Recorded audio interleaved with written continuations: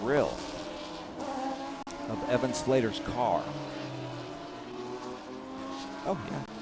No harm, no foul, it looks like.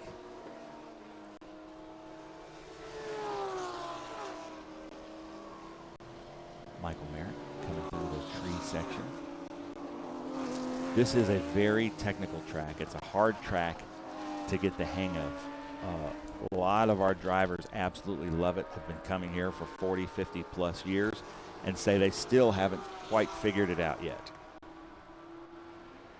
Bob Wyson coming into Cube 3 Architecture Turn 4 in Madness.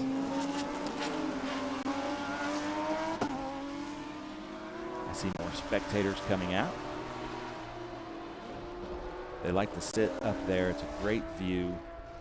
Lots of passing, overtaking, cars off balance, cars on three wheels.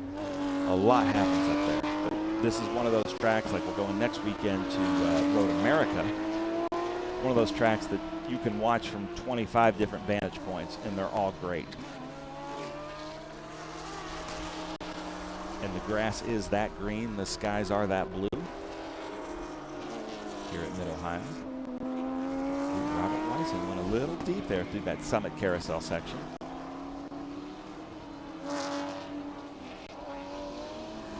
There's the Mocha's car. Like I said, maybe 2013, 2014, I believe, he was our SVRA driver of the year. One of the best races I've ever seen was at Rockingham years ago in SVRA. It was a two-car race between a Porsche 914 and that car there, Rob Mocha's. They passed each other like 10 times in the one race, and they were having so much fun. I can't remember which one of them spun out, but the other one waited on them so they could keep the fun race going. And that's what this is all about. It's supposed to be fun. But it was everybody came to the fence to watch a two-car race, which sounds ridiculous, but they were just so close to each other the whole time. It's a beautiful B sedan, Alfa Romeo.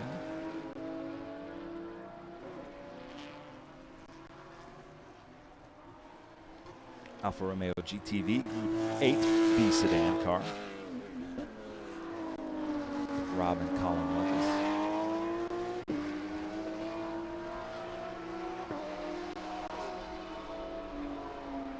And Colin's pretty new, but he's out there looking very smooth in that B sedan. He's got Paul Stubber coming up right behind him in that Camaro A sedan.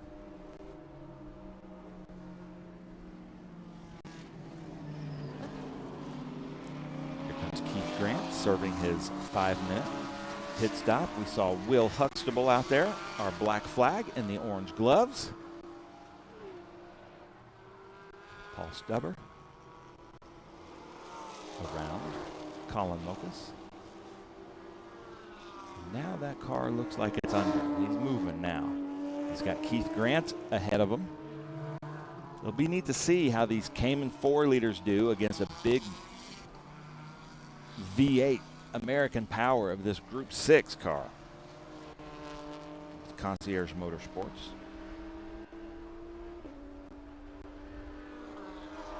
That is a Group 6 AP.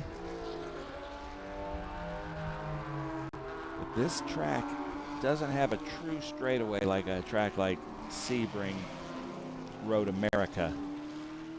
Even the back straight, which is long, still has some turning inputs that you need to do.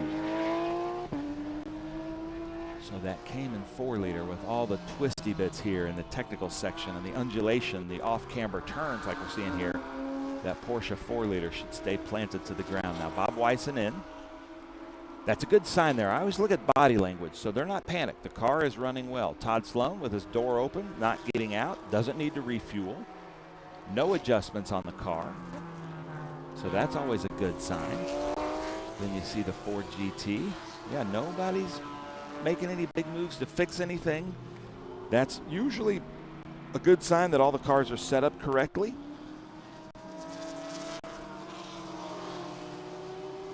But even these mandatory 5-minute pit stops, they do change the strategy out there. Kurt Kropp in that Porsche Cayman Club Sport, another one of our 4-liters. I love the red wheels on that. And like he was saying, it's his first time at the track. So he's going to get all the seat time he can this weekend because this is a great Porsche track, great equalizer. I would call this, sometimes our tracks are horsepower tracks. I'd call this a handling track. I'd say if you had to sacrifice horsepower for handling, you'd sacrifice horsepower here.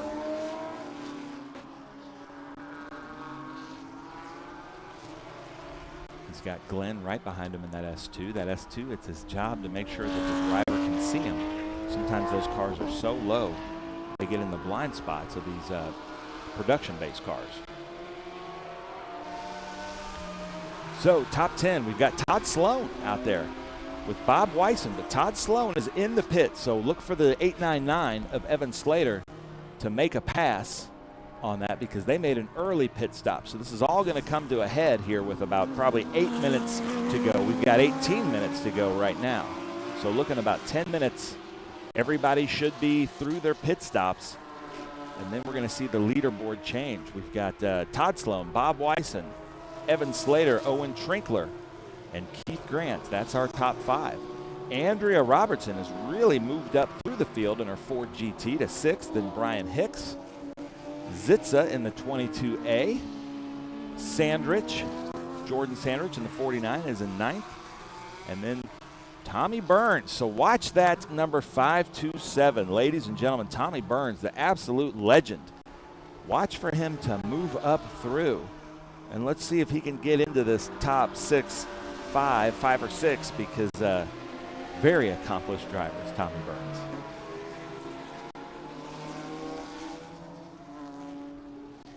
So Keith Grant coming through madness. Very easy on the brakes. He's one of those drivers. He's had a lot of experience in those 900 horsepower TA cars, but also Formula Atlantic, a little bit more of a momentum car, and that's kind of the perfect combination.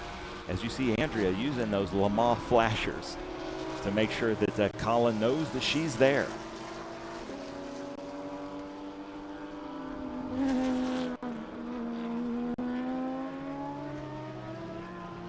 As she comes back out, the tires have cooled a little bit, so she's going to take it easy on this first out lap.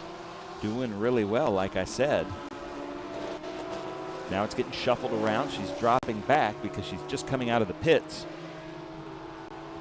But watch for Todd Sloan to be taken off the leaderboard as Evan Slater comes around this next lap, I believe.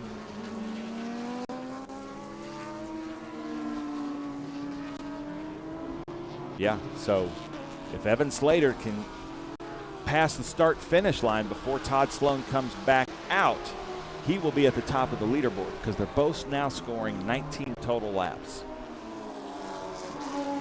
And there's Mark Sandrich out there. Same with Bob Weisen. Bob Weisen scoring 19 laps, but he's in pit lane.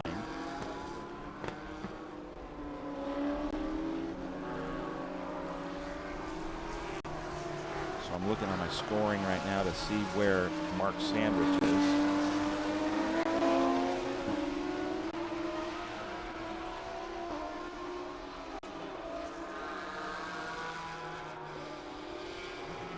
He is in 4th with 19 laps.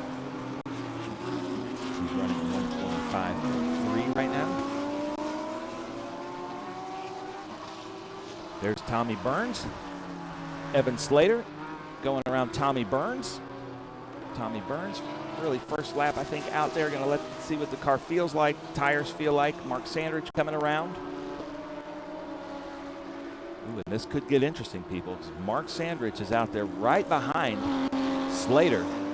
And now that's actually Owen Trinkler. So we have Owen Trinkler, Tommy Burns, and Evan Slater on track at the same time, making passes. So 3 pretty big names in motorsports out there, making passes on each other, having a good time. Coming into the Q3 section of madness. So Owen Trinkler going to try to get around Evan Slater. Evan Slater probably knows that's Owen behind him. Not going to give him anything because they're racing. Same class. This is a class race right here, and this is for 1st and 2nd. Grant in the Stuttgart Cup in 3rd, but 1st in Stuttgart Cup. And then you've got Todd Sloan, Brian Hicks, Bob Weisen, and Jordan Sandrich.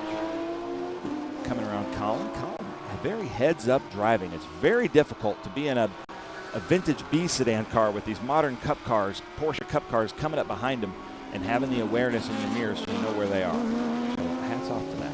I like seeing that in these mixed group races. So coming into Mission Foods turn 1, Trinkler. Wow, these cars look very equally yoked. So this is going to be up to the driver. Owen's doing everything he can to get Evan, a younger driver, to look in his mirrors. But Evan, oh, they're coming side by side through the keyhole. Trinkler has the advantage, and what a move there. And I think Evan saw Trinkler coming, but he's trying to run the faster line, maybe try to pull an over-under. Now Trinkler can only make one move, but Evan thinks better of it and gets behind him on the draft. He can't come out and block. So Evan has the advantage. If they can stay side by side through 4, Evan has the advantage for 5, but Trinkler able to close the gap. Evan not able to hang on to it. So this is some great racing here we have at the front with 2 pro racers in their cars. Now Evan Slater, I want to say he may be of legal drinking age, but I doubt it. I want to say he's 20 years old. And like I said in the Trans Am broadcast, that Boris said once told me, if you don't hear the mirror dink there, your right mirror on the Armco, you're not hitting the fastest line. He's like, you want to just scrape the paint off of the mirror on that red Armco there. Ooh, Evan Slater going a little bit wide over the curbing. So he's trying desperately to catch Owen Trinkler, but Owen, I think, would probably have a few hundred more laps on this track than Evan Slater.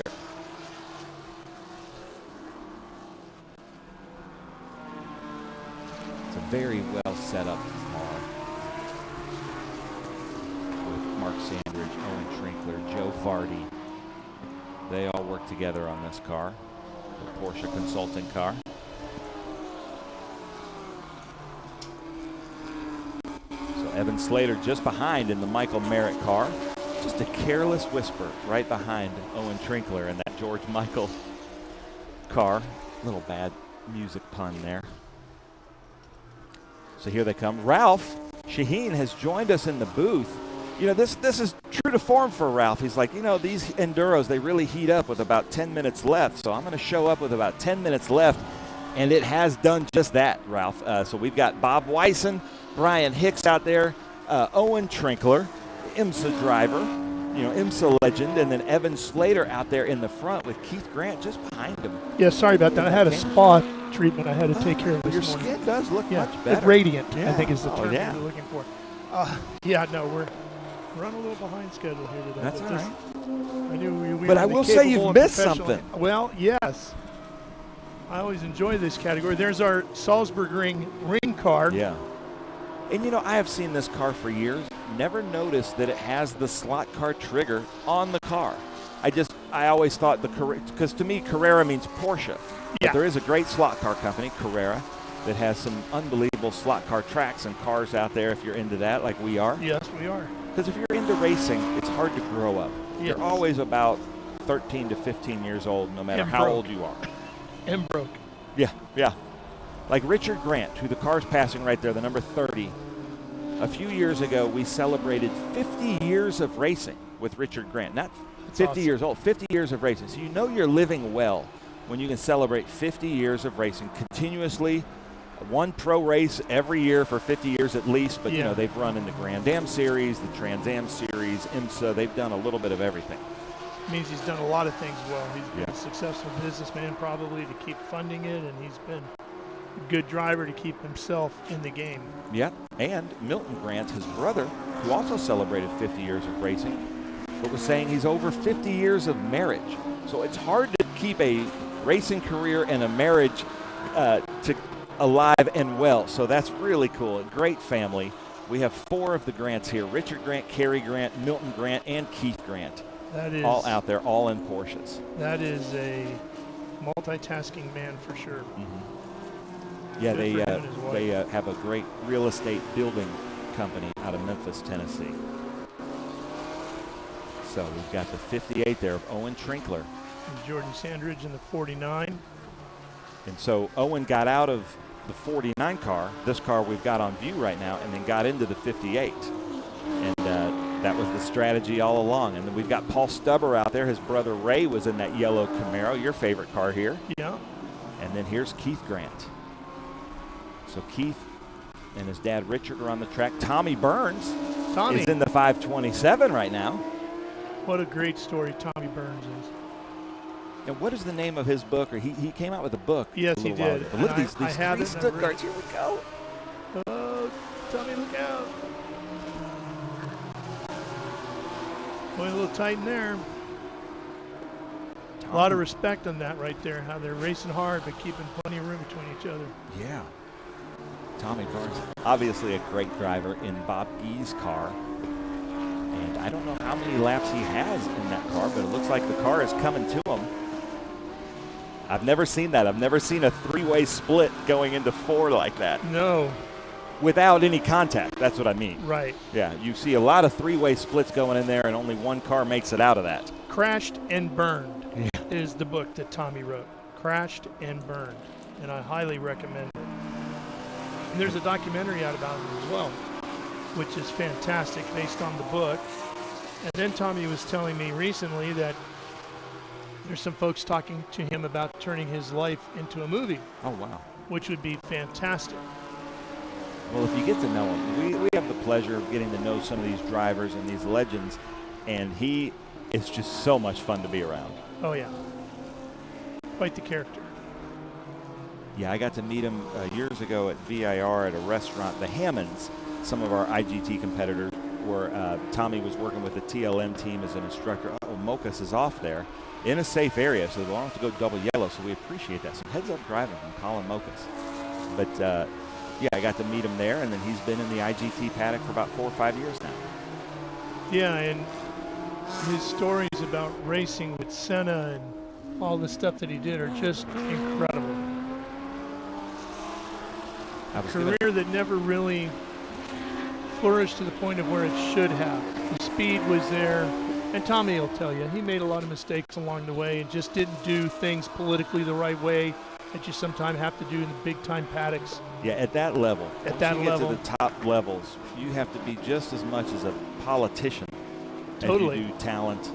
And, you know, there's so many things that nowadays they might take two equal talents and whichever one's better looking. You know, or 100%. whichever one knows this senator or anything like that. Dresses a little differently. I mean, it's all graded and it's all taken into consideration and it's all picked over. And Tommy will tell you he was a little off on a few of those things in a couple of those areas over time, and that probably cost him. But there's one thing you cannot deny: Tommy Byrne is exceptionally quick behind the wheel. So we saw Bob Weiss in there. Here he is. Here's Tommy Byrne. Was I seeing something on the front left hanging down?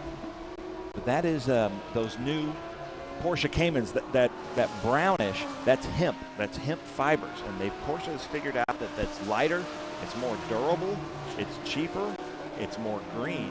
And so you see in Europe, they don't allow them to wrap that section in European racing because the green initiatives over in Europe.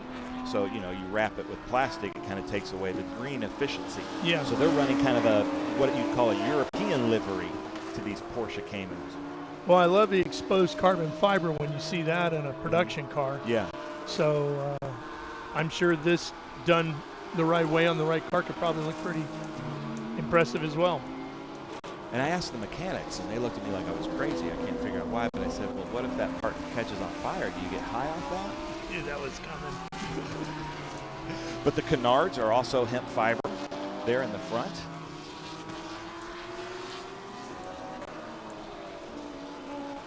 Yeah, that just opens up a whole host of potential jokes. But we were talking about, and I was asking Mark Sandrich about this. Like, so Mark Sandrich was Sandrich Foods. Bob Gee, the cookie king of Chicago, he makes like Tate's foods. So he's like the Midwest distributor for like Tate's and like, oh man, I'm drawing a blank now, but Pop-Tarts, anything like that is made at his facility in Chicago. I think he said he has over 300 employees, was able to keep them employed through COVID. And impressive. to hear him talk about his employees, we had dinner last year. He truly loves all of his employees. He treats them like family. Mark Sandridge, same thing. His employees come down from Medina, Ohio to watch him race. I've heard nothing but good things about the Mission Foods with Juan Gonzalez, Tommy Ballister, but I don't know what it is about International GT and our food industry, but they love it. I wonder if it has to do with the kind of cars that you can run in this category. They're a little bit more modern at times, beautiful, powerful, technologically advanced. Maybe they just push a lot of the buttons that those guys kind of gravitate towards. And if you're an entrepreneur like that, you don't want to compete against one, you want to compete against 60. And I know Mr. Gonzalez loves Porsche. Yeah. So. But he loves his motorsports, man. I spoke about that a little bit earlier, how he's just sponsoring everything. But, man, we're getting to the end of this. We've got 3.5 minutes left. Owen Trinkler out front over Evan Slater. Keith Grant, I don't know how he's doing this, but he's staying up there in the top 3 in that Stuttgart Cayman 4-liter. Then Todd Sloan in the number 25 and 4th, started first. Brian Hicks in the 2022 is 5th. Bob Weiss in 6th. Sandridge. But see, there's Burns moving up in 9th place right now. Burns, sorry. It's Burns on our scoring. Yeah, it's singular Byrne. And it's spelled like David Byrne of the Talking Heads. B-Y-R-N-E. I have to associate everything with music. And I'm waiting. What's that? There had to be something coming. But I did think I should have said something about burning down the house or something like that. Yeah, so I figured there was going to be something coming along. Here we go. Bob Weissen looking inside. Brian Hicks at the keyhole. Brian Hicks saw him coming. They've been just going at it. I think they've passed each other 3-4 times this race. It's a great place to make a pass. Takes a while to set it up, though, doesn't it? Yeah. Yeah, you might be starting at the carousel to make that pass. 100%. And a lot of people say Mid-Ohio is difficult to pass, and then the other drivers say, no, it's just like the traditional track you set up to pass maybe the corner before. This one may be 4 or 5 corners before you're making a setup to pass. And that's what makes it, quote-unquote, difficult, if you will, compared to a lot of other tracks where you can't just blow by a guy due to horsepower, or you can't just... We're at the 2-minute warning. Easily get inside, yep. Final 2 minutes of this one.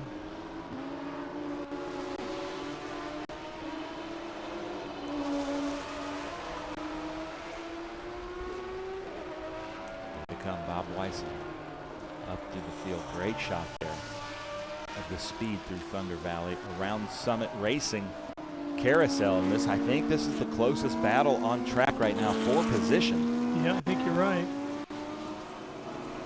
And it's up near the front of the field. Yeah, so Weissen should now score 6th, I think. He should be on the same line.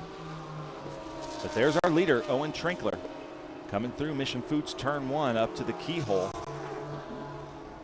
Really like that shot, how the cars just come up over the little rise there. You can see under the cars. So there's that Sandridge Food, Grandma Salads, Porsche Consulting, Owen Trinkler car. Gonna bring it in. Checkered flag, I believe, is coming out. I see the checkered flag in the hand of the starter. Surely there's cars out there. You shouldn't be holding it just now. Did they already wave the checkered flag? I'm not sure. I'm not hearing anything from race control, but let's see if he makes this pass. Then they haven't waved the checkered flag at the leaders, but I'm not sure why they're waving Trinkler has already gone by, apparently. No, has he?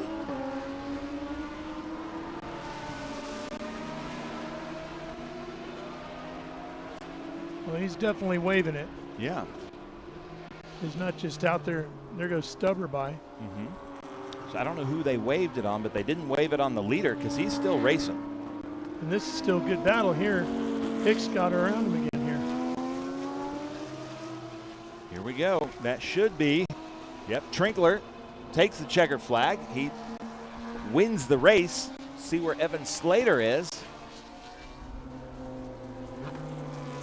So what happened is I think the starter just didn't wave waved the checkered flag when the time ran out instead of waiting for the right car to come around. That can happen. Maybe he had a spa appointment this morning too. Yeah, maybe. So welcome back. Mid-Ohio Sports Car Course. It looks like it's going to be a pretty day. No clouds, but the heat index going to be high. It's going to reach over 100 degrees, and that's right when the Cube 3 Architecture TA2 Series goes out on track. Yeah. It'll be tough on the drivers today, not just in the car, Ben, but you spend all day sitting in it, right? When you're not in the car, you're just in the paddock. You're hanging around. You're constant. No matter what you're doing, there's just not a lot of AC available here, right? So Andrea Robertson, the first of our SVRA. Richard Grant is going to be 11th. Andrea Robertson in that Ford GT is scored at 11th there. Porsche grabbed what, the top 11 spots, was it? Yeah, which is normal for IGT Enduro. So Mark Sandrich, Owen Trinkler wins the Enduro. And like I said on the grid walk, that these Porsche drivers, this is kind of their big race of the weekend. You know, if you're a Porsche fan, you like endurance racing. So that's going to mean a lot. Michael Merritt, Evan Slater in second, our points leader. Then Keith Grant somehow stayed with them in that Cayman 4-liter. Made a lot of these Porsche Cup guys pretty sad. Todd Sloan, 4th. Bob Wyson, 5th. Great job of Bob Wyson. Brian Hicks is 6th. Owen Trinkler and Jordan Sandrich, 7th. So Owen Trinkler, a 1st and a 7th. By the way, I meant to tell you this morning, but the spa thing got in the way again. Denise Merritt reached out to me through Instagram. It's interesting how everybody can connect now, right? Denise and I have never, unfortunately, spoke in person, but thank you for reaching out, Denise. She mentioned that George Michael Merritt is from Mentor, Ohio. So that is close to here. I thought he was in Florida. Well, she says the team he races with is from Florida. Okay. But he apparently is from here in Mentor. Mentor. So, Mentor. It's like Brisbane or Brisbane. Oh, got it. Yeah, but it's Mentor. Mentor on the lake. So, Denise, thanks for reaching out. Appreciate that. And hopefully we got that all correct for you. So, International GT, there's the winning car. There's George Michael Merritt, or Michael Merritt there. And then there's the finish. So, Evan Slater, Michael Merritt, nice job. But I love we have such little information in the booth that anytime anybody can text me or, make a comment on the YouTube page, it always helps us out. Yeah. I mean, sometimes we don't even get grid sheets or what have you. I mean, it can be a little chaotic at times. But we try to give you the best information we can. Sometimes the sheets don't have hometowns on them. Sometimes they do. Sometimes they're wrong. Help us out. Yeah. Reach out to us. Yeah, leave comments in the YouTube section. All right. Well, F4 is next. That should be an exciting race. So make sure you stay with us right here, because when we come back to Mid-Ohio, we'll be gridded up and ready to go.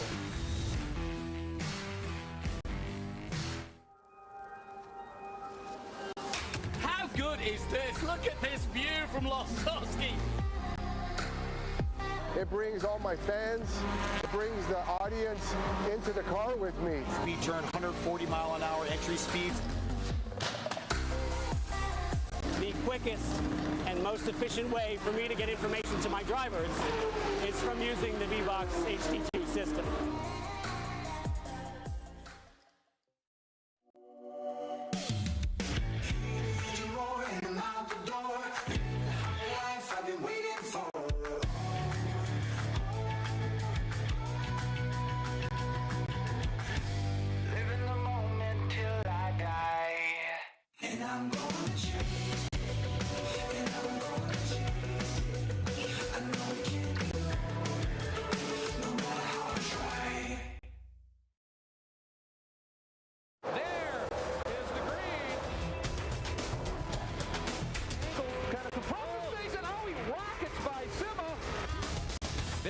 Said. One of the ways you overtake here at Sebring is really good in the braking zone, like this one right here.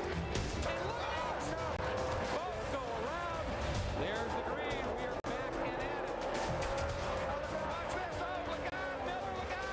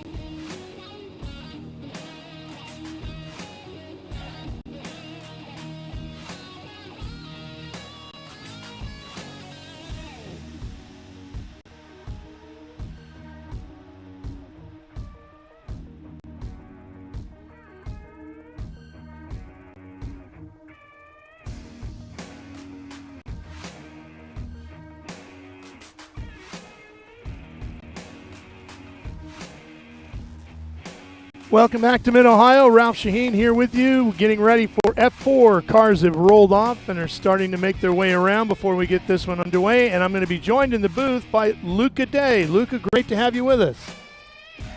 Let's get you turned on. There you go. Yeah, try that now. It's great. Good, good. And you're going to be running the Ligier JFC race later. Yeah. And how's that series going for you? It's been pretty rough, but we've been working a lot on the car and just new overall. So let's get this mic a little closer to you here so we can hear you. Go ahead and speak so up. yeah, we've There been we working go. a lot on the car and personally, yeah, we're just learning the track, so it's been great. As we get ready for this first open wheel race of the day, what's the biggest challenge with an open wheel car here at Mid-Ohio? I would say turn 4. You definitely need some late braking. For me, I had some issues, but it's a great corner for overtaking. Which is where we're headed to here now as the field continues on their warm-up lap. Might get a little tight going into 4 here. Especially on cold hand-cooked tires on the opening lap or two, huh? Yeah, it was chaotic yesterday, race 1 for JFC. 3 people off track, so yeah. Hopefully a little smoother this Yeah. afternoon. Here's a look at the starting lineup. Alex Popoff, Kekai Hawanio, Cooper Shipman, who won yesterday, Caleb Campbell, Dimitri Nolan, and Clemente Huerta. 6 cars to start this one.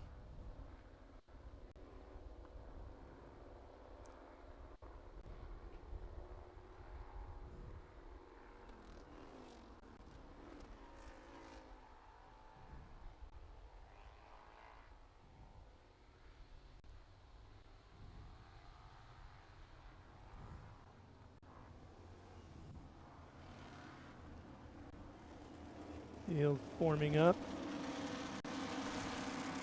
Janetta's safety car is off. Green flag, and we're racing here in Mid-Ohio. F4. Pop off quickly into the lead in the 55.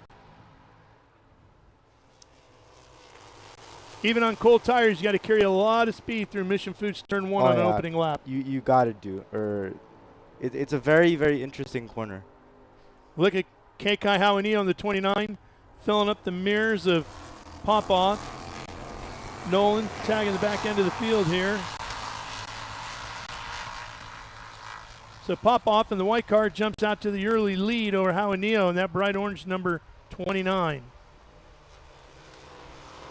Good battle building up here for third, and this is where we're going to be on those brakes and cold tires at 4. Side by side for third, Shipman and Campbell. And it looks like it was Campbell that came out with the spot.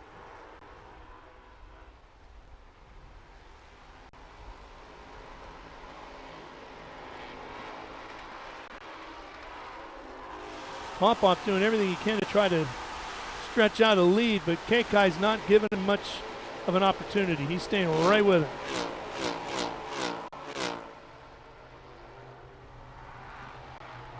Here we come into Summit Carousel.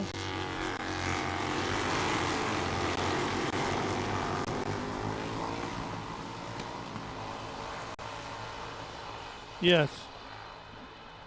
Campbell in third, Shipman in fourth.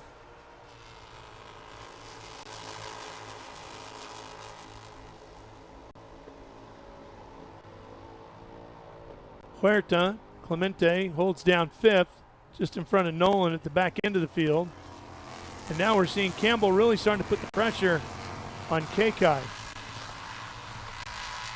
So when you're in Campbell's position here and you're trying to find a way around Kekai, what are you looking at? Well, like we saw yesterday, Campbell, especially in turn 4, around the outside. But I think he should just hold it and He's wait. trying that again here. Yeah, and it works. He's going to make it work. And he pushes Kekai wide as they come through the next corner. And I thought Shipman was going to try to stick a nose in there too, but he thought better of it. Yeah.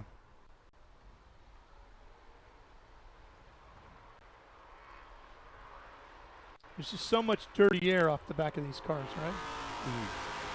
It is very bad, especially at Road America. when there was that oil on the track. It was super bad at the start. Oh, problems here for Dimitri Nolan. And that could bring out a full course caution. It's been really unlucky for him all weekend. I hope he does better.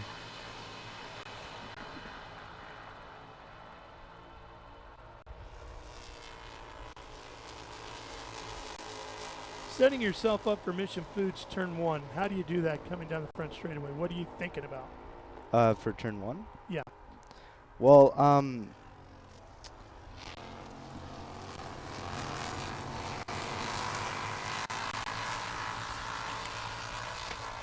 so down towards 4 we go with Popoff up front.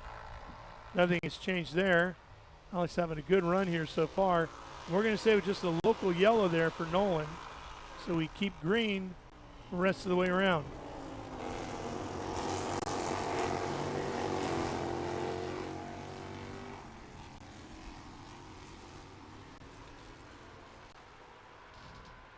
Shipman in 4th. He's got to find a way around Howie Neo now. See if he can get himself up on the podium for the 2nd time this weekend.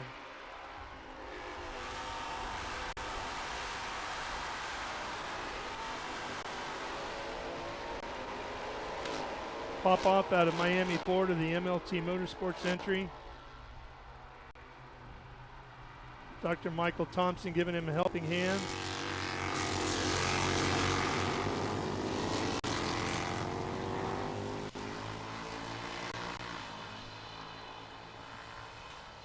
for me, this is a very interesting track because it's very tight for the passing. So turn on the straightaway to turn 4 is a really good spot, but everywhere else is super, super tight.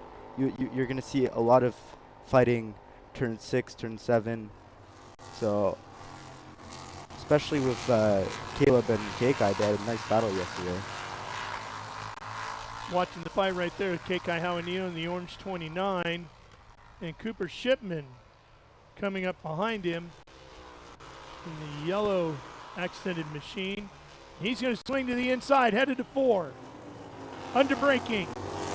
Strong move, but Keikai goes a little bit deeper, and that's going to be just enough to barely hang on to 3rd. Yeah, braking is really important in that corner. So whoever could brake a bit later is going to get the position. Hawanio from Tampa, Florida, and that Crosslink Motorsports NE Ware Transport back 29.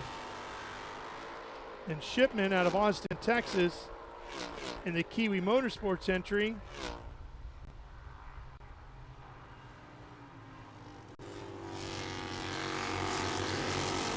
And there's Dimitri Nolan walking back from Fairview, Texas, and a Crosslink Motorsports entry as well. Campbell's hanging in there, but he just doesn't seem to be able to close much on Popoff. Even though he ran a tick quicker on that last lap, he's still a good second or so back behind him. Yeah, Alex has a really good pace. So he just focuses right when the race starts, just get as far as you can from your driver just to break that draft. And it seems like it's working really well for him. Mid-Ohio is the most visited track in series history for F4.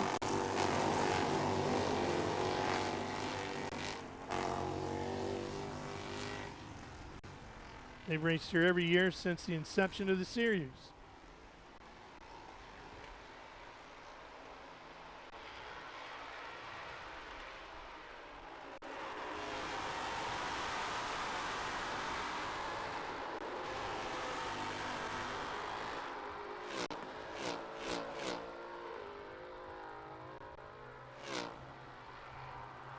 Alex is just not putting a wheel wrong, is he?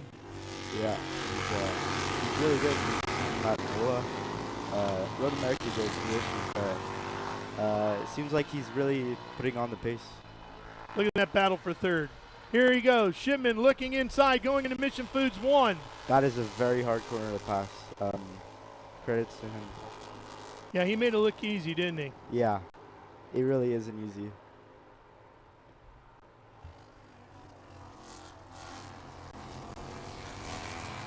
put Shipman back up on the podium again. They're a very strong performance yesterday. Seems like K-Guy's doing more mistakes. He made a lot yesterday, but he seems to keep third. But it's got to him again. Sometimes it's just hard to find your rhythm, isn't it? Yeah, I mean, someone passes you, you feel like you're not doing good enough, and that could kind of affect you. So you start pushing and yeah, making mistakes.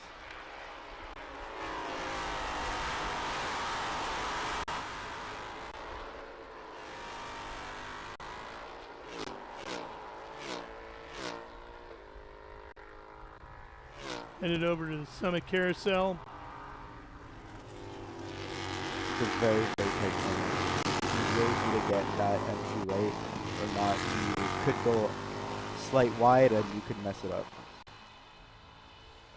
Well, Campbell's starting to chip away at it a little bit. He picked up another 10th. And he's got 21 minutes to get it done. Yeah, he's cut it down about half a second between him and Popoff now. But look at Shipman closing right back up. That's going to be a fight for sure.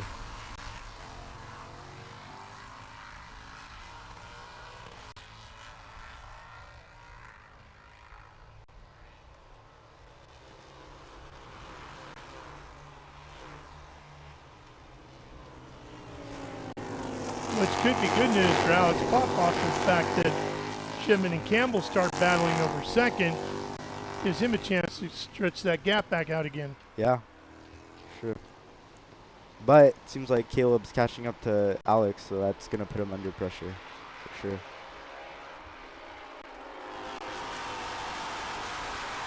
Campbell is definitely closing.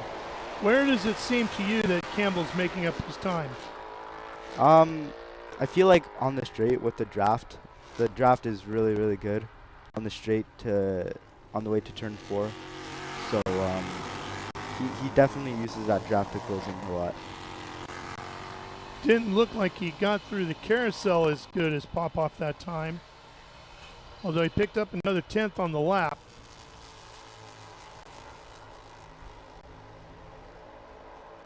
Well, if he keeps chipping away at it like this with 19 and a half minutes to go, he's going to have plenty of time. Oh, and Shipman closing in very, very closely. Yep, Shipman is right there. That draft is going to be huge right yeah. here. The one who's losing touch is Keikai Hawanio. Oh, it's been really rough for him. Driver back and forth in that orange car. Here's Campbell looking inside, also defending on the outside as he's being attacked. Shipman pushing hard as the inside now. Again, that'll change again at the next corner. Again, it's the braking. Brake later, you get the position. Campbell pulls it off and hangs on.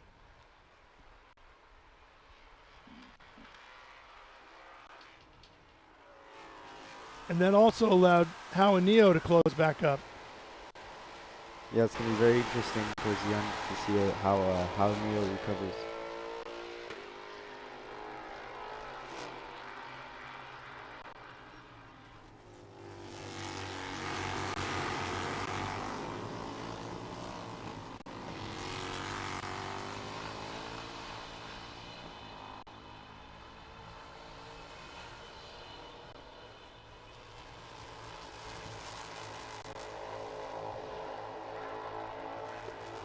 So you had a busy time at the Montreal Canadian Grand Prix, didn't you? Yeah, it was very interesting. Tell me a little bit about all the media opportunities you had. It was very great to get media attention. I mean it's my hometown, so it felt really great to see the amount of support I get. On how Neo closing in. He's going to get that position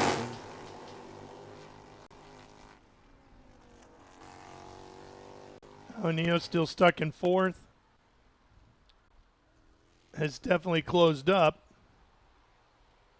And Shipman getting that draft to Caleb. Shipman looking inside. Is he gonna pass? Just can't get close enough. Boy, he is right up under him.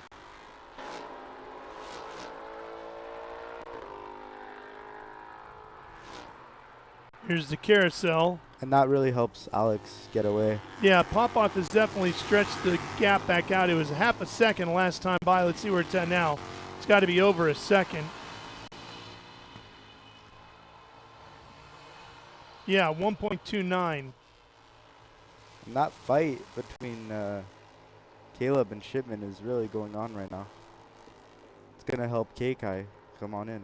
And Campbell was only picking off a 10th per lap, so he's got a lot of work to do now. Oh, and again. K-Kai looking inside at the keyhole. Nope. I feel like Shipman's really going to use the late brakes to pass Caleb here. Here we go. Setting up the attempt again. Shipman on the outside here. Campbell goes nice and deep. Makes it a lot easier this time. Shipman crosses back over. And again, comes to the inside. Oh, there's some almost contact there. And now you see K-Kai closing in. Yeah, K-Kai closing back up.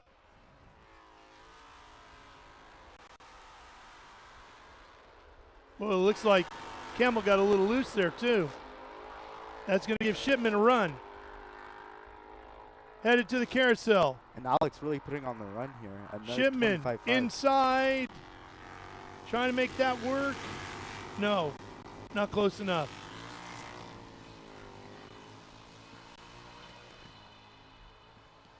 Headed to Mission Foods, turn 1. Inside of 15.5 minutes to go. And Alex extending that gap to 1.7 seconds now.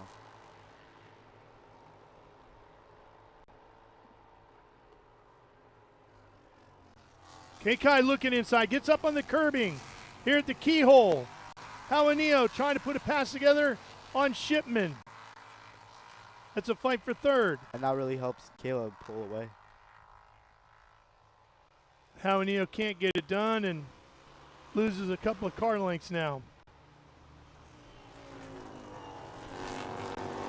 Everybody has to catch their breath, settle down, and find their rhythm again. They've got inside of 15 minutes of racing left to go.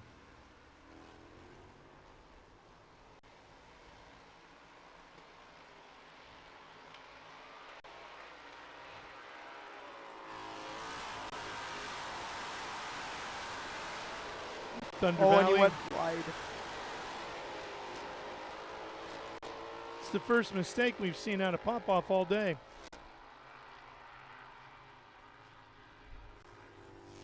Here's Shipman. Shipman. Again looking inside, up on the curbing. Campbell comes back strong as he has throughout this race and fends him off.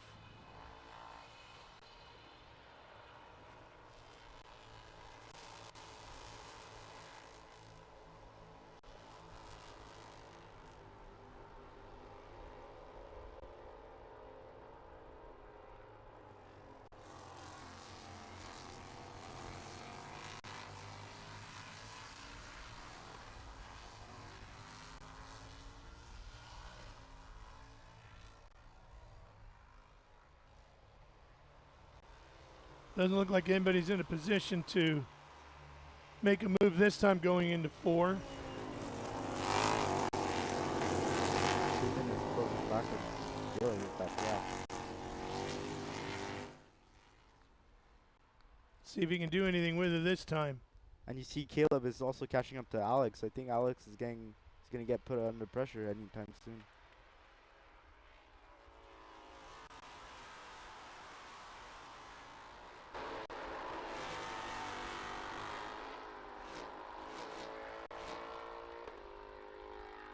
Inside of 13 minutes to go now.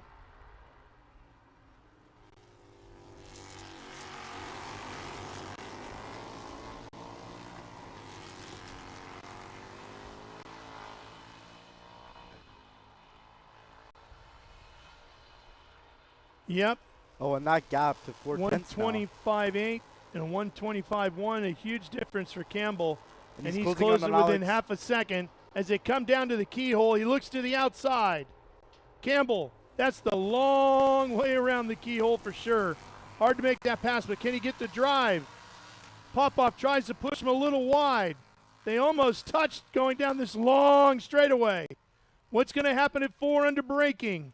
Side by side through 3. Still right alongside of each other. Inches apart. Hard on the brakes here. Popoff by a nose going into the corner.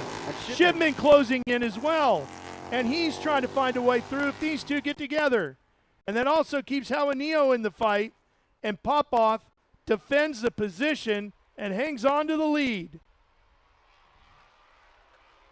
Oh, and Shipman, good drive. Trying to get there. This time I think he's going to get it as we see Campbell go wide. And Javanillo's coming through as well.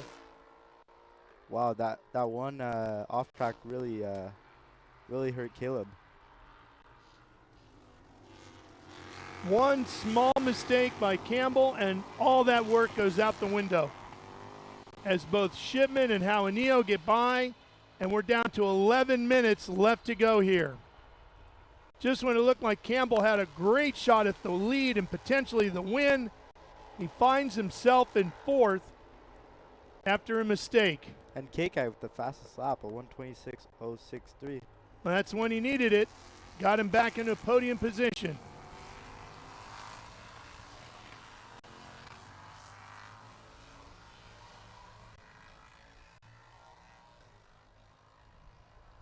Shipman really putting under pressure on Alex.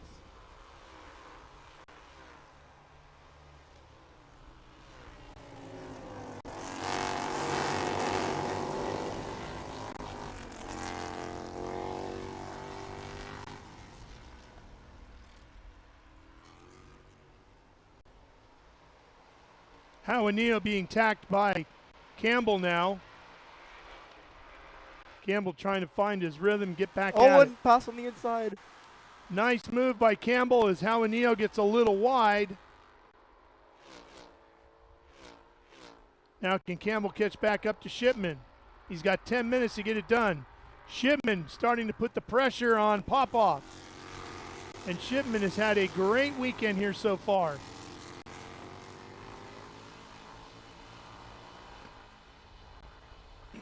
Oh, and you see Huerta closing in with all those fights.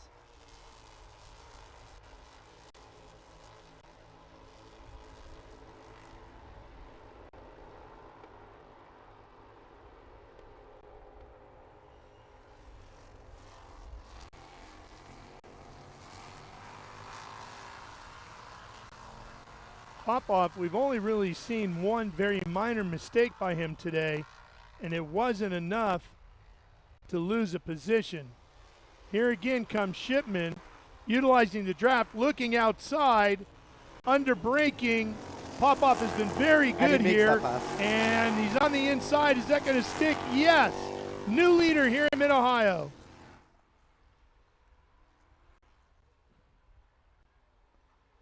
And all 3 of them are closing in. Now, Campbell looking inside. Oh boy. Right into the side pod there. Campbell by a nose. Can he make it stick? And all of a sudden, Alex Popoff finds himself losing 2 spots and dropping back to 3rd. So sliding through the carousel is Popoff. Did you see that? Yeah. Again, he's making more mistakes. It's going to cost him. Campbell with the fastest lap, too.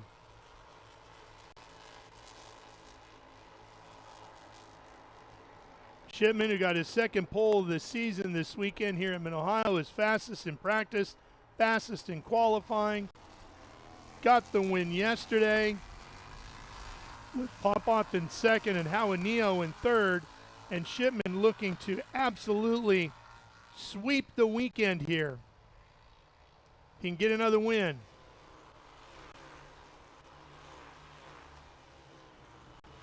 Campbell's got other ideas, though. Oh, he almost goes too deep there into 4. Very easy to overrun that corner. Very, very easy. It is. You cannot mess up that corner.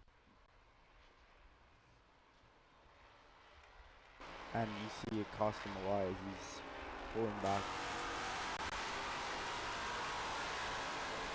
Oh, look at Popov sliding. Oh! And how Anil went off, gathered it back up. Popov has used up his hand cooks.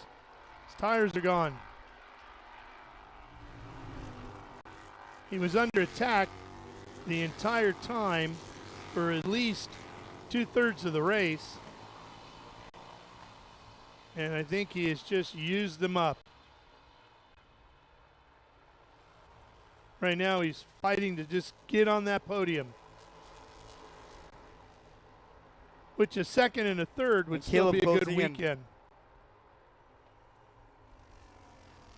Campbell a good car length back here in second now.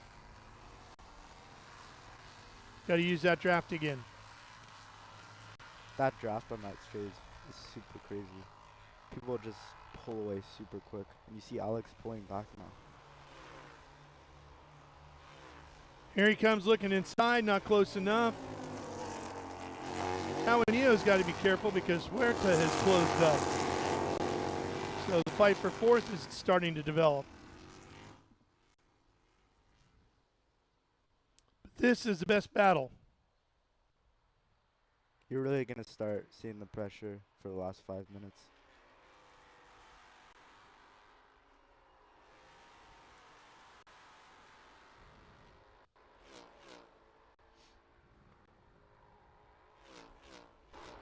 See who gets through the carousel better this time. Is anybody else starting to lose the grip in those hand-cooked tires? Pretty smooth for the top two.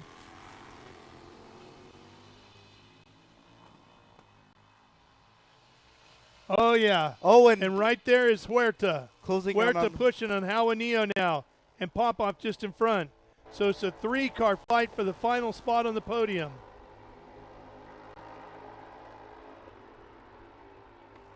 And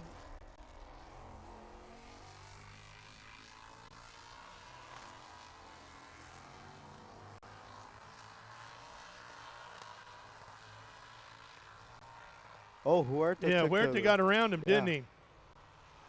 Huerta completed the pass, I believe, going into Mission Foods turn number 1. And that's an unlucky weekend for Keikai. I mean, he had that podium yesterday, but it's been going all wrong. Here's the battle for the lead. Campbell right alongside. Shipman takes him a little wide, but Campbell comes right back inside next corner. Side by side here. Great fight for the lead and potentially the win with 4.5 minutes to go. Campbell not done yet. Still pushing. Still pushing inside here. Look at this fight. Back to the inside as we come rumbling through Thunder Valley. Up to Summit Carousel. Shipman inside. Campbell on the outside now.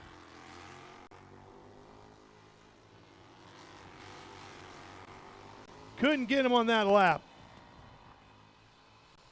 Popov still in front of Huerta and Javanillo. Caleb might get this draft here to pass him on the inside or outside.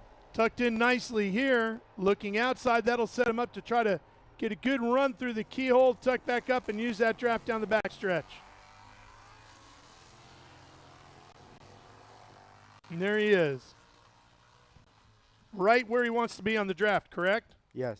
That is, he's going to look outside. Yeah. See if he can use him under braking. Shipman really good down there. Oh, no. Oh, Caleb. Big mistake. Gets into Ben's signs, one of the Cube 3 architecture signs, and Campbell has lost all of that opportunity. And with 3 minutes to go, going to be very hard, Luca, at this point. That might just be it for Campbell. I mean, that's a huge gap for him. And Popov gets a little bit of life as he sees Campbell suddenly right in front of him.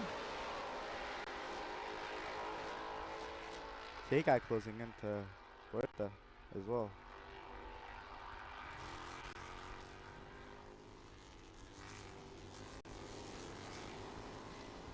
Popov still fighting with traction issues on the back end of his car. Shipman with the quickest lap that time around. Campbell now 2.5 seconds back with inside of 2.5 minutes to go. That's going to be very, very, very difficult for him to make up. He's really going to have to push super hard.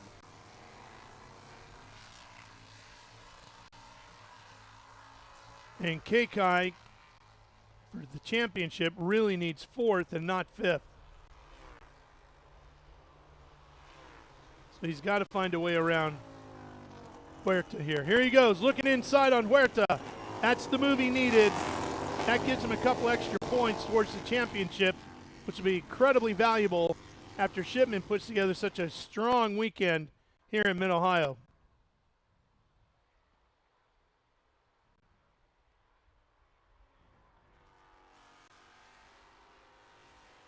Just a minute. Oh, boy, look at Keikai slide that car, and here comes Huerta right back by. That's really going to hurt him for the championship for sure. Inside of 1.5 minutes to go. Oh, and Campbell lost that spot to Yeah, Powell. I think Campbell is definitely struggling with grip. Popov gets around for second. So if Keikai can get going, he might actually have a shot at a podium spot on this last lap, but he's going to have to work awful hard and very quickly.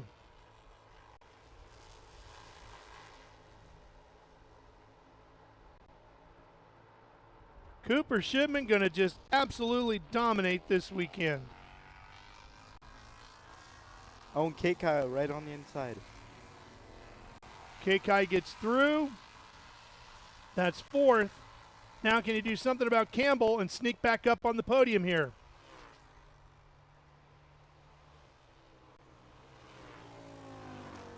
Shipman, Popov, Campbell. Oh, Huerta looking inside. He's not done.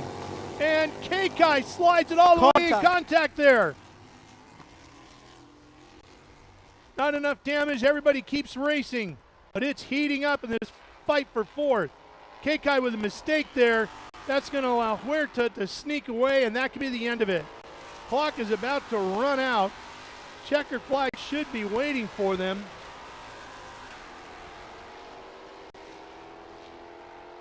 Here's Cooper Shipman. What a weekend here at Mid-Ohio for Cooper. He's been doing super well, just extending that gap. Gets the pole, fastest laps in practice, takes the win yesterday and takes the win here today. Popov again with a second. Campbell miraculously survives for 3rd. Huerta with a fine effort to fight back and take 4th. And Keikai Hawanio can't wait to put Mid-Ohio in the rearview mirror and get on to the next race in New Jersey. It has been a frustrating weekend for him as he finishes in 5th. That really hurt him. I mean, he got a podium yesterday, but he's been making so many mistakes just trying to fight for the lead, and that really got him. Yep, they just started stacking up, and the frustration was just building. He's really going to have to put a heck of a weekend at New Jersey. That was round 8 of F4 US. Cooper Shipman, 4.6 seconds over Alex Popov. Caleb Campbell on the podium. Clemente Huerta, really great run by Clemente. Started at the tail of the field, fought his way up to 5th, got in a position to challenge, and takes 4th. Strong effort there on a rough day. Keikai Hawanio slips all the way back from leading early to the tail, finishes in 5th, and Dimitri Nolan saw him have troubles with his car pulling off early.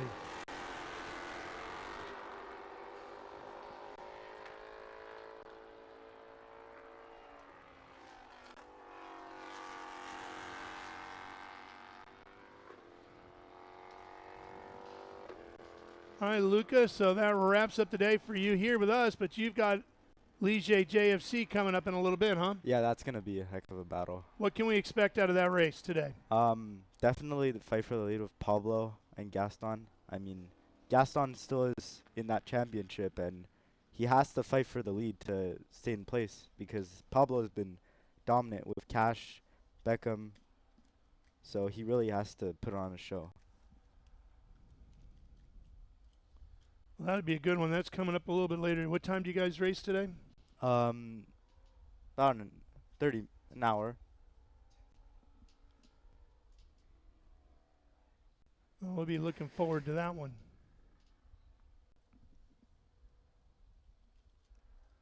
Cooper wishes we could run the entire rest of the season right here in Mid-Ohio. He has had just a phenomenal weekend here.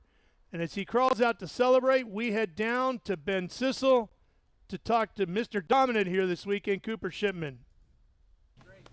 Well, thank you very much, Ralph. One thing I do want to point out, but while he's giving high fives, get a look at these tires. These are some used up, hand-cooked tires, as you can see. So some tire dang on that, unbelievable. But a clean sweep this weekend for Cooper. And that's got to be one of the best races I've seen, not just in F4, just seen in general. Unbelievable. But then after you got through all of that, you just kind of took off. How was the race out there for you? Yeah, you know, it was a really strong race. I knew after that rough start that I was probably going to struggle a little bit in the dirty air behind the other cars. But, you know, I just stayed patient, tried to save the tires as much as I could, and then just waited for the right times to pass. And then as soon as I got to the front, I knew that the Kiwi Motorsports boys put a good car underneath me to where I could maintain that lead, and we came away with a win. So you and Popoff coming into 4 on the back straight, could I have put a piece of paper between your wheels? I'm not sure you could. It was pretty close, but luckily we kept it pretty clean, and we're both able to make it through there in one piece. Nice. Well, Cooper Shipman, clean sweep here at a very difficult Mid-Ohio sports car course. I'll send it back to the booth. Yeah, and Ben, here's a few of the stats on this one. So Cooper got his first career F4 US win yesterday. Now he's back-to-back. I'm telling you, he loves Mid-Ohio. For Alex Popoff, this is his 5th podium of the 2025 season now here today.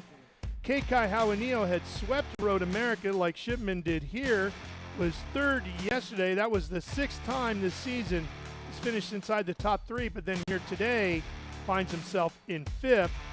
And Shipman's victory was the first win yesterday, first win for Kiwi Motorsports in F4 US this season, but now they've got 2, and they join Crosslink, MLT Motorsports, and LC Racing Team as winners in 2025. Well, Luca, thanks for coming by. Best of luck in your race. We'll see that coming up a little bit later. For now, I'm Ralph Shaheen. Stay with us. We got more racing coming your way from Mid-Ohio after this.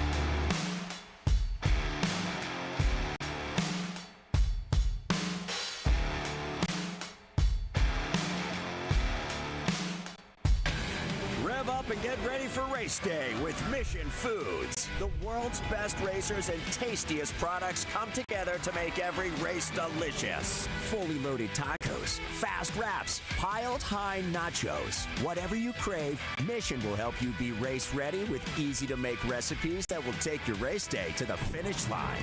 Keep your racing delicious and enjoy all the mouth-watering action. Brought to you by Mission Foods. Too fast, too tasty.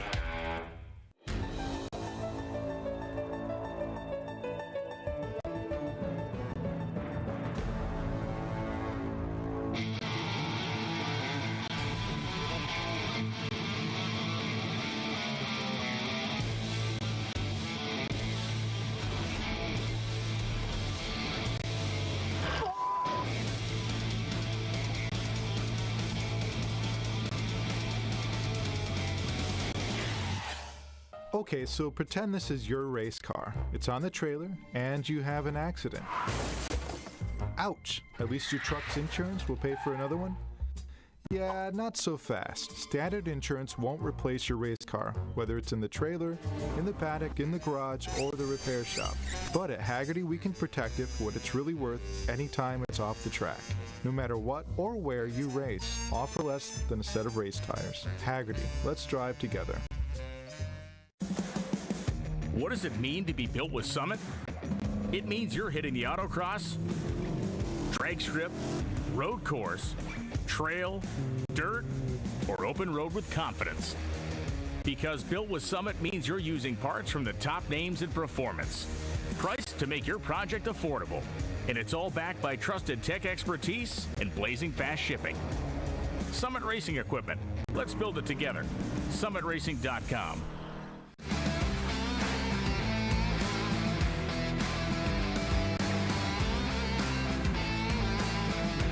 Fauci back here with you at Mid-Ohio. Ben Sissel has made his way back over. Well, your little scooter's getting in the laps today, isn't it? Yeah, it's putting the miles in, but that's what it's for, right? Yeah. Group 1, 2, 3, 4, 5B here next, Ben. So they tell me. Yeah, one of my favorite races. We just saw Parker Willis coming over in that Group 5, Spec Racer Ford. But this is also our Group 2 Formula Ford split race. I don't like seeing open-wheel cars out there with sedans and other cars like that. Neither do they. They behaved well yesterday. Let's hope for that today. Kim Madrid was not happy at the finish yesterday. We saw her waving to cars with only one finger at the finish of yesterday. But she had I'll tell her, you know, I love Kim Madrid. She's one of my favorite people in the paddock. She had a bad race at Indy on Saturday. Yeah, she won the race on Sunday. So don't count her out here. She can bounce back. She's not a quitter for sure.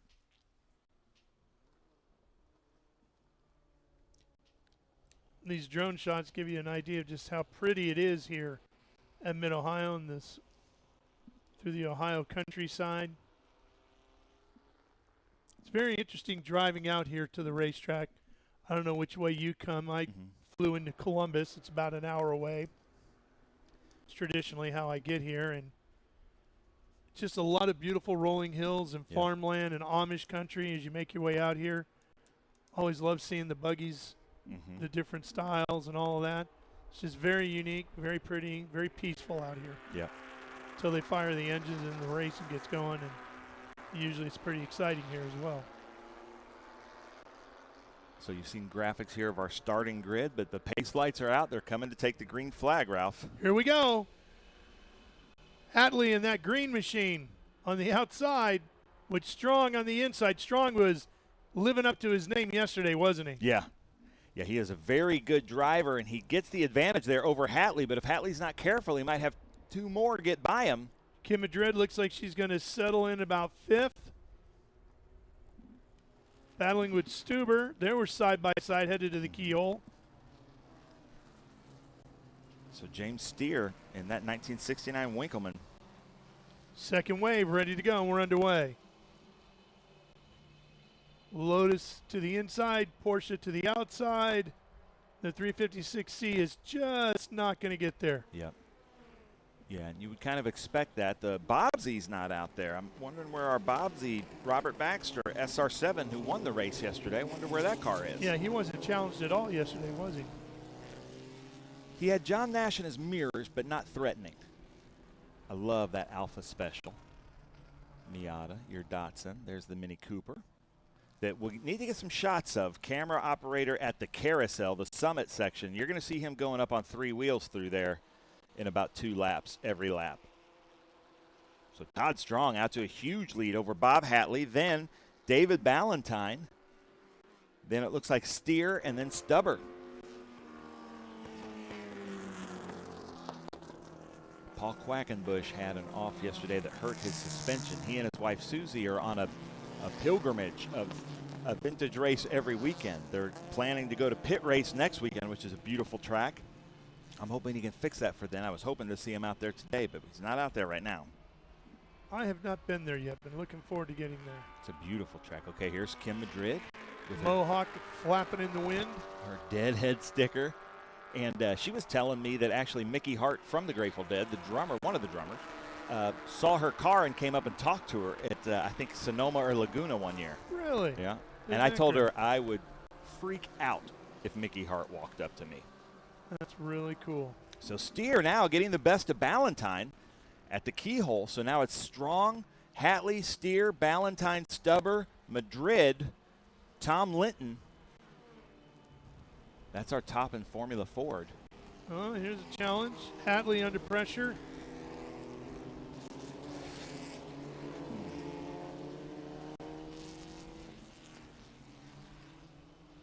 I was going to get through that okay. Stubber hanging on in front of Kim Madrid. And it is hot out there.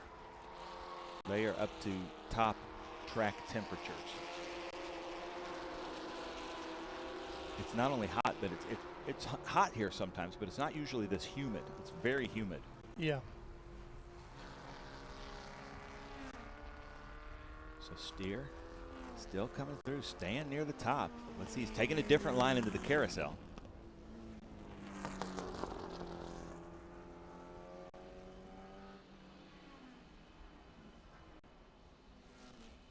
There's Sherm Johnston.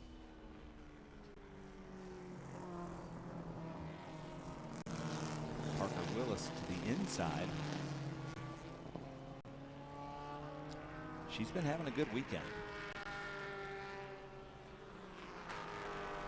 And that's Tom Raganetti in that beautiful Alpha Special. And when you come to a racetrack that you just feel comfortable at, feel good about, confident, boy, you can just string them together, can't you? I mean, like Cooper Shipman did earlier today. And seeing here now, Strong out front. Just feel like you have the place dialed in.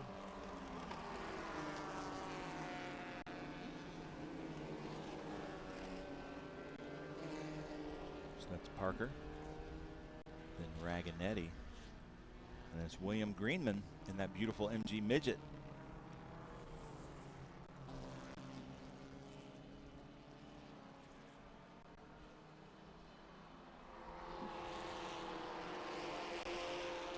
Mark Pladsen in that Morgan 4.4 from 1964 going through Mission Foods. Getting around the Miata there.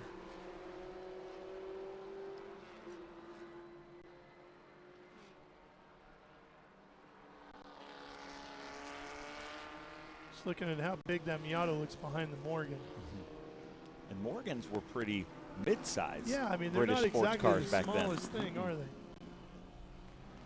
It's crazy how things have changed. To think of a Datsun 510 as being a family sedan back in the day, that would never be a family sedan now. It'd be the size of a Nissan Versa. Okay, so Todd Strong up front, Ballantyne looking in.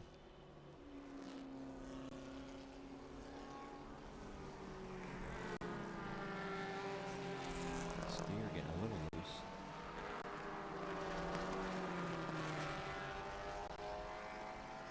Uh-oh, what's happening to Todd Strong? He is losing his momentum. Big time. And that cost Hatley. Hatley got behind Strong, not knowing that. It's not where he wanted to be. It's going to cost Hatley 2 spots, Strong 2 spots as well. And we have a new leader. Ballantyne in the lead. Todd Strong going way off the line. He's having some mechanical. And then Here comes your Mini Cooper, unfortunately about to get lapped. That's all right. Or passed by the center.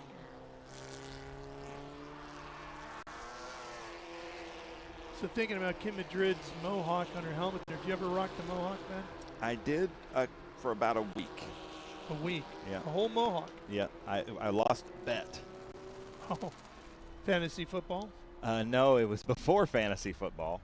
It was just, it was over, I think it was over the NFL playoffs. Uh-huh. And the loser had to get a Mohawk? Yeah. That's rough. It was all right, but the problem was we were flying internationally.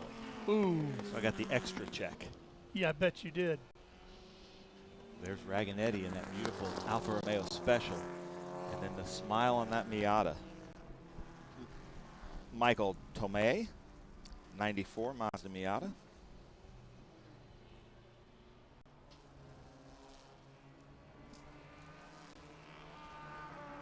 So I'm getting a alert on race control that the Porsche 356 The 141 is smoking.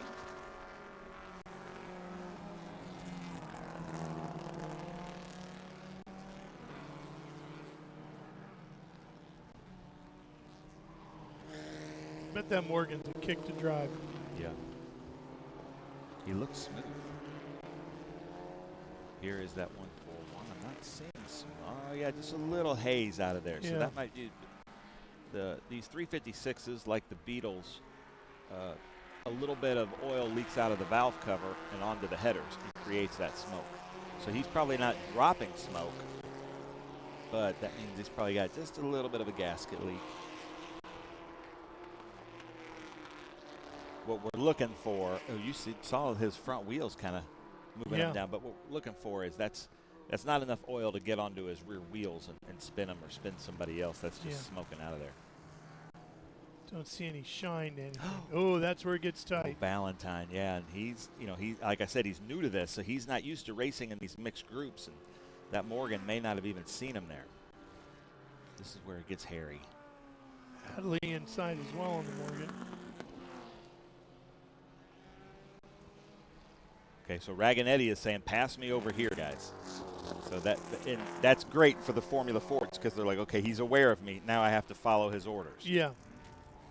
But Valentine out front in Formula Ford with Steer, Hatley, Stubber, Madrid, Linton, Carnop, and Sherm Johnston behind him. Looks like Todd Strong may have come into the pits with the mechanical. He was leading this race.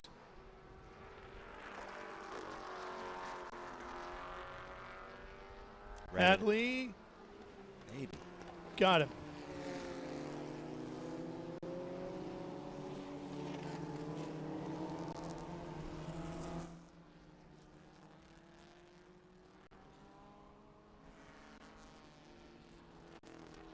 It's fun to see the Formula Fords, how Todd Strong was in a vintage Ford, and then it kind of went to the club Fords. Then Bob Hatley's in the modern Ford with the inboard springs, trying to move all the weight to the center of the car, and those suspensions without the shocks, they just look like they're just little rods holding the cars together. Yep. So Valentine up front looking really good. So that looks like not a great line there, taking that late apex, but it sets you up for these two corners that are so critical to get on this little bit of a straight in such a momentum car. And it looks like Madrid is close enough to Stubber to try to make a pass maybe into 4 if she sets this up correctly. And that's sometimes in these momentum cars, that's how far ahead you have to think. Oh, for sure. So before you come into turn 1, you're thinking about a possible pass at turn 4. You're really coming out of the carousel thinking about the keyhole, aren't you? Yeah. Thinking if I get through here good, that sets me up for turn 1. If I run through there, all right, I got a shot at this guy when I get to the keyhole. Now, Hatley has an aerodynamic advantage here with that more modern Swift, so he should be able to use it going into 4. It looks like he's going to try to make a pass on the outside. Valentine sees him. Hatley's been really good working 4 here today. Yeah, he's moved up a position each time, just about.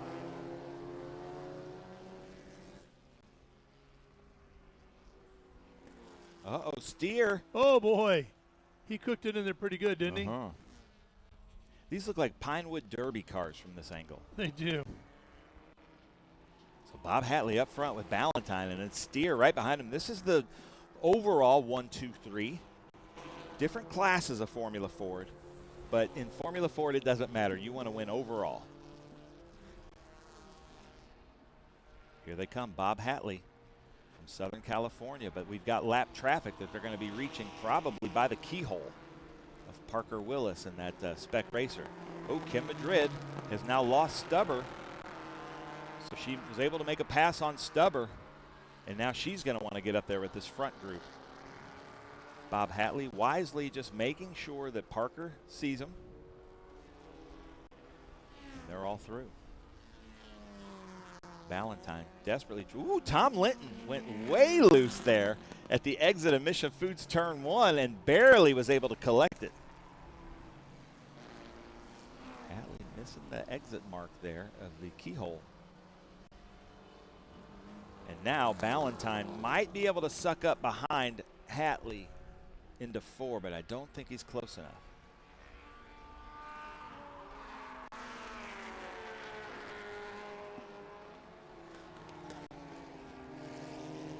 Going through Q3 Madness, you can see more and more spectators getting here, lining the fences.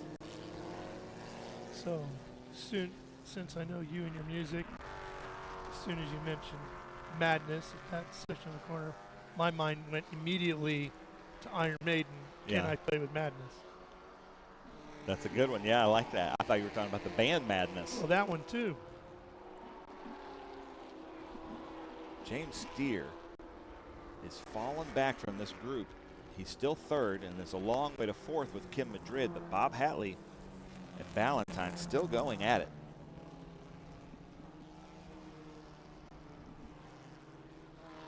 Bob Hatley in a 1989 Swift DB3.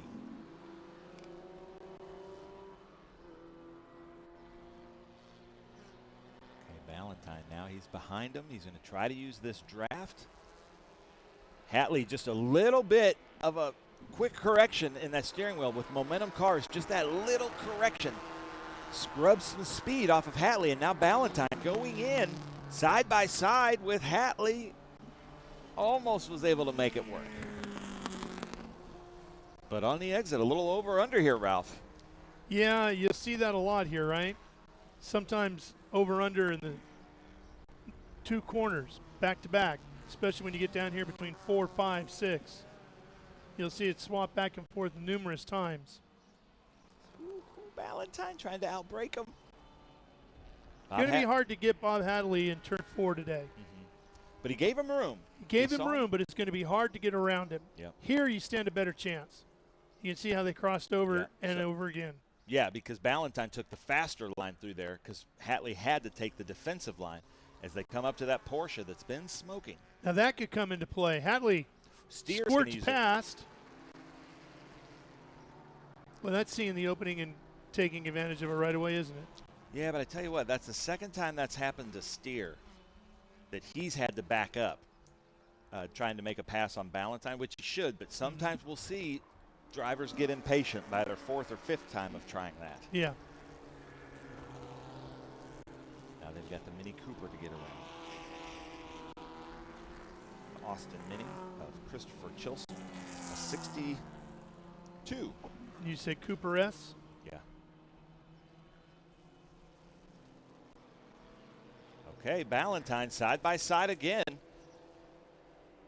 Hatley has that aero advantage. And Kim Madrid starting to close the gap on this top 3.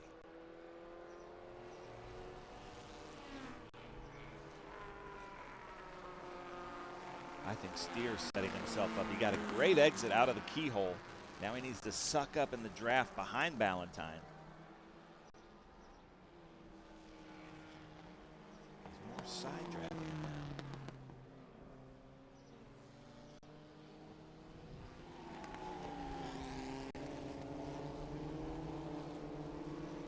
Hatley running a great line for Madness.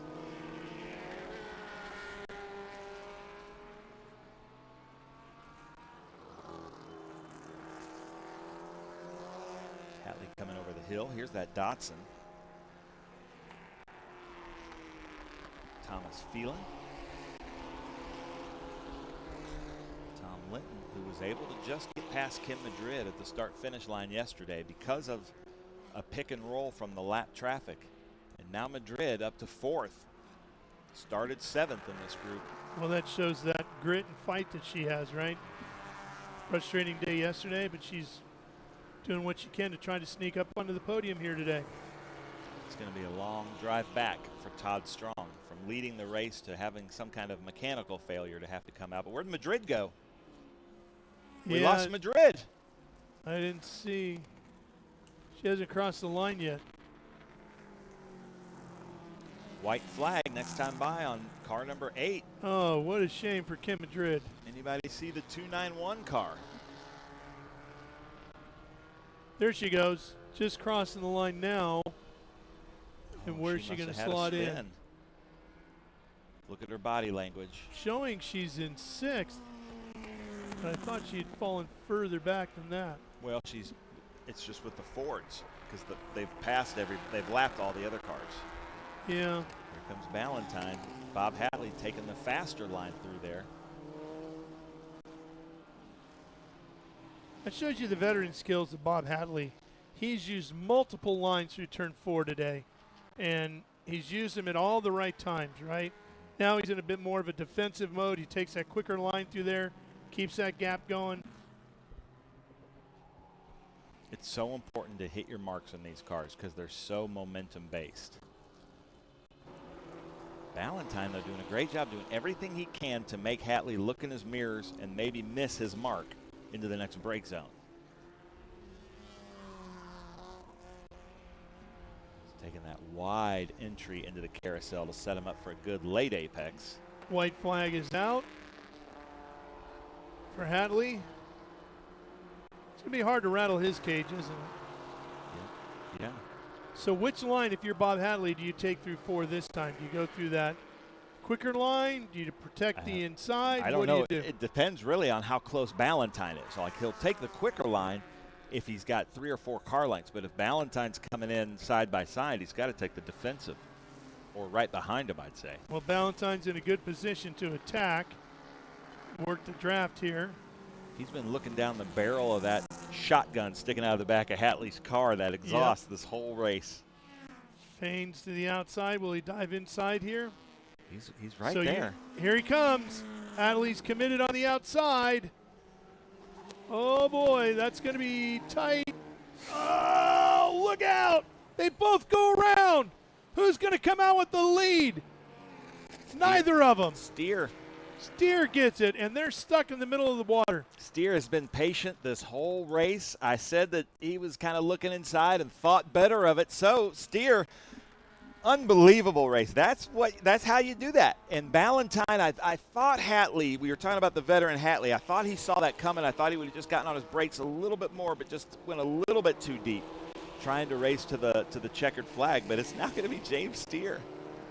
Valentine went so deep. Hatley was on such a defensive line. He just got suckered in a little deeper than he wanted. Valentine's going to finish, but he's not going to finish on the podium. Here comes Steer to take the checkered flag. What a run. Drove a great race. Patient, smart, capitalized. And Ray Stubber is going to have a 30-plus hour flight back to Perth, Australia, with a podium finish. Yes, sir. And that is why you stay in it, because anything can happen like that. You know, Hatley just rolling across the line.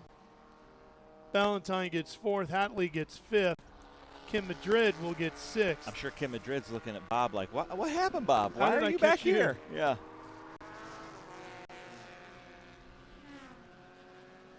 Roger Carnap in a Titan MK6 with a 7th place finish. Well, that was a wild finish, Ben. Yeah, Formula Ford very rarely disappoints, but that was crazy. That's why they call it madness.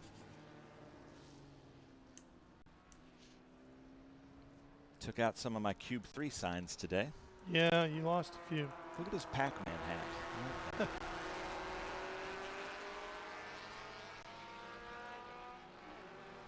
Oh, he's got a stuffed animal, a rabbit.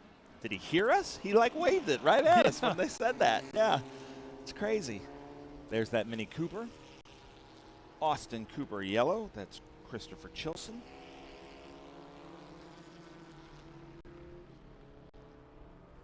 I love those things.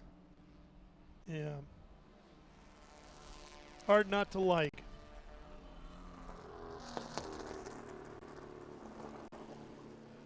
So I think Tom Litton is going to have to get out of getting out of his Winkleman, so he's not going to be able to join us on the podium because he's getting into the Donahue Porsche for this next group with SVRA Group 6. 6, 8, and 12. Look at this Alpha of Raganetti coming up, waving here. This red, white, and blue nose Alpha Special, 1 of 1. John Nash, the Morgan. Look at the winks from the Miata, saying hi to the fans. I like that.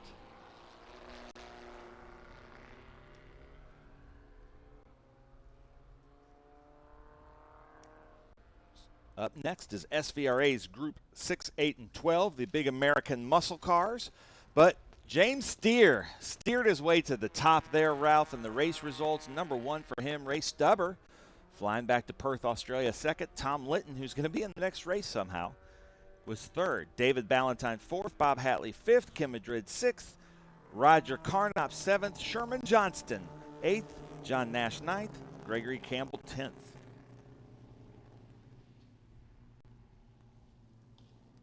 Parker Willis, Tom Raganetti, William Greenman, Mark Pladsen, Michael Tomei, Thomas Phelan, Christopher Chilson, and then Todd Strong from first to last with a mechanical, unfortunately. It's going to be a long drive back home for Todd Strong. All right, so you got your group there. I get my group next. Groups 6, 8, and 12. Big Thunder headed your way. Clear skies with the Thunders on the horizon. Stay with us. We are coming right back. Big cars, big noise coming your way from Mid-Ohio after this.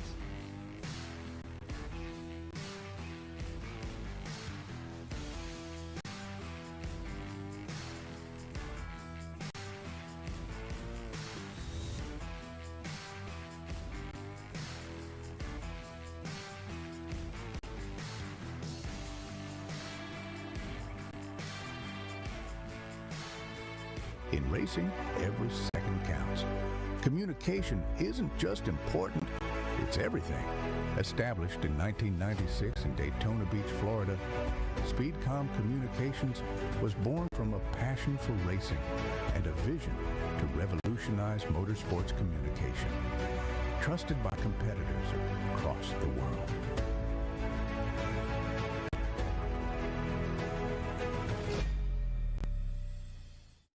Okay, so pretend this is your race car. It's on the trailer, and you have an accident. Ouch! At least your truck's insurance will pay for another one? Yeah, not so fast. Standard insurance won't replace your race car, whether it's in the trailer, in the paddock, in the garage, or the repair shop. But at Hagerty, we can protect it for what it's really worth anytime it's off the track.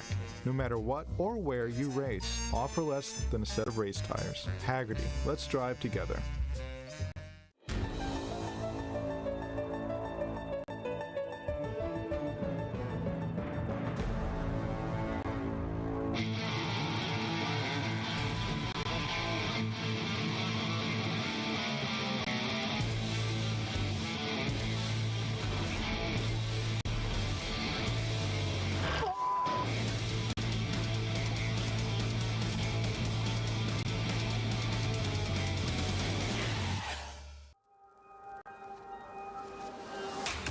Good is this? Look at this view from Losowski. It brings all my fans, it brings the audience into the car with me. Speed turn 140-mile-an-hour entry speed. The quickest and most efficient way for me to get information to my drivers is from using the VBox HD2 system. Architecture is about everything. We change the environment. We are changing how people live in the environment today. So we basically put our fingerprint on the future of what the United States looks like. My overall business philosophy is that I'm engaged with my company from top to bottom, and I think the racing world and helping out the next generation and younger drivers is a passion of mine, and it's getting stronger and stronger every year. With that, that's why I want to be involved.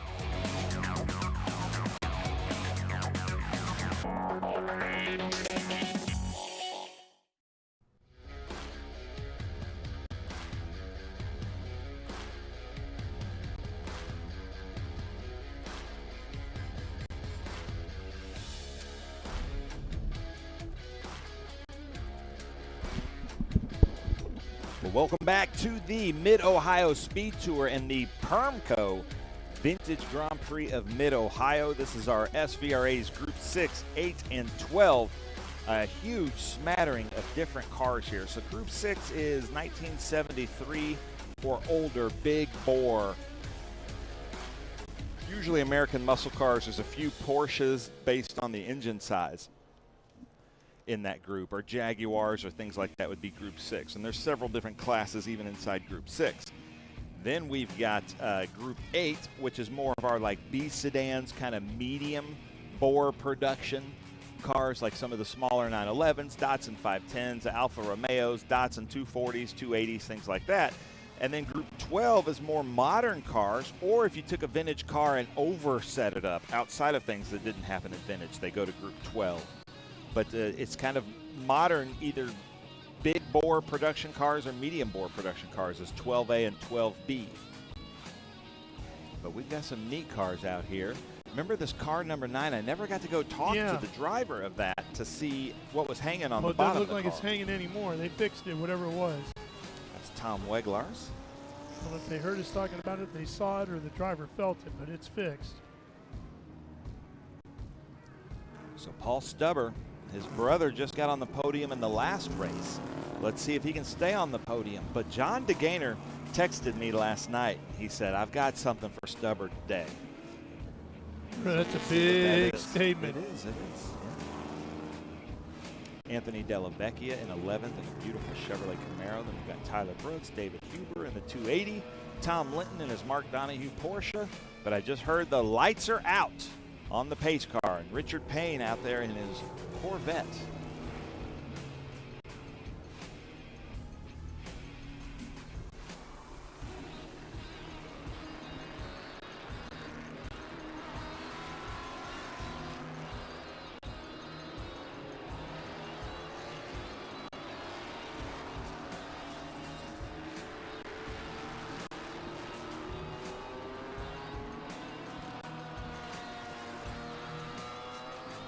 Here we go.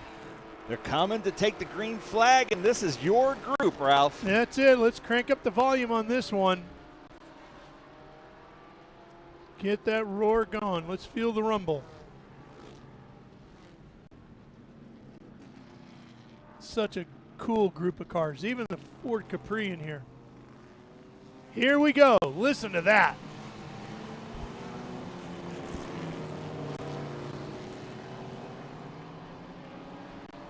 Nobody had anything for Stubber at the start there, did they? No, they didn't. And if you don't have it for him there, it's hard to find it anywhere else. He has taken off. John DeGaynor right behind Michael Orger, and then Rick Mooney right behind him in that blue 42 with Phil Lasco, Kurt Vogt, Tom Shelton. Orger with the lights ablaze, just trying to give Stubber something to think about. Raganetti in that beautiful 240Z with a great paint job on it. Full speed headed down to turn 4. See how good your brakes are. There's that blue 42 right behind John DeGaynor there. Had to get on the brakes a little bit more than Rick would have wanted to. Yeah, he was fighting it through there, wasn't he? Mm-hmm. Now that's put Phil Lasco right up behind him. But watch for this battle for second here between Orger, DeGaynor, and Mooney. There's Bob Gee in the 696. Those two beautiful Shelby GT350s.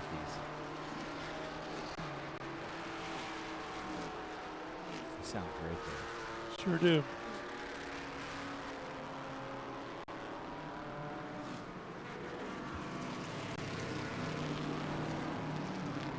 And coming by to rattle our windows again here.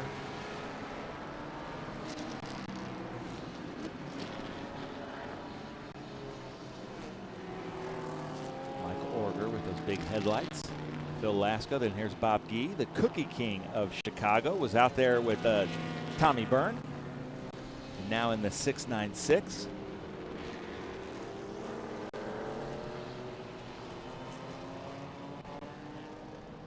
Kurt Vogt right behind him in that beautiful Boss 302. Boy, those two Mustangs just look awesome, don't they? Yeah.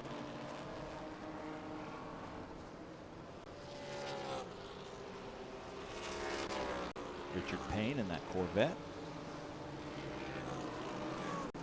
And the Team Blitz Racing Capri. I do like those Capris. They were definitely the thing in Europe, weren't they? Yeah. Yeah, and Team Blitz specializes in manufacturing parts for street and race cars.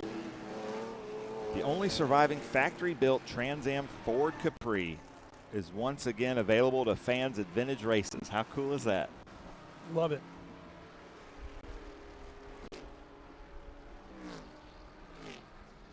And I like the Trans Am series back in the day when they had Mini Coopers out there, Porsche 911s, the B sedans, the different classes. And manufacturers like Datsun put together a car, you know, they're like, well, let's go test this thing out. It was kind of a proving ground at that time for a lot of production-based sports cars. It was definitely in the era of win on Sunday, sell on Monday, and all those manufacturers capitalized on that. And in the 70s with the Suez oil crisis and all that stuff, they could have, when the gas shortages, they could have given up. But instead, they all made smaller cars like the Capris, like the 510s, to keep competing. And still found ways to do performance with them. Until Ralph Nader came in and ruined everything. Yeah. But they didn't. He didn't ruin Group 6. The big classic American muscle was just. He must not have known about it, or he would sucking the gas into these huge carburetors. Yeah.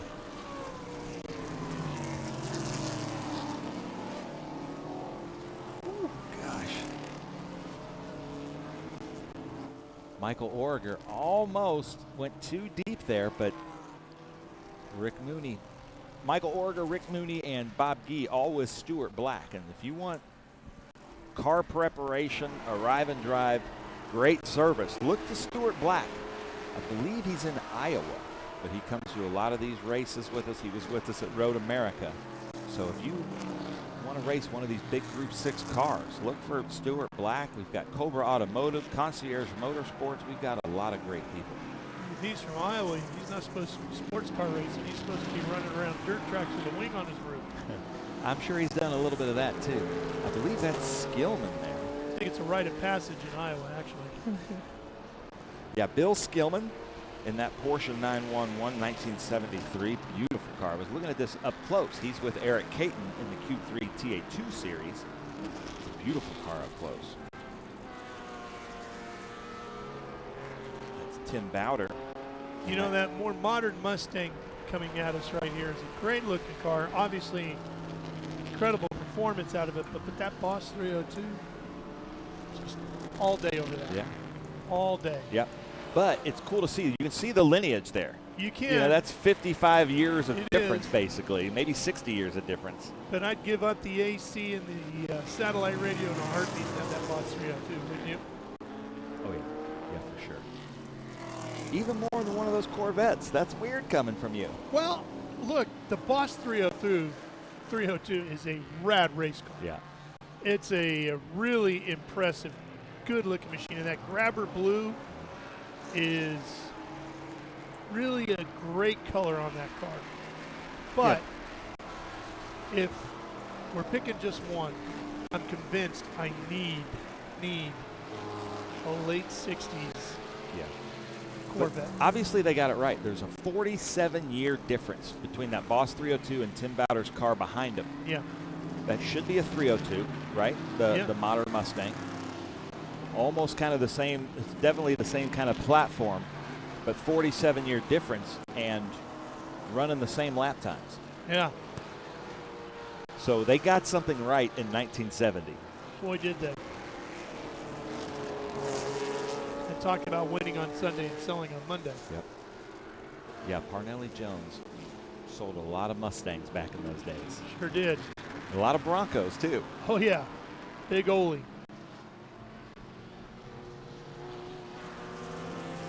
Jim Rufus Farley. Parnelli Jones. He's the current CEO, Vintage Racer, usually with us here at this event, and his Lola and his Cobra. But great racer. And, you know, racing is such in the Ford lineage. It's how Henry Ford became Henry Ford.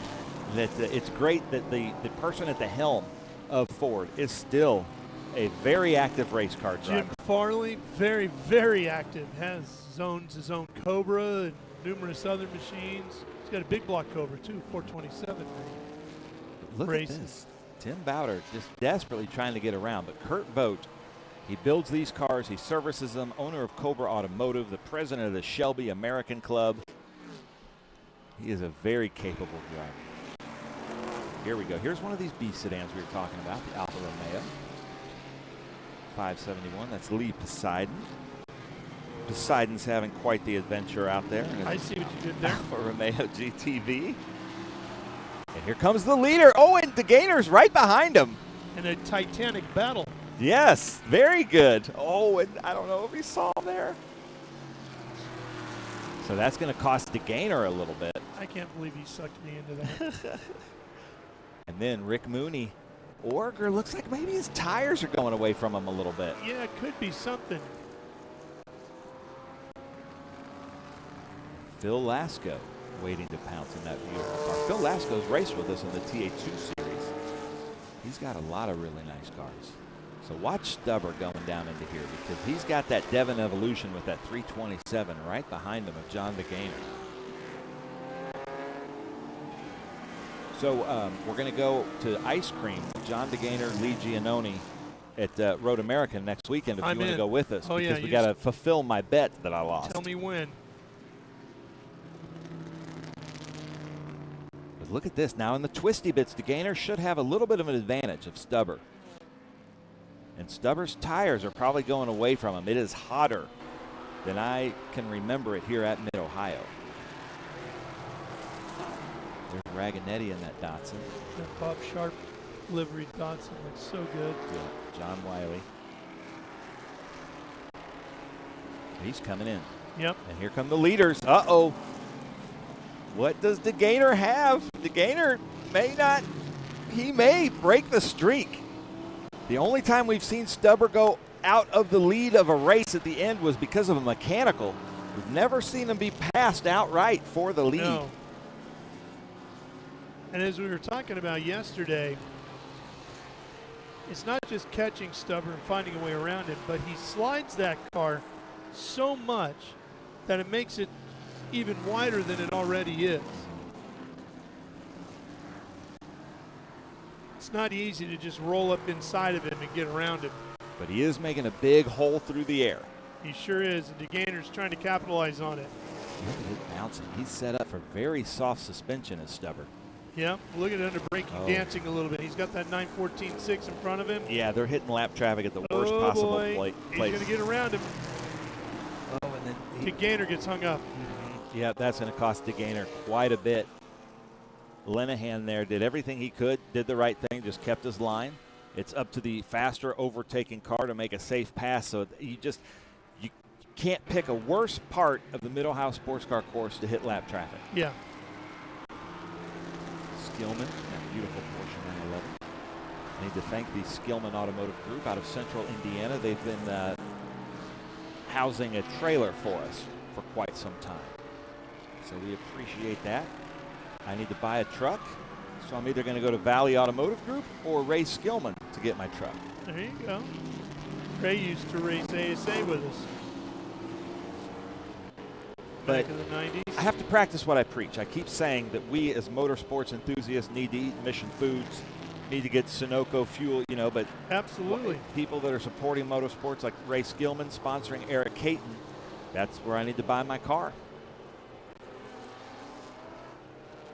Okay, here we go. So, John DeGainer. Now, his only hope is that somewhere Stubber gets into lap traffic and he can make it up. Paul's doing a really good job of picking his way through it. Every time he comes up on somebody, he seems to dispose of them rather quickly. He's not wasting a lot of time. Now, it hasn't been unheard of. We might be speaking to Jim Farley, actually, because he'll have this on sometimes in the background, he's told me. He's very close friends with John DeGainer.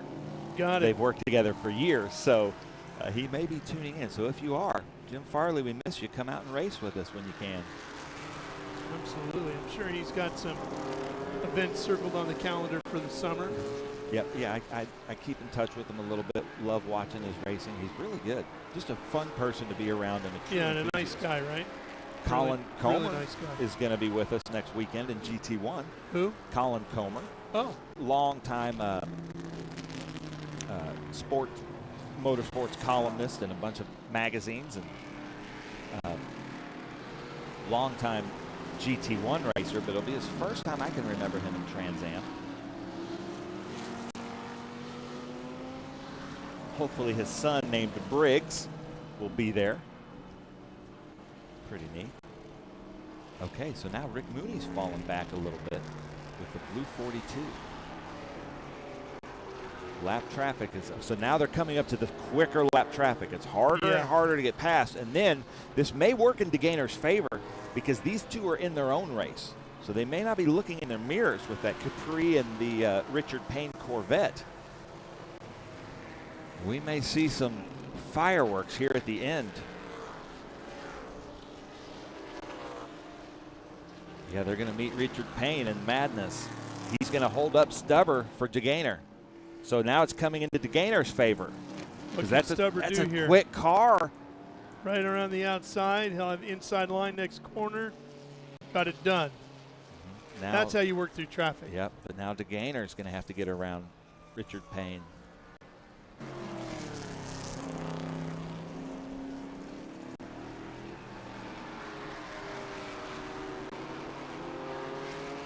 Phil Lasco.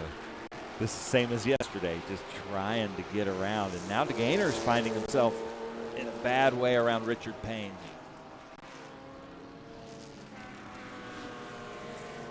Okay, those tires have got to be going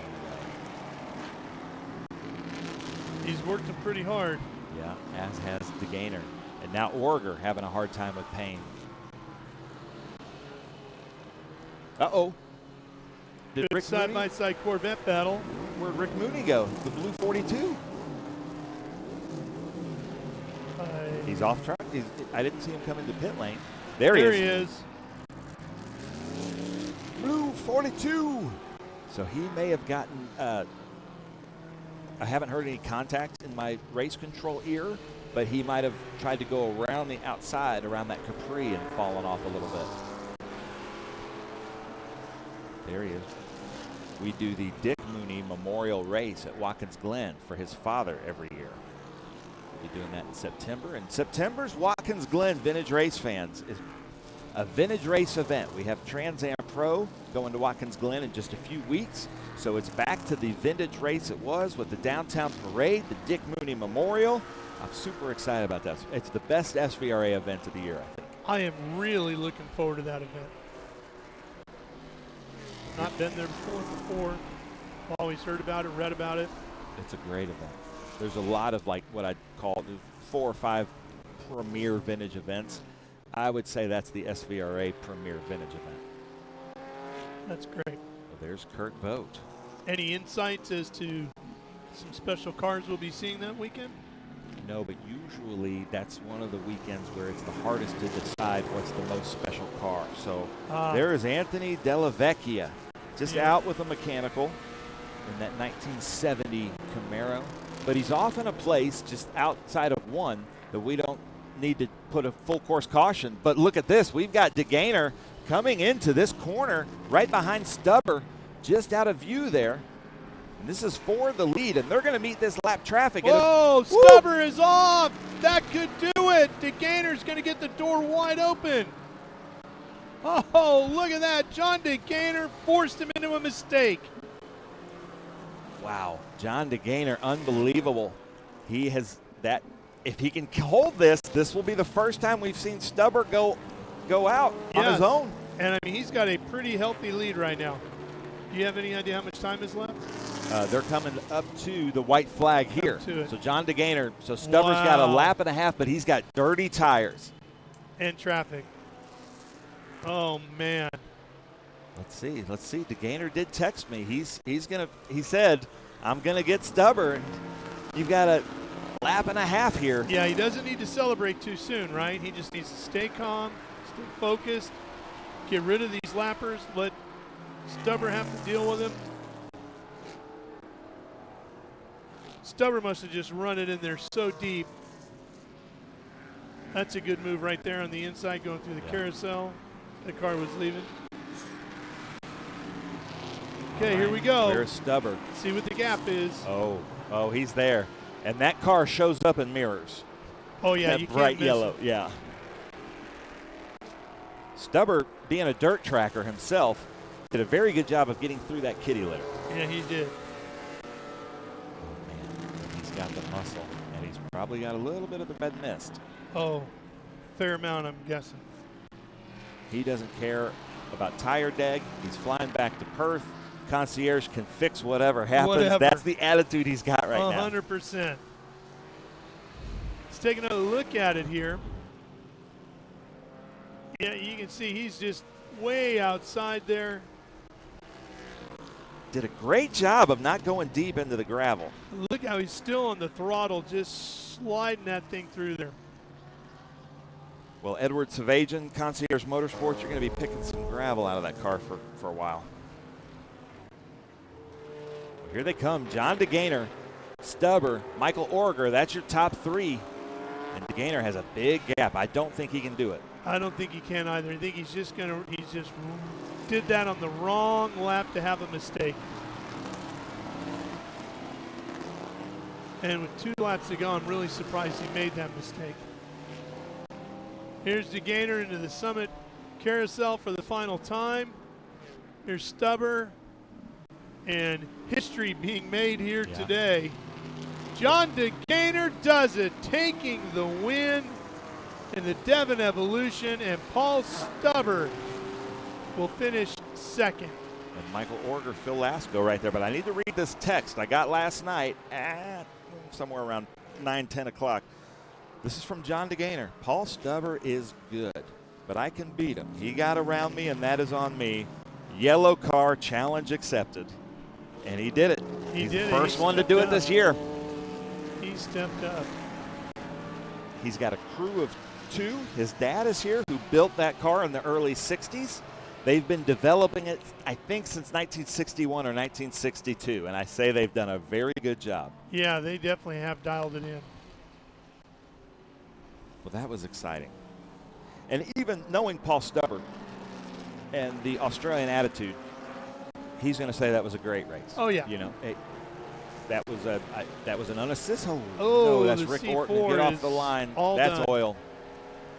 That's going to put a track cleanup. I hope he just go into the grass, Rick. Go into the grass right next to that Camaro. No, get off we're the going to go all line. the way around. He's got to know he's got that problem, too. There's that Bob Gee. So Bob Gee finished 5th. Nice job, Bob Gee. Ricky Bob Gee. There you go. John DeGaynor over Paul Stubber. Take a picture of that one. Might be the only time this year that we say that. Will we get to see both of them at Road America next week? SVRA is not at Road America. That's right. Next week is Trans Am Series presented by Pirelli, FRP, Janetta Challenge, I believe, and maybe PSSA. Oh, boy. So Rick Ortman in that 26 finished 14th, but looks like he's got some engine problems as they come in here to Winner's Circle. I'm kind of excited to see what this is, and I'm hearing reports that it smells like gear oil on the front straight, so maybe it was a gear oil thing. On the C4 Corvette? Maybe. Wow, what a finish. We had a preview of it yesterday in a good fight, and it all came together here today on the next to last lap, and John DeGaynor pulls it off. A great race-long battle. He gets him on the penultimate lap, forces him into a mistake, and takes the win. More action coming your way here from Mid-Ohio. Up next, and if I'm reading this, JFC Ligier Junior Formula Championship coming up after this break.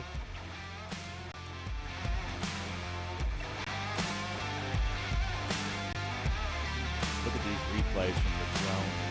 You got Bowder in that Mustang 302 versus the Boss 302. The Bob Sharp car, love that car.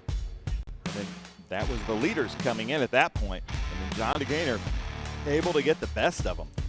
John DeGaynor starting 3rd to 1st. Paul Stubber, look at that gap. It was Paul Stubber's race to win, for sure.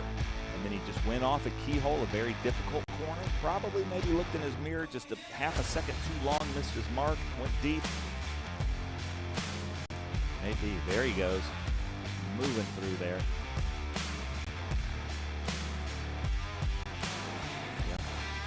The Gainer came through the carousel one last time. There's the gap, about 5.5 seconds. The Gainer takes the checkered flag.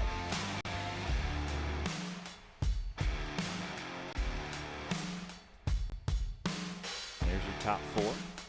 Then Bob E came through.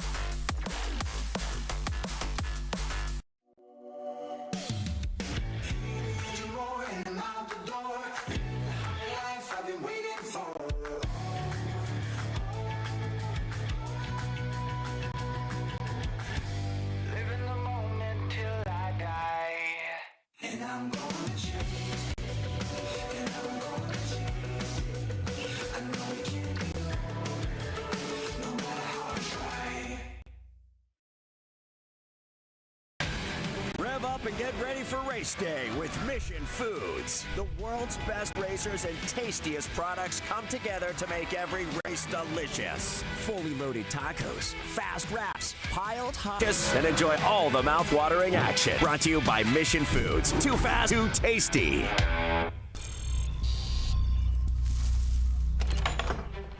Yes. Hon, the WeatherTech's here. WeatherTech is the ultimate protection for your vehicle. Laser measured for liners, no drill flaps, go liner, bump cap, seat protector, and covenant. What about my car? WeatherTech.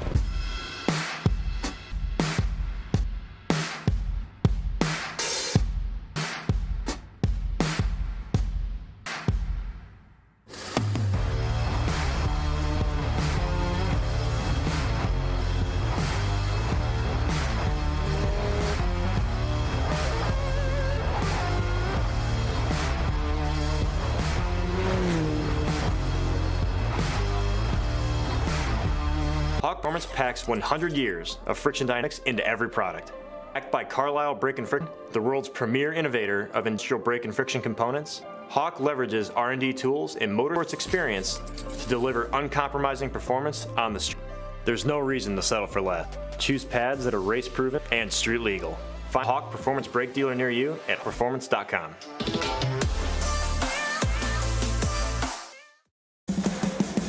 What does it mean to be built with some? It means you're hitting the autocross, strip, road course, trail, dirt, or open road with confidence. Because Built with Summit means you're using parts from the top names in performance. Priced to make your project affordable. And it's all backed by trusted expertise and blazing fast shipping. Summit Racing Equipment. Let's build together. SummitRacing.com. How good is this? Look at this view from Losowski. It brings all my fans, it brings the audience into the car with me. Reach 140 mile an hour entry speeds. The quickest and most efficient way for me to get information to my drivers from using the V-Box HD system.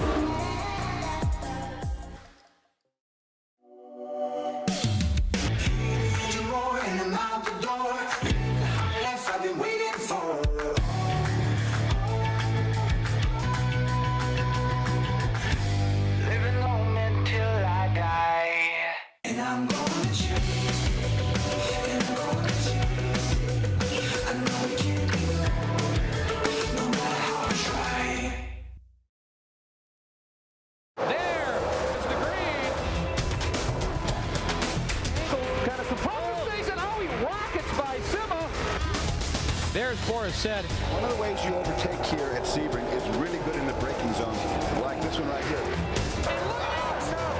Both go around. There's the green. We are back and at it. Watch this. Oh, look out, Miller, look out.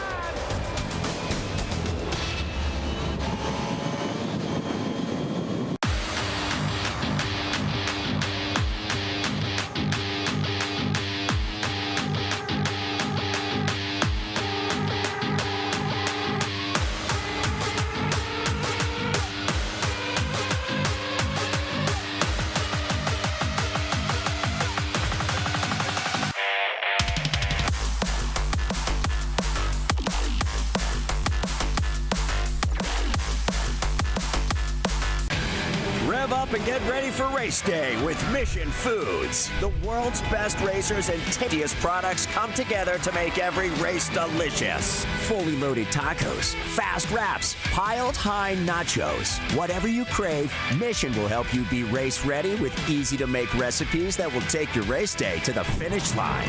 Keep your racing delicious and enjoy all the mouth-watering action. Brought to you by Mission Foods. Too fast, too tasty.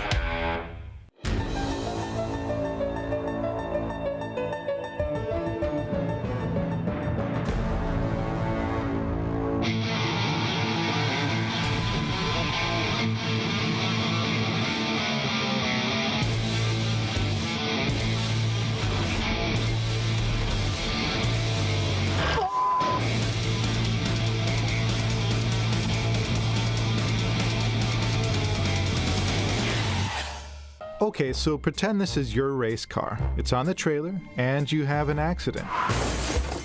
Ouch! At least your truck's insurance will pay for another one?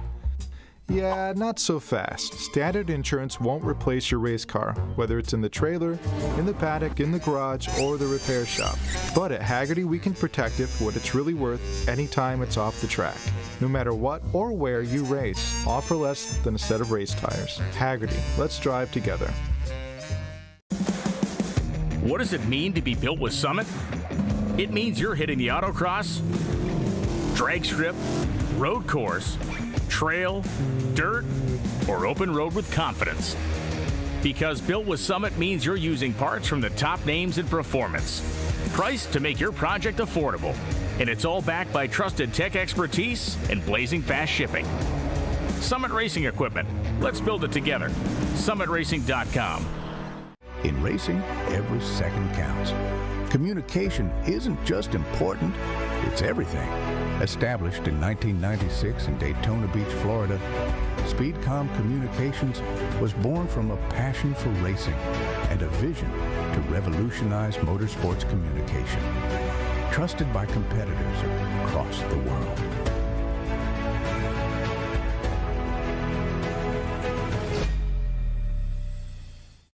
Okay, so pretend this is your race car. It's on the trailer, and you have an accident. Ouch! At least your truck's insurance will pay for another one? Yeah, not so fast. Standard insurance won't replace your race car, whether it's in the trailer, in the paddock, in the garage, or the repair shop. But at Hagerty, we can protect it for what it's really worth anytime it's off the track. No matter what or where you race, offer less than a set of race tires. Hagerty, let's drive together.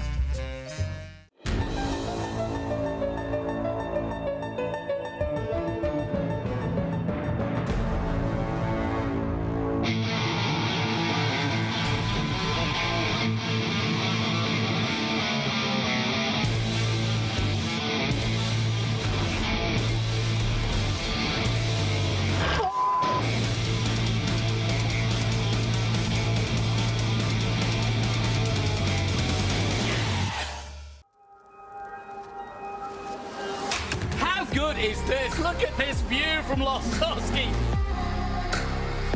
It brings all my fans, it brings the audience into the car with me. Speed turn, 140 mile an hour entry speeds. The quickest and most efficient way for me to get information to my drivers is from using the V-Box HD2 system. Architecture is about everything. We change the environment. We are changing how people live in the environment today. So we basically put our fingerprint on the future of what the United States looks like. My overall business philosophy is that I'm engaged with my company from top to bottom, and I think the racing world and helping out the next generation and younger drivers is a passion of mine, and it's getting stronger and stronger every year. With that, that's why I want to be involved.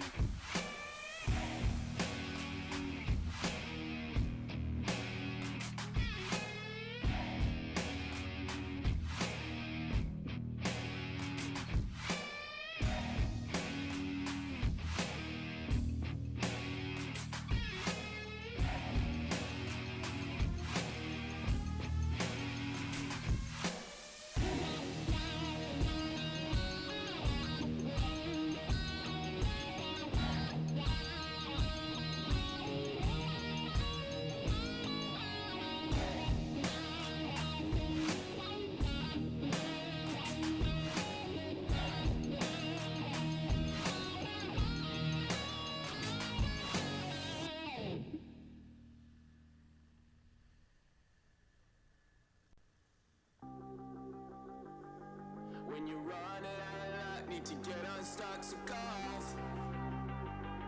When you're up against the wall and you cannot fall, so go off, go off, go off. Go off, so go off, go off, go off. Go off. When you're running out of luck, need to get unstuck, so go off. When you're up against the wall and you cannot fall, so go off, go off, go off. Go off, so go off, go off, go off. Go off.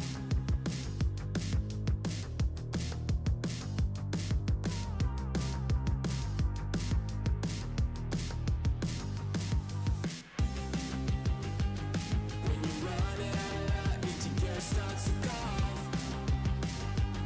When you're up against the wall and you cannot fall, so go off, go off, go off.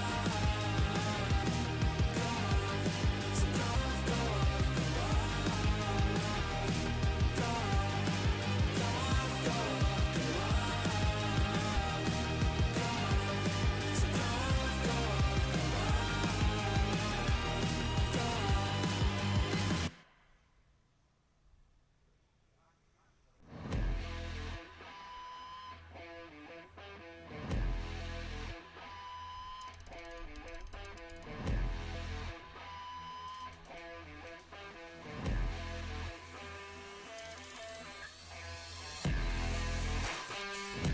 off, go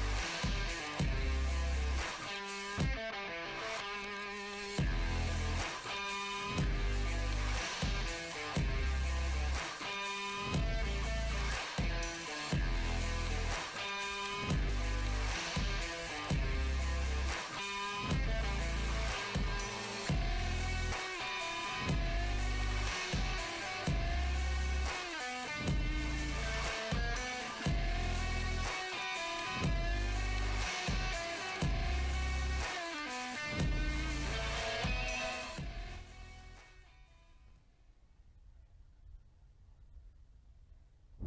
So I'm Drew Such, driving for Berg Racing, the number 28 car.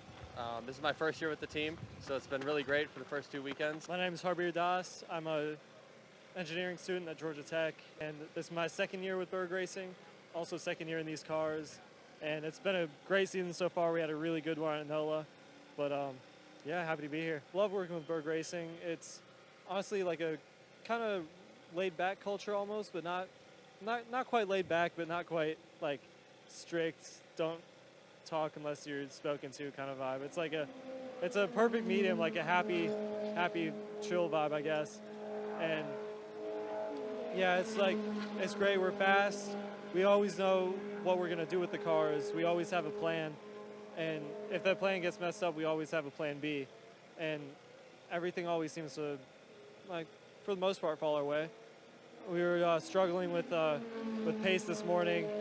Well, not pace. We were struggling with some electrical problems, but we luckily got that sorted out. So working with Berg Racing has been awesome. It's a really nice culture. So all of us are really good friends with each other, and you can tell through the weekend that everyone's very invested. Like, everyone really cares about securing good results. And so kind of fitting into that puzzle. Now that we used to have one driver, now we have two, and I'm trying to do my best to represent what all of the team has worked so hard for. Well, in my opinion, you only really need two cars. I think once you get into a bigger team with 4 or 5 or even 6 cars, you have the possibility of people getting lost kind of in that system. So if you have a team that's very focused on a couple of very specific things, you can work a lot better and a lot more effectively than if you have kind of a bigger machine going on. Well, on the track, it's all about position. Yeah, we'll battle to the death on track as long as we don't hit each other. We just have a mutual understanding that each of us needs to maximize our own races. So we try to help each other as much as possible, but when it comes down to it, it's got to be, you got to look out for yourself as well. So I think we've done really well navigating that relationship. We've been really good friends for a while, so it's not been an issue for us. I think this is something that Berg Racing has been working up to for a while. Obviously, through the start of last year, Harbier saw a lot of progress with that team, and I tried to progress as a driver as well. So when I was able to join them, I felt like it was kind of the perfect storm. So we were just what a privilege to be like so successful right out the gate, and now we get to try and build on that at Road America. It's been a great weekend so far, and really looking forward to the rest of the season. I think for me personally, if I try to think about it too much, it's just never gonna happen. So it's like, I'll be following a car and just I want to get the pass done as soon as possible. See the moment, see the opening, go for it, and just kind of work my way up there.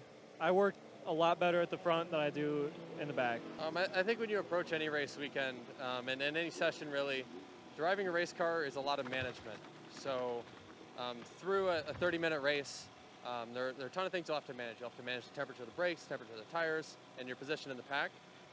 Obviously, there are points where you need to go fully aggressive and try to make some moves. But I think it's really important in a racing career to never stagnate. So you always need to be growing. You always need to be progressing on to the next big thing. And if you're sitting around and not improving at all, then you're wasting time. So that's kind of the mentality I try to attack each year, each season, each day with. I think it's kind of like a little bit of an underdog story. We have 2 cars going up against much bigger teams and kind of just work our way up there. Like, we had a really good showing at the beginning, and now we just got to keep trying to keep that momentum. And also, as drivers, I think we both have ambitions of what we want to do. I want to try to get up as far in the F1 ladder as I can, and then probably end up back in IndyCar.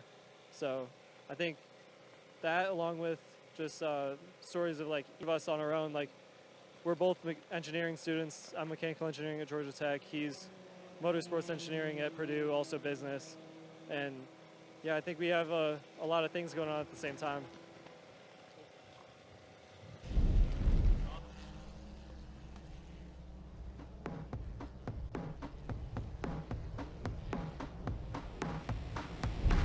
Here we are back at Mid-Ohio, and the Ligier Junior Formula Championship has rolled out onto the track, ready for their next race here this weekend. And what you're seeing there is not smoke. That is basically it's kitty litter, little grains of clay that they have to put down and sweep down deep into the pavement because we had lost some oil in the last race on one of our vintage cars. And anything like that with drivers, who are 14 to 16 to 17 years old, that gets into their head, and they don't want to go through that line. And all this white smoke is going to be there for the first couple laps. And he did drop oil around the whole track. So this Ligier JFC, which is Junior Formula Championship, very good racing. You can see there that Ava has stickers on her tires. So a couple of these cars are running stickers on these hand cooks for this last race. And as we get ready to go racing here, Gaston Arazu is still the points leader with 113 after yesterday. Drew Such in the Berg Racing entry is second. Arazu for Champagne Racing, 102. So 11 markers down, and second is Such. And keep your eyes on Daniel Cara, the Cara Origin Motorsports entry. He's at 87.5, but he's having a pretty good weekend here, Ben. Yeah. And I misspoke. They have 3 races. They are at 3:30 this afternoon, Yes. too. So tire strategies are going to come into play here. No doubt about it. And if you're off on your game here this weekend, it can really hurt you in the points with 3 races on the docket. Yep. So there you go. There's the first stickers tires that I've seen there.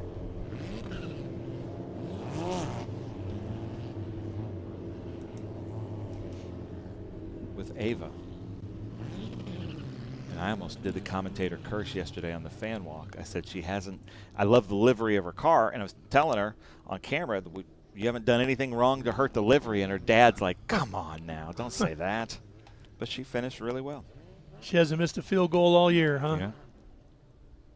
Here we go. We will get a standing start here. You can see all the crew members along the wall pointing to their driver. You're right here, easing them in.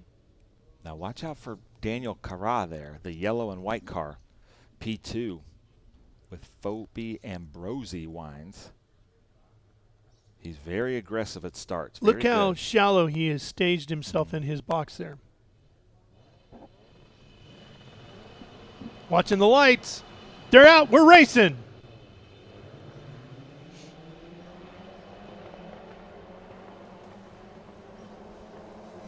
Daniel moves right up into second place. Here he goes, challenging for the lead. Gaston Arazu has it for now. Brazil versus Uruguay here.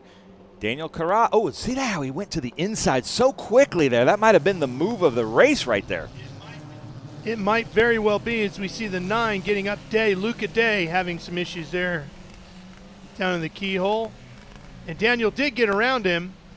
I have never seen a move like that in this category, but brilliant move. And a great time to do it on that opener. Boy, if you're behind as they get into that kitty litter, it is definitely going to impact your view as you try to set up for turn 4 here, such a critical corner. The 2 JFC competitors we were hearing from earlier, Drew Such. Oh, Arazu is by, Ben. Sorry about that, Yeah. but Arazu got around to take the lead back. Drew Such and Harbier Das, who we saw in that video, are, looks like, 4th and 5th with a Scuderia Buell car right in between them. And remember, Such is right there in the thick of the points chase, sitting in second, so he needs a good run, especially if Gaston Arazu here is up in the lead. It should be Benitez there.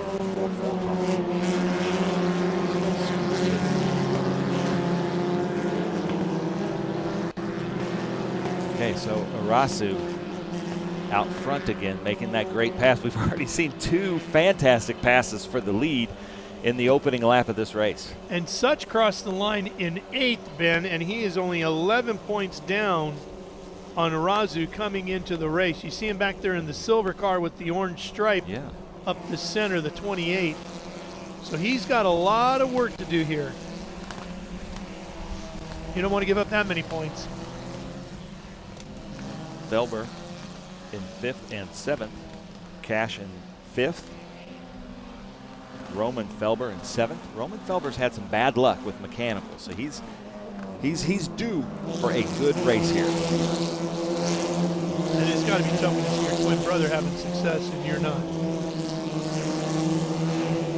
But he was at Winter Circle to congratulate his brother. I like that. Yep. Now, Karat being Benitez right behind him. Yeah, Benitez definitely putting some pressure on. And Benitez had a pretty good run yesterday, too. He was at the front of the field all day.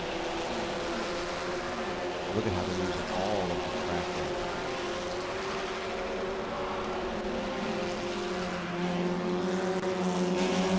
Scanning through the timing and scoring.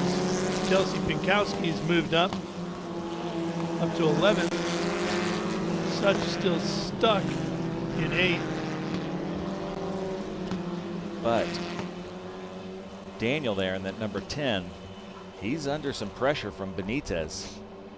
They're only allowed to make one move.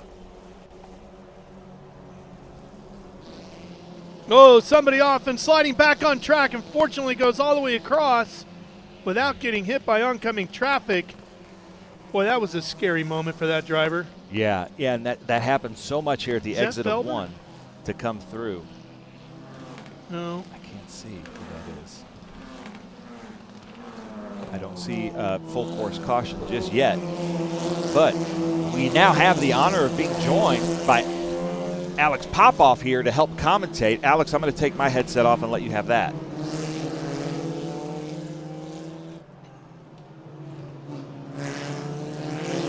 There we go. Full course caution is out. Hi, Alex. Good to see you. Welcome back.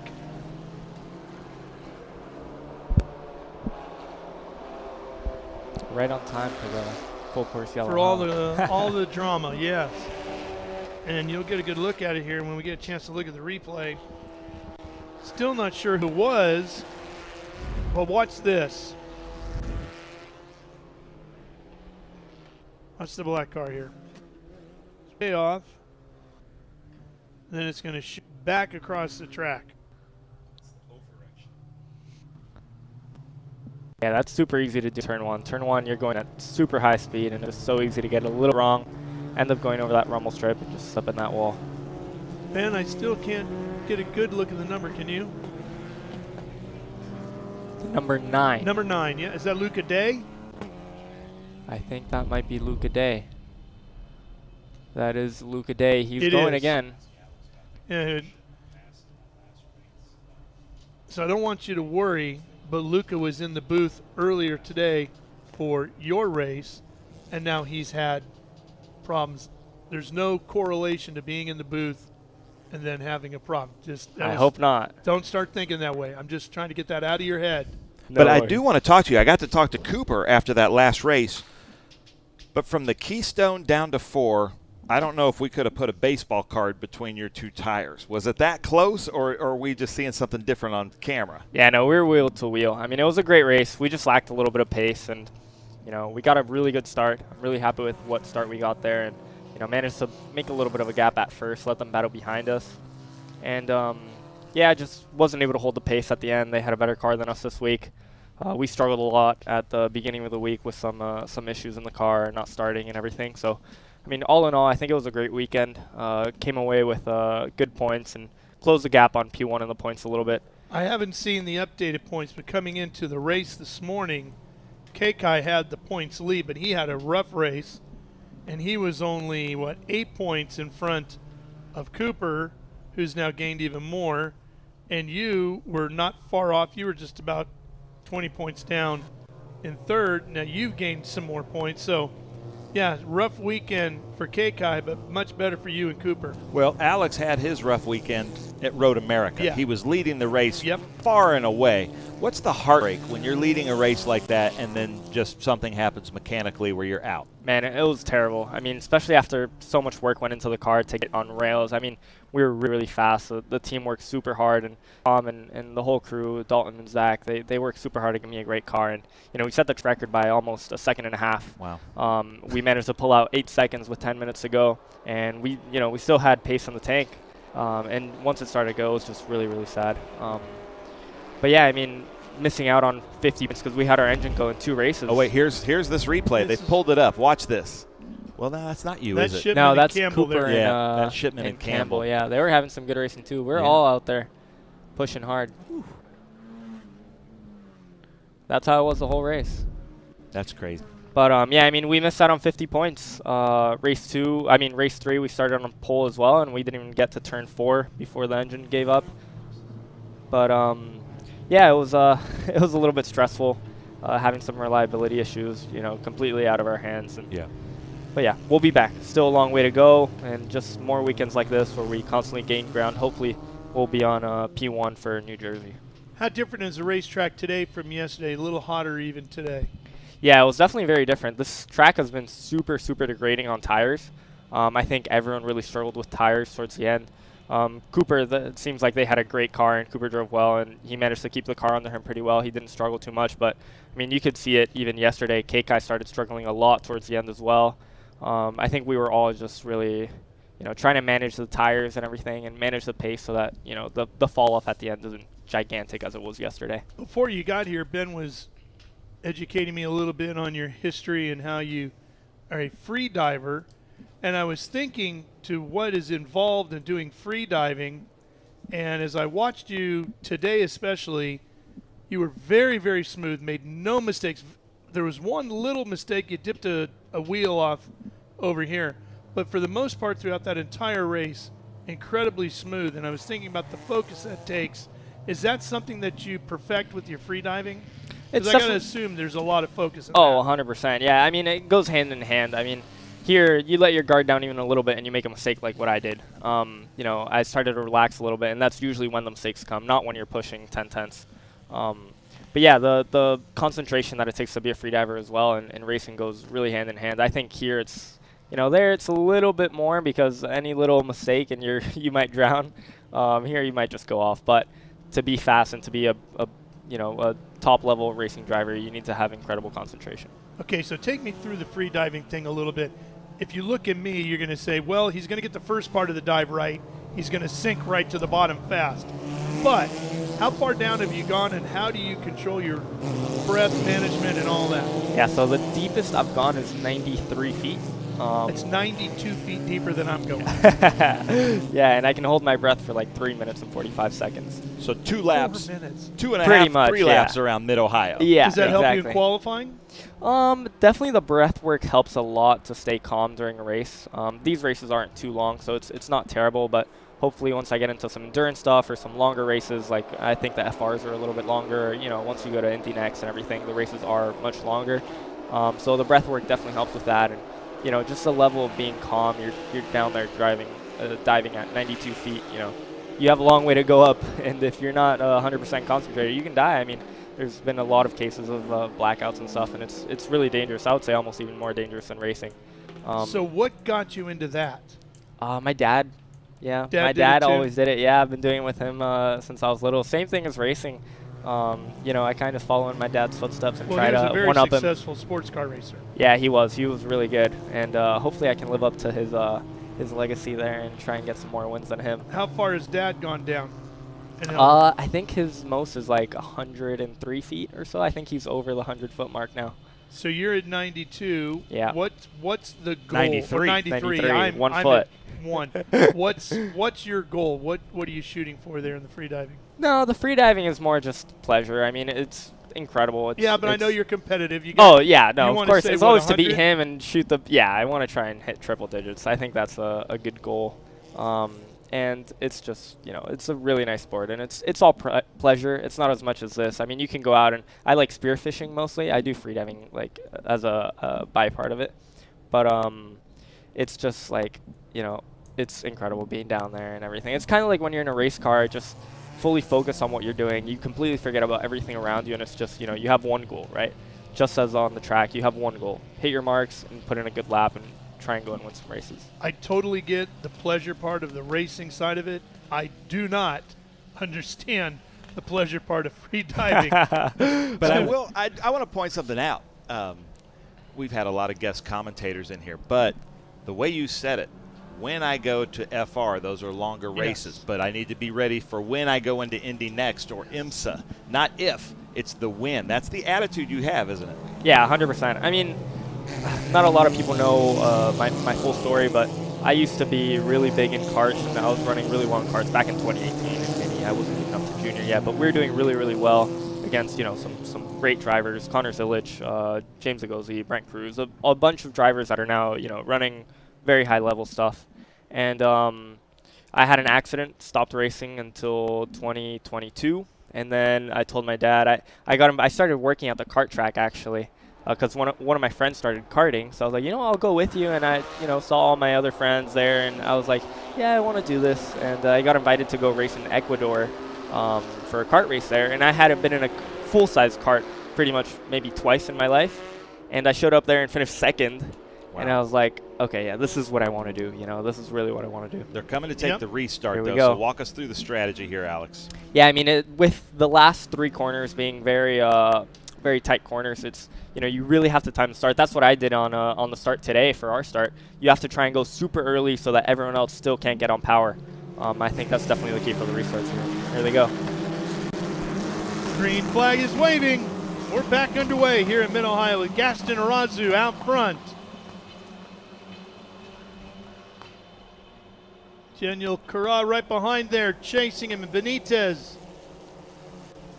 And still a ways back is Drew Such. Daniel looking outside.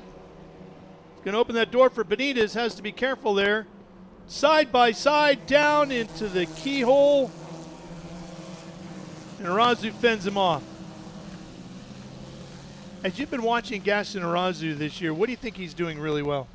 I think his pace has been really well. I raced against him a couple times in another series with these F4 cars with the JFC, and he was always quite good on the pace. Look inside, Daniel backs in. Oh, Gaston goes wide and gives up the lead. It is so easy in that corner. Yeah, I had a in moment just like that too too. deep. There, almost some contact there between Benitez and Gaston. That was close. Try to look down the inside.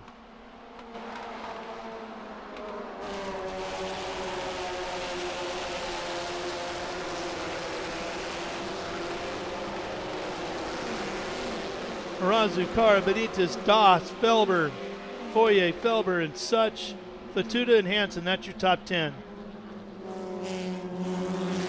Little surprised to see Jasir so far down. He was much stronger yesterday, finds himself in 11th here today. Yeah, I'm not sure what's happening with Benitez and Jasir, because they had some really, really great pace. They were clear of the field by almost half a second in qualifying and all the practices, but seems like they're struggling a little bit more now with the tires. I think that's a big part of it. We have 2 twin brothers, front and back there. Cash and contact there with Arazu and Benitez. Benitez holds it. Benitez pulls past. Yep.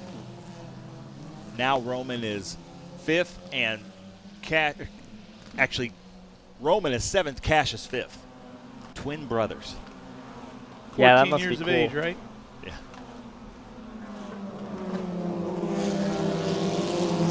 Back into the braking zone here at 4. Look at how tight. One off. Goes one of your signs, Ben.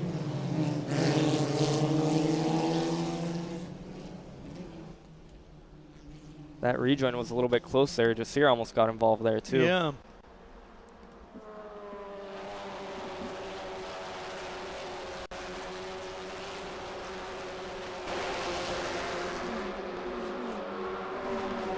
So now the 2 Felber brothers are P5 and P6, so let's see how they manage this. Must be interesting being brothers and having to race together.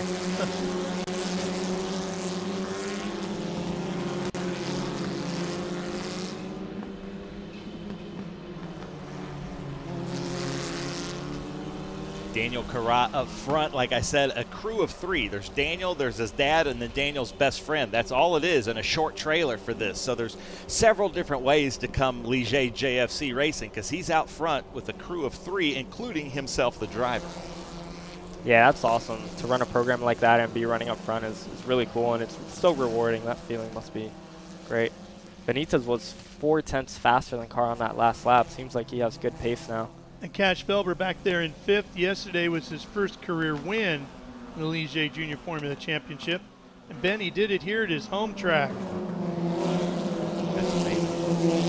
He won yesterday? I thought he was 2nd, so maybe there was a ruling change. Yeah, Drew Such got a penalty, which dropped him down a little bit, so Felber managed to get the win.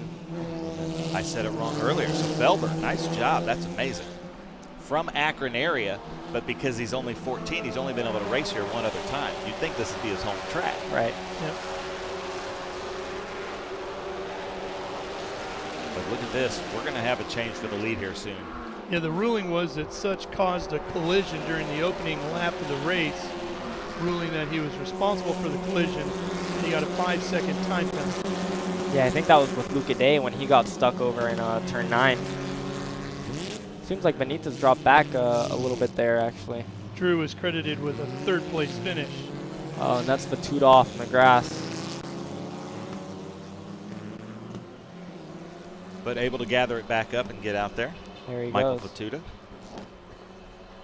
Irazu has good pace now, 2/10 quicker than Kara on that last lap. Benitez only 1/10 quicker than Kara. And they're right on him now heading into turn 4. Boy, that's tight in there, isn't it? Looking where to go. Benitez inside. 3 wide. Irazu on the outside. All headed to 4. And Daniel loses 2 spots, and Irazu fights his way back to the lead. That's the kind of move you got to make, though, if you want the title. That was a great move by Irazu. Really good thinking there. The left Ben shaking his head over here. I am, because, yeah, that's a great move to win the race, but he's in such a tight hunt for the championship. I don't know if that was a championship-winning move, because that could have taken him out. Yeah, that was a high-risk there's risk move. reward. I mean, you have good runoff there going into turn 5 uphill, so it's not super risky. You might lose a couple spots, but seems like it paid out for him, especially with the pace he has now. He can try and go and pull away while Benitez and Kara fight a little bit. It looks like Roman Felber has fallen back a few positions. And that's Beckham up right there, too, as well now. Seems like he has great pace. Beckham Jasir has really had an up-and-down day here, hasn't he? He was struggling. Now he's fought his way back up. His runner-up yesterday is the best of his career in the Ligier Junior Formula Championship. Here comes that pass, Ralph. Watch this. 3 wide going into 4. And everybody gave each other plenty of room, but it was awful tight. If you made a slight mistake, they were all going off. Yeah, that was a great move by Irazu. Good thinking there, going outside and holding the side for the next corner. Look at Beckham. Where did Beckham start? I saw him far back there. He was was all the 11th way at back the restart. in like 11th or 13th at one point. On the restart, I know he was in 11th, and he just had a 28.4, which I believe might be the fastest lap of the race. And you race against him on this platform with Farah? Yeah, I've raced against him a couple times. He's, a great driver. He's getting some good opportunities now, so hopefully he can make the best of them and try and go win some races. I know he got really unlucky at Road America, but he's one of the best sim drivers I've ever raced with, to be honest. I mean, he runs with Williams eSports and stuff on the sim, and he's really good on the sim. And let's see if he can convert that sim speed now onto the real track. Yeah, I think he's like ranked in the top 5 in iRacing or something like that. The Felber twins are both highly ranked. Yeah, Beckham at one point I think was actually ranked #1 in the world. Wow. On like actual ranking, like a leaderboard, not just saying he's #1. Yeah, no, he was actually ranked #1. He's rapid on the sim. It's funny watching this because this, these are United States Championship, like what you're in, FR, and this. But FR is the Americas, and half of the comments on our YouTube are in Spanish. It's "Vamos Irazu," or and it's really neat to see. So we have a lot of Portuguese fans that tune in. We have a lot of Spanish-speaking fans, and that's a lot of fun to see. And we do have a lot of South American drivers because they just like these North American tracks so much. Yeah, there goes Beckham on the move inside. there, right? Getting around Felber. There he goes. That'll He's up put into him P4. up to 4th, yes. Benitez and Kara have a good battle going on. Irazu pulled out a great lap, 27.8 that last time around. Pulled 3/10 on Benitez with a 28.1. That's a strong performance. But I tell you what, the car to watch, though, is Beckham coming from that far back with a somewhat new team, new car. He's doing really well. He's going to be with that top 3 here pretty soon. Maybe yeah, by they're the doing a keyhole. great job. Closing in on 7.5 minutes remaining in this, too.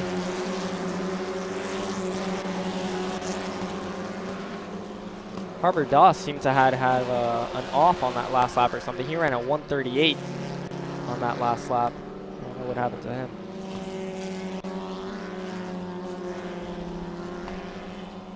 .27.9 from both Kara and Jasir now. Both 2/10 quicker than Benitez and only half a tenth quicker than Irazu with a 28.0.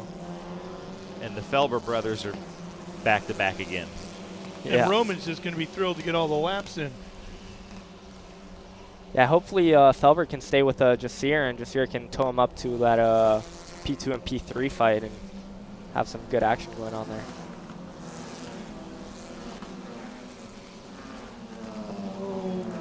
Oh, looks like That's 12 is on Batuta. But I appreciate him stopping right in front of our marker there, you know, Yeah. so Summit could get some time. I like Yeah. that. Some good publicity. And he did it without destroying your son. Yeah. Max just put down a 28.9. Max Buckram seems like he's getting up to pace a little bit now. Hopefully he can make his way forward and try and pass Harvard Doss. I know he'll be working hard there, and they have a good program going.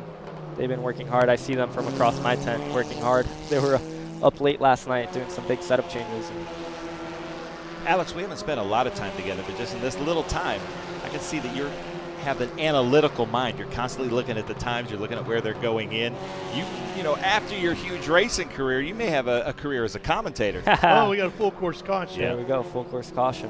Yeah, hopefully that's in the far, far future, but after you've won all your championships. Yeah, hopefully. After that big Formula One career. Yeah, right. Is that the ultimate goal, Formula One or IndyCar or prototypes like that? Yeah, I mean, honestly, I've always said I'll drive a golf cart. I'll drive whatever they put me in. My first time ever racing out of a go-kart was a pro late model at New Smyrna Speedway. Well, that's nothing like what you're doing here. Nothing at all, yeah. Oh, is that another car or is that Fatuta? I think that's Fatuta, I think. But yeah, I mean, I've always said wherever I get an opportunity and a chance to go drive, I'll be there, you know, and I'll be giving it my best and try to put in some laps. Whatever it is, prototypes, GTs, open wheel, my ambition is to drive. Watch the left side of your screen here. Let's see, right there, getting out of sorts and then getting stuck and facing the wrong way. And that's... Then he got off the track. He didn't make the turn. So he was stuck in the middle of the racetrack and probably just trying to get out But of is the that way. him? Is that him now? I think he's rolling now, yeah. Seems like he's going, yeah. So I'd like to brag on currently in P11, Ava Hansen. I was speaking to her in the grid walk, and her dad got mad at me for saying this because I said, I love the livery of her car, and she hasn't put a wheel wrong to mess up the livery of her car since I met her at NOLA. And her dad gave me this look like commentator's curse, but she's still out there. She finished yesterday, and the car looks amazing. There she is there. Yeah, it is a nice livery with some chrome accents and stuff. Definitely shines out there. And that's another team where it's her dad, and her mom. Oh, wow. This is going to shake things up now that everyone's nice and close together. Irazu might not have that the same pace he had as before. Hopefully he didn't burn out his tires trying to pull a gap on P2 and P3. And watch out for Daniel Carra because he has a lot of experience with this car. He's a strategist, and he may be thinking exactly what you just said there, Alex. Safety car is supposed to come in on this lap. There's Ava. But yeah, here's that strategy. So he wants to get on the gas about now to try to slow everybody down. Yeah, you really want to try and pack everyone up there and just time it right. And there he goes.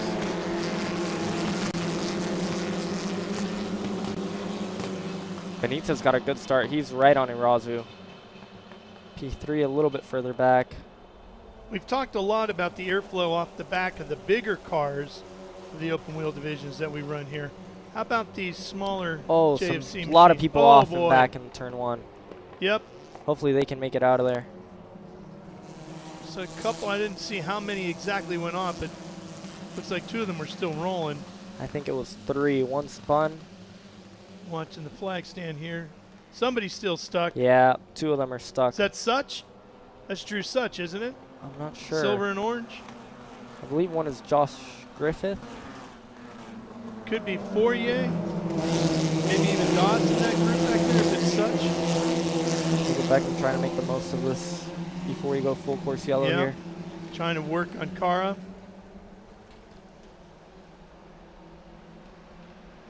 And this will most likely be the end of the race with 2 minutes to I go. would think, yeah. Gaston Irazu doing exactly what he needed to do here today. Just keep that points lead. He had to take a risky move, but it worked.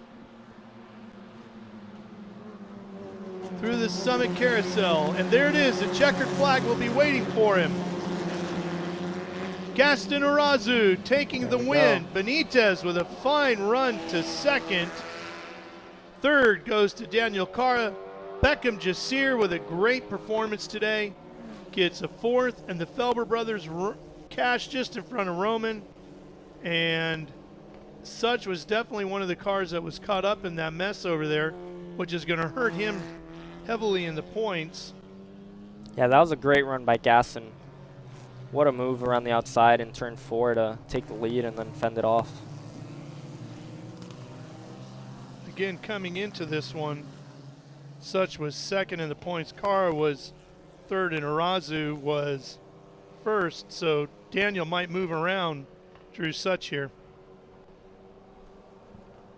All right, Alex, good luck. We'll see you soon. I know you got plenty of stuff you got to go do here today. Thank you. Yeah, I'm going to go finish up packing everything up with the team and getting ready for New Jersey. Okay, buddy. We'll see you there. Thank you.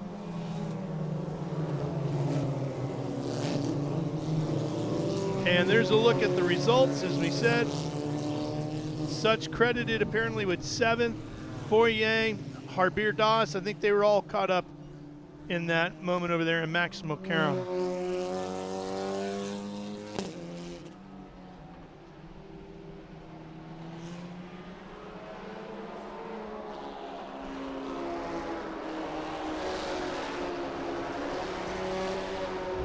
See if we can figure out what happened here at turn 1.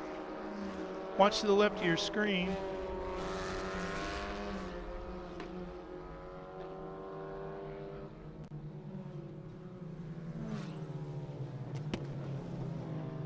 Here they come.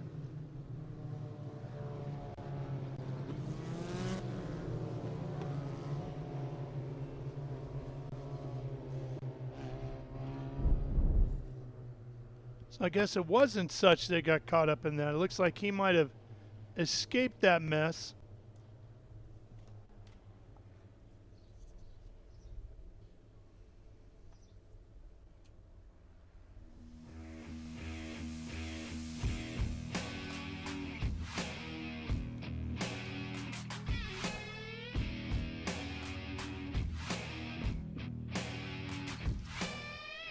Looks like Kelsey Pinkowski was in the 20. Driver out of Rochester, New York. Was at least one of the cars involved.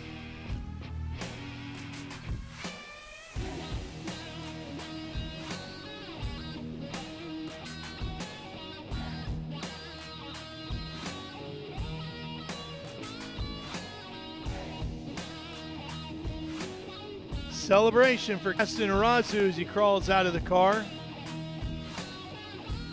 And Ben is there ready to talk to him.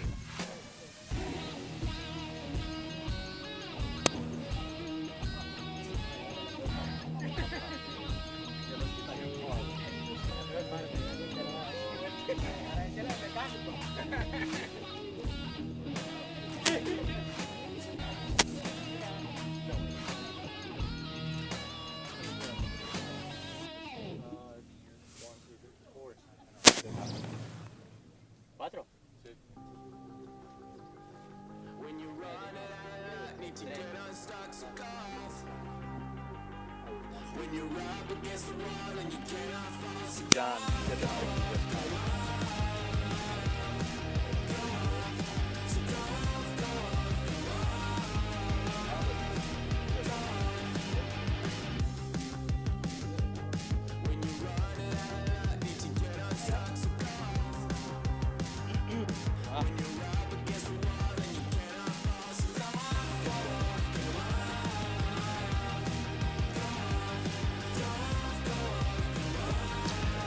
Well, Gaston Arazu, all Uruguay I think that was the third official win of the season provisionally. How was your race out there? Well, hi for everyone. Yeah, it was a really good race. We can win again in this competition, so it was a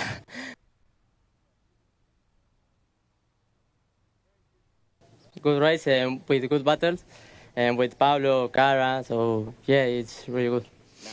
In our comment section, we have hundreds of Vamos Gastón. So speak to our Spanish-speaking fans en español, please. Bueno, fue una buena carrera.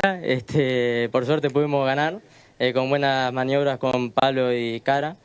Por suerte pudimos tener también buenos puntos que lamentablemente ayer por un error mío no pude asegurar otra victoria, pero bueno, vamos a la siguiente. Well, that's awesome. I'm going to send it back to the booth because John Phippin's coming up here for Winner's Circle in just a minute. Nice job. Awesome. Great race. Well, that'll take care of Ligier JFC, and we'll have more SVRA, Sportscar Vintage Racing Association action for you when we come back to Mid-Ohio.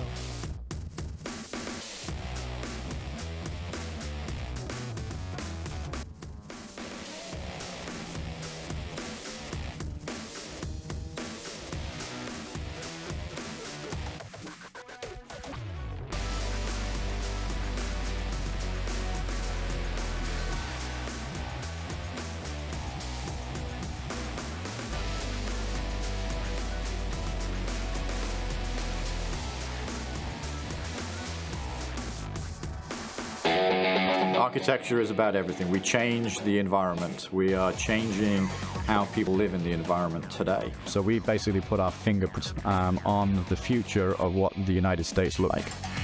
My overall business philosophy is that I'm engaged with my company from top to bottom, and I think the racing world and helping out the next generation and younger drivers is a passion of mine, and it's getting stronger and stronger every year. With that, that's why I want to be involved.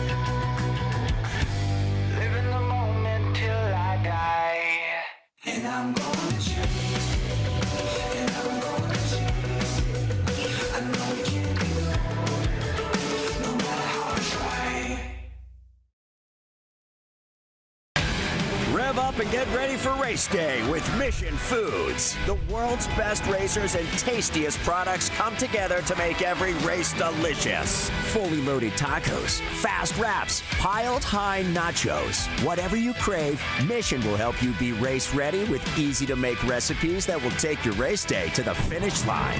Keep your racing delicious and enjoy all the mouth-watering action. Brought to you by Mission Foods. Too fast, too tasty.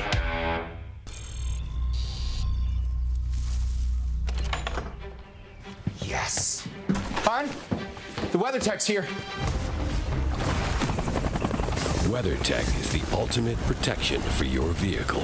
Laser measured floor liners, no drill mud flaps, cargo liner, bump step, seat protector, and cup phone. What about my car? WeatherTech.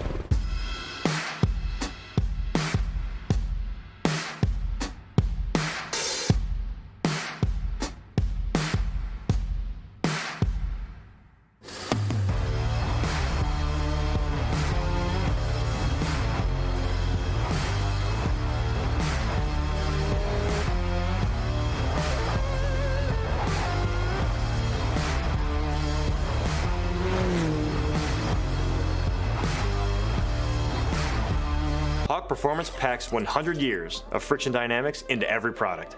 Backed by Carlisle Brake and Friction, the world's premier innovator of industrial brake and friction components, Hawk leverages R&D tools and motorsports experience to deliver uncompromising performance on the street. There's no reason to settle for less. Choose pads that are race-proven and street legal. Find the Hawk Performance brake dealer near you at hawkperformance.com.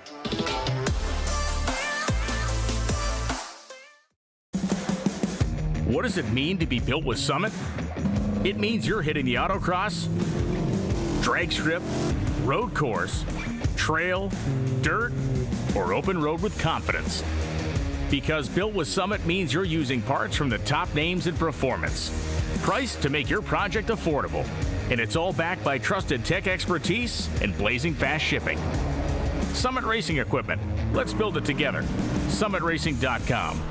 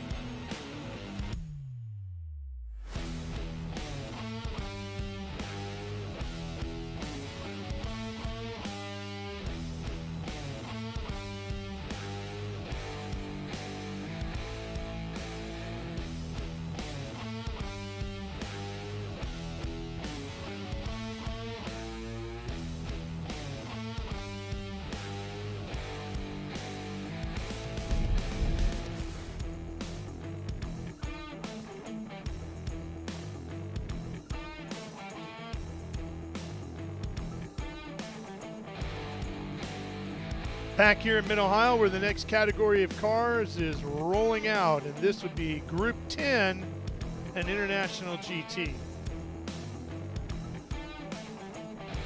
IGT cars out front here, behind the Janetta safety car.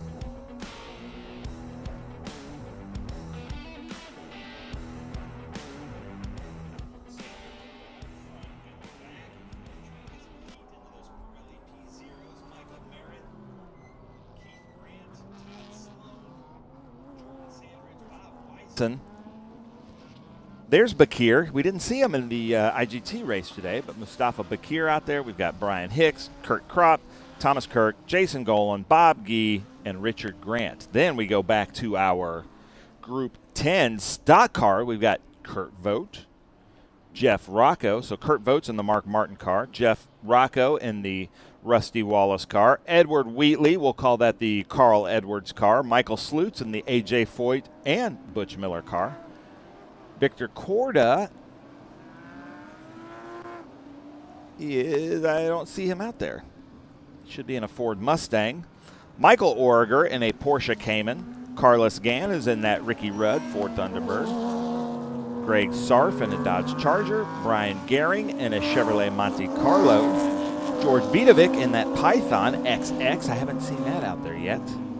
Reed Kreider in that Kreider Racing Nissan 240 that you have a cool story about, and then Steve Beck in the Mark Martin Ford Thunderbird. Yeah, it's going to be fun to watch. Lights are out on that Ginetta pace car. Mark Sandridge and Michael Merritt had a great start this morning in this morning's IGT Enduro, so look for Merritt to try to move up right here at the start, but he's got Mark Sandridge, who has probably more laps here at Mid-Ohio than anybody else on the track.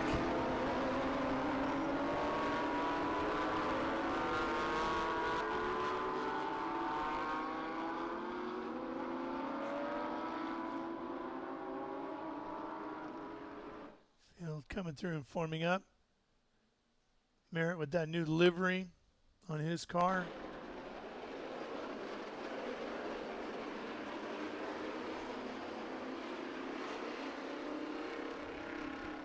They're coming to the green, watching the flag man. Speeds pick up, there it is, we're racing. Sandridge will lead him into Mission Foods, turn number 1, but not by much. Keith Grant able to stay ahead of Todd Sloan in that Cayman. Merritt starting to move around a little bit. Look at all the gravel at the top of the keyhole. You don't want to pass on the outside. Merritt really hugging the curbing there. Second wave is underway. Jeff Rocco around Kurt Vogt, but Kurt Vogt's got the, man, I don't know. Who's this going to be, Ralph? It's going to be Mark Martin on the inside, Rusty on the outside. Give it to the 2 car. Coming back is the 6, up and over the curbing, and did not get into each other. Nope, because Kurt Vogt and Jeff Rocco work together. Kurt Vogt owns Cobra Automotive. Jeff Rocco's one of his mechanics, and neither one of them want to do any repair on these cars. No. But look at this, Michael Merritt ahead of Sandridge. As we clarified earlier today, thanks to Denise, Michael Merritt from here in Ohio. How did you say this? Mentor. Same city as Bob Weissman. Oh, okay. The team, however, is from Florida.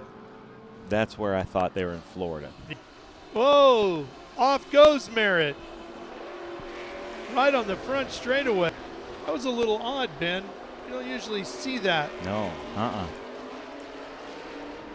George Michael Merritt with a little faith in his car. Got to have faith. It's 3 or 4 today. The meds have worn out quickly today, Ralph. Sorry. But that is a great-looking car. He is our points leader in International GT is Michael Merritt from Mentor. I think there's a Mentor, Ohio, and then there's a Mentor on the lake. And I think they're right next door to each other. So here we go. Todd Sloan inside. Yep. Down at 4. Makes the pass. You can just tell that that Cayman is just a little bit more nimble. It just rotates a little bit better.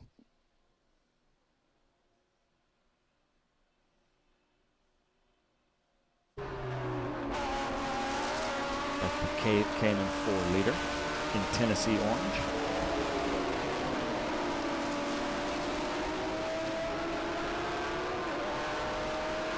So, Ralph, what are you seeing here? Well, Sandridge definitely, we know, has a quick car here today. Merritt driving inspired out front. Seems a little bit smoother coming out of that carousel this time. He's just not able to shake Sandridge just yet. Yeah. Half a second between the two.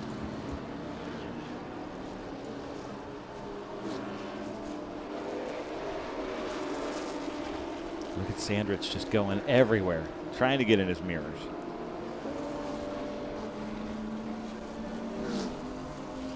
But knowing what I know now from Denise, that this is probably also his home track. I would think, yeah, for Merritt. Yeah, Mentor's just north of Cleveland on the way to Erie, Pennsylvania. Ah, okay.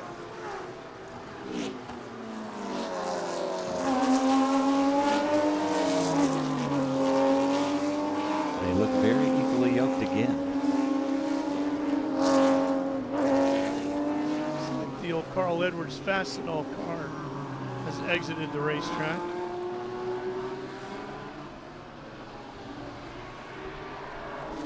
Mark Sandridge again behind Michael Merritt for this International GT Race 3. This is our SVRA Group 10 Race 2. Bob Weisen up to 5th. There's that Kreider GTU car back there behind this Mark Martin car. Right there.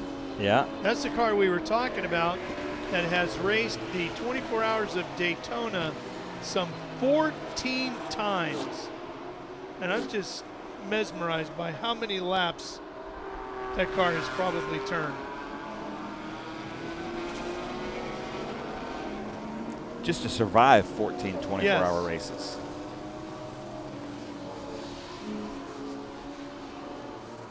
It was a GTU car. What does the U stand for? Under. Okay. GTO would have been over. Huh. Engine size. Yeah.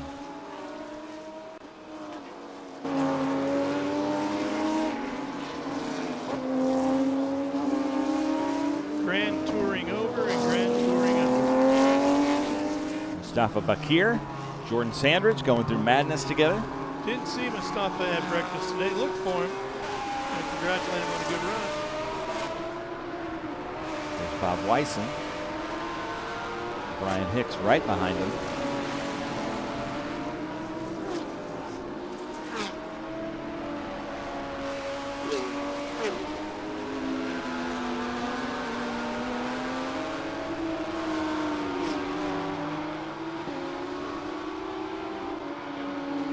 A lot going on in the livery on that car, huh? Mm-hmm. Yeah, and it looks good on TV, but it looks better in person.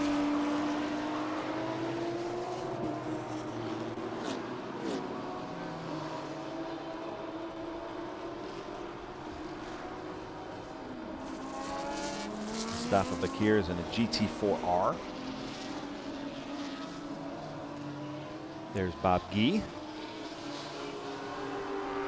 And this race is still heating up. Yeah, it's a good one, too.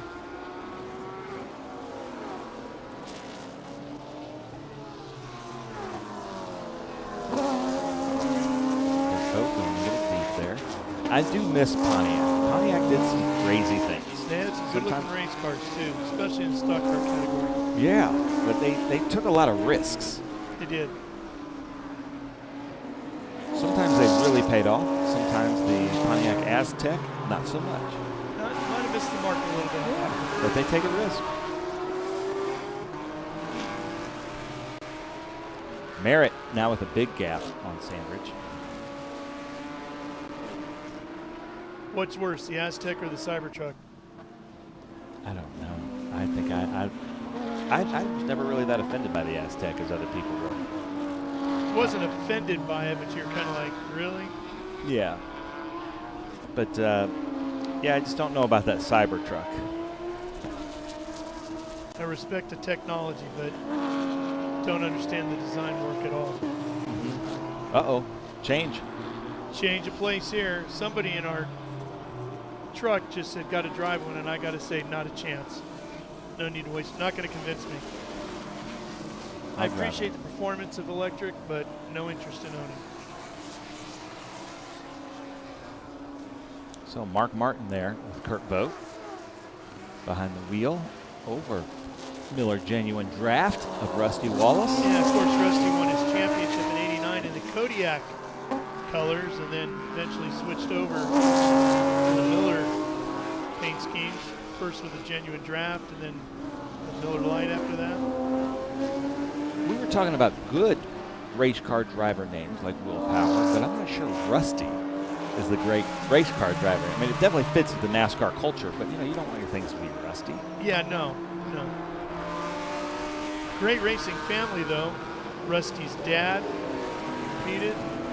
Rusty, of course, and then his middle brother Mike, and then Paul Herman, Kenny Wallace, who's still out there racing, putting in laps and dirt tracks here, there, and everywhere.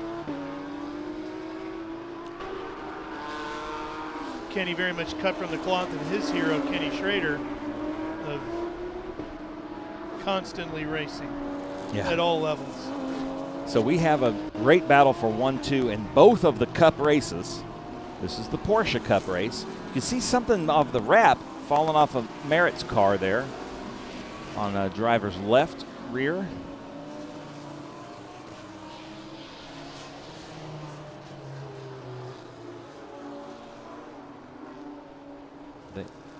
Uh-oh. Oh, here you go.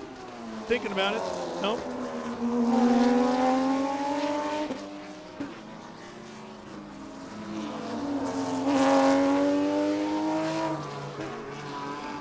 I saw him go just a little off balance there, Michael Merritt, leaving 5. He just had a little bit of a shuffle. Might have cost him some momentum. There's Richard Grant, and they're going to meet some lap traffic here at a pretty good spot. They're going to hit him at that straightaway between 1 and 2 probably. Yeah, even earlier than that. Uh-oh. Yeah, they're going to get him on the front stretch. That's the carousel right there. Whoa, got a little tight. Looked like Sanders got out of the throttle just a little bit. Yeah, it's going to hurt some of the momentum. Yeah. There he goes. Man, they go deep into that, don't they? They sure do. And of course, they've got more ground clearance than the open wheel cars that we saw earlier. And the open wheel cars all tend to kind of high side a little bit as they go over that curbing. There's not a huge curb like we've seen in some other places, but it's big enough. Michael Merritt got a little bit better run out of the keyhole than Sandridge. That turn 1 curbing in Indianapolis, the last race, was just, it's a monster. Yeah. It's a big hill. Stop and look here.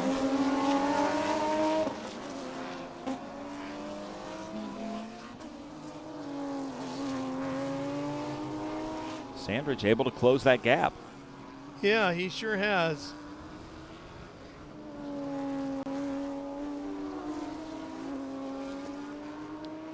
Merritt has been one of our more consistent drivers this year across the board, hasn't he? Very smooth, very consistent. Usually up front. Yep. Doesn't make a lot of mistakes. Well-prepared race car. That's what I've seen in International GT over the last 10 years. To win a championship, it's more about just consistency.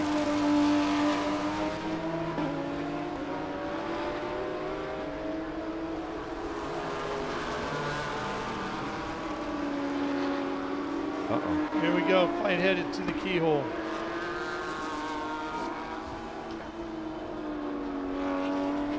That was a little side-by-side. You can see the left rear of Merritt's car having a little bit of a scrape on the wrap.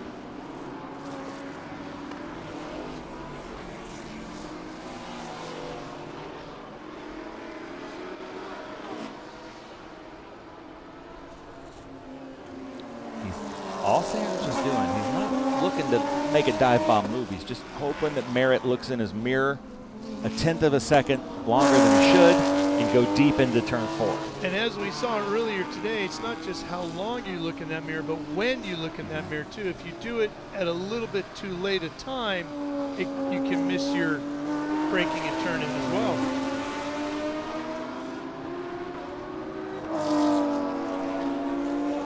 I was talking to Paula Menard, Paul's mom, who wrote the Menard's jingle. Yep. And I was talking about it. That's got to be on the Mount Rushmore of most catchy corporate jingles. But then the O'Reilly jingle is also pretty good. Yeah.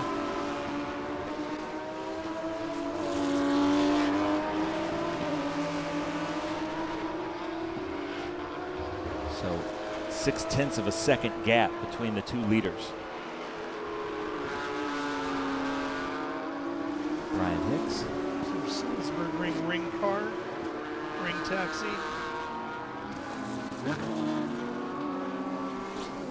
There's Bob Wisen. That would be fun to do. Go for a ride in a ring taxi at the Salzburg ring or the Nürburgring.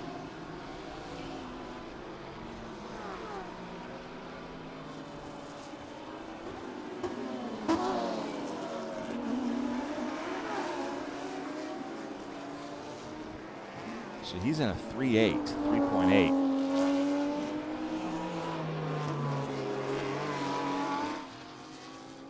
Like we said, Mustafa is in a 4R.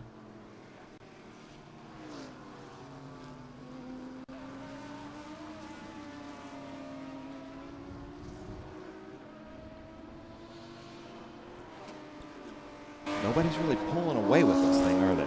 No. There's plenty of good battles going on.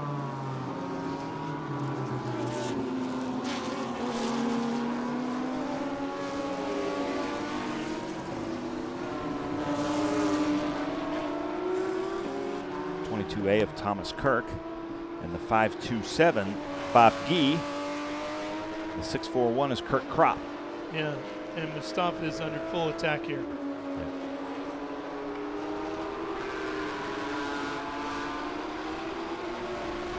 Jason Golan in that 9.1 right behind Mustafa. They have to make a decision where to pass this lap traffic. And we see the Rusty Wallace car now getting behind these Cup cars. Cup car behind Cup cars? Yeah. Pet peeve time here. It's not a NASCAR. What do you mean? It's a NASCAR car. Oh, is that what they say? Well, you hear a lot of people say it's a NASCAR. Yeah. No, it's a NASCAR car. Oh. National Association of Stock Car Automobile Racing. Yeah. So it's a NASCAR car. But I do find myself saying the JFC Championship a lot, which is redundant. Yes. Just one of those. Stream.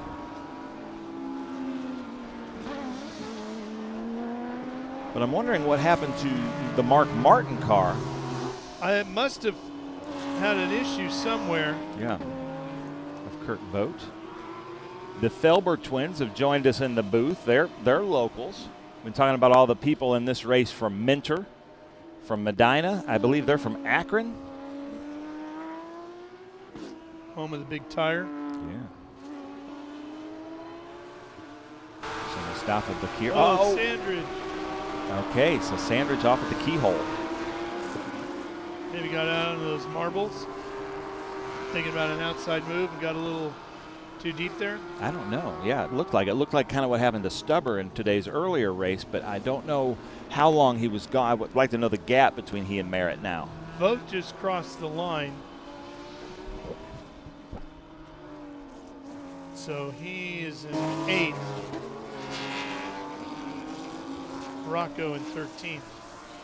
Oh, so Vogt is moving. There There he he is is. right Yeah, there. he's moving up. Holy cow. I think it was dealing with all that traffic. Because Rocco's kind of caught behind Kropp, Kirk, and Bakir right now. So he's coming up on Jordan Sandridge in the 4.9 in the Cube 3 Madness section. There's Richard Grant in that 4-liter Cayman.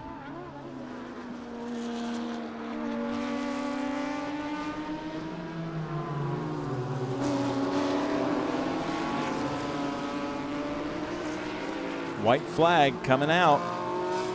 White flag is out. It is, yep. Merritt with one more lap to go. So Sandridge only lost 3 seconds. Here's Merritt. Here's Sandridge behind him.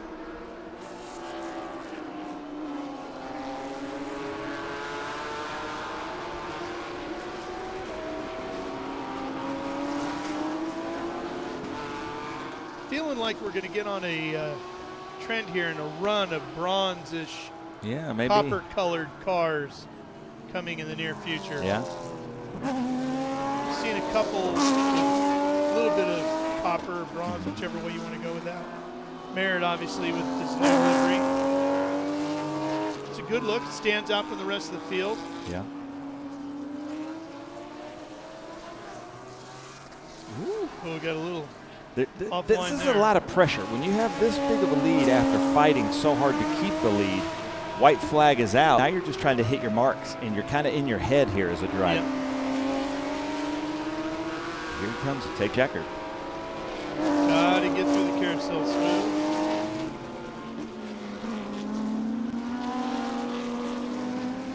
There it is, onto the straightaway, and the checker flag awaits. Merritt takes the win. Sandridge chases him across the line as he has all day, finishing second. Todd Sloan, Keith Grant. He's going to get third overall, first in class. Grant gets fourth overall, first in class. So Sandridge passed Merritt after the checker to just kind of give him a thumbs up. Yeah. Great race.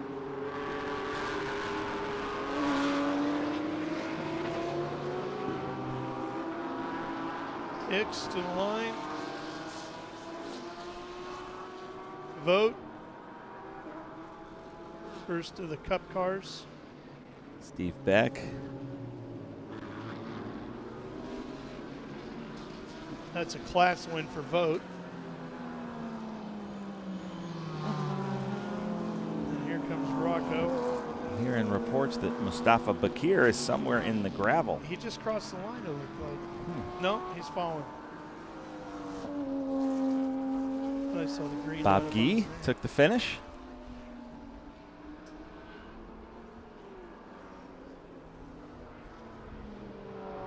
There's the Rusty Wallace car.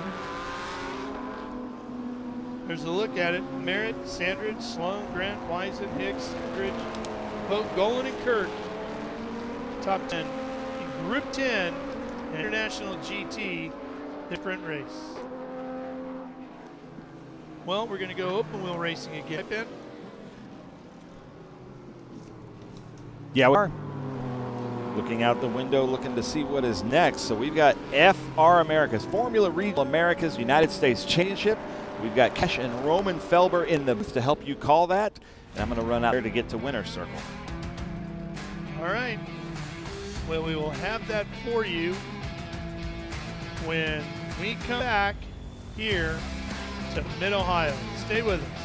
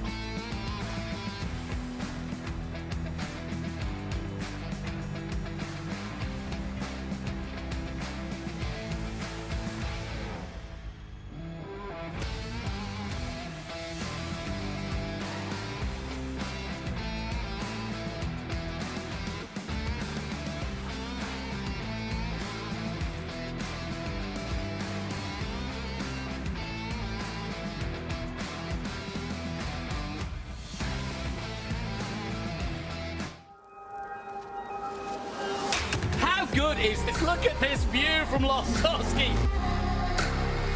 It brings all my fans, it brings the audience into the car with me. 140-mile-an-hour entry speeds. The quickest and most efficient way for me to get information to my drivers is from using the VBOX HD2 system.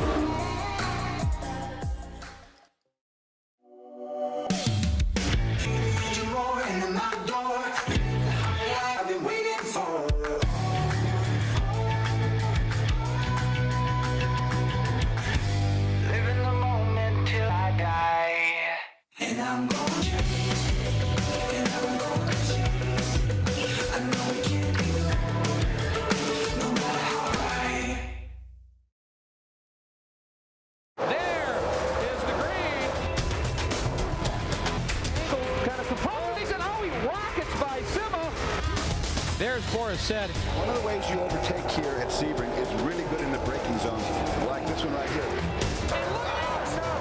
Both go around. There's the green. We are back and at it. Watch this. Oh, look on, Miller, look on.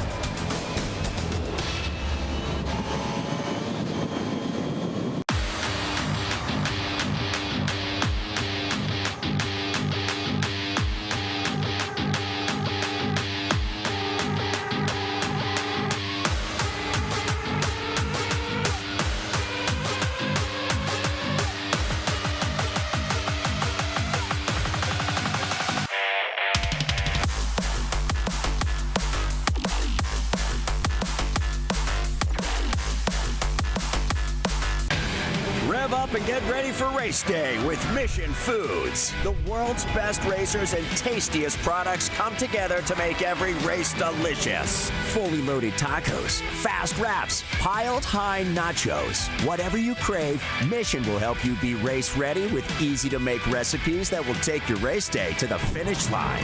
Keep your racing delicious and enjoy all the mouth-watering action. Brought to you by Mission Foods. Too fast, too tasty.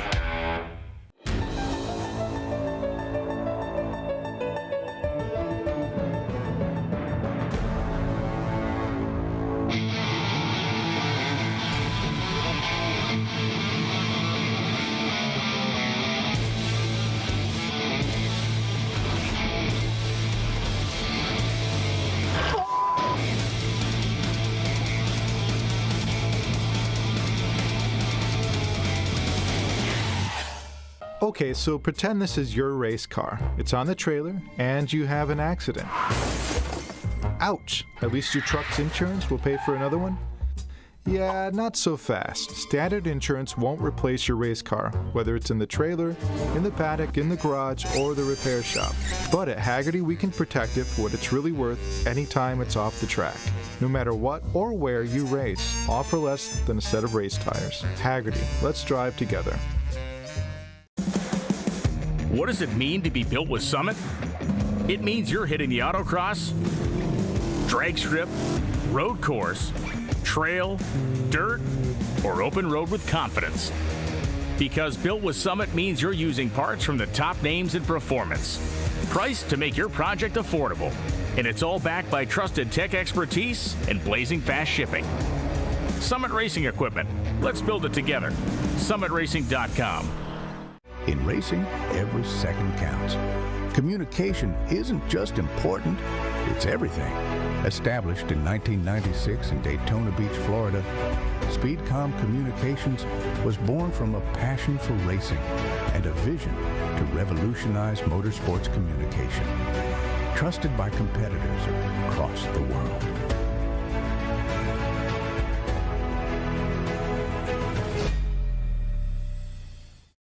Okay, so pretend this is your race car. It's on the trailer, and you have an accident. Ouch! At least your truck's insurance will pay for another one? Yeah, not so fast. Standard insurance won't replace your race car, whether it's in the trailer, in the paddock, in the garage, or the repair shop. But at Hagerty, we can protect it for what it's really worth anytime it's off the track.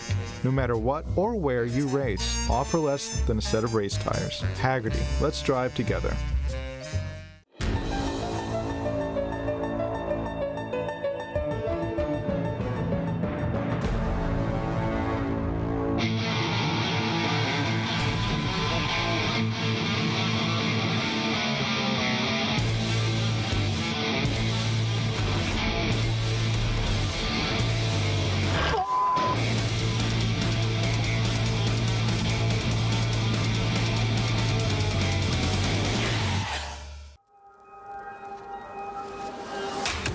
Good is this? Look at this view from Lostowski.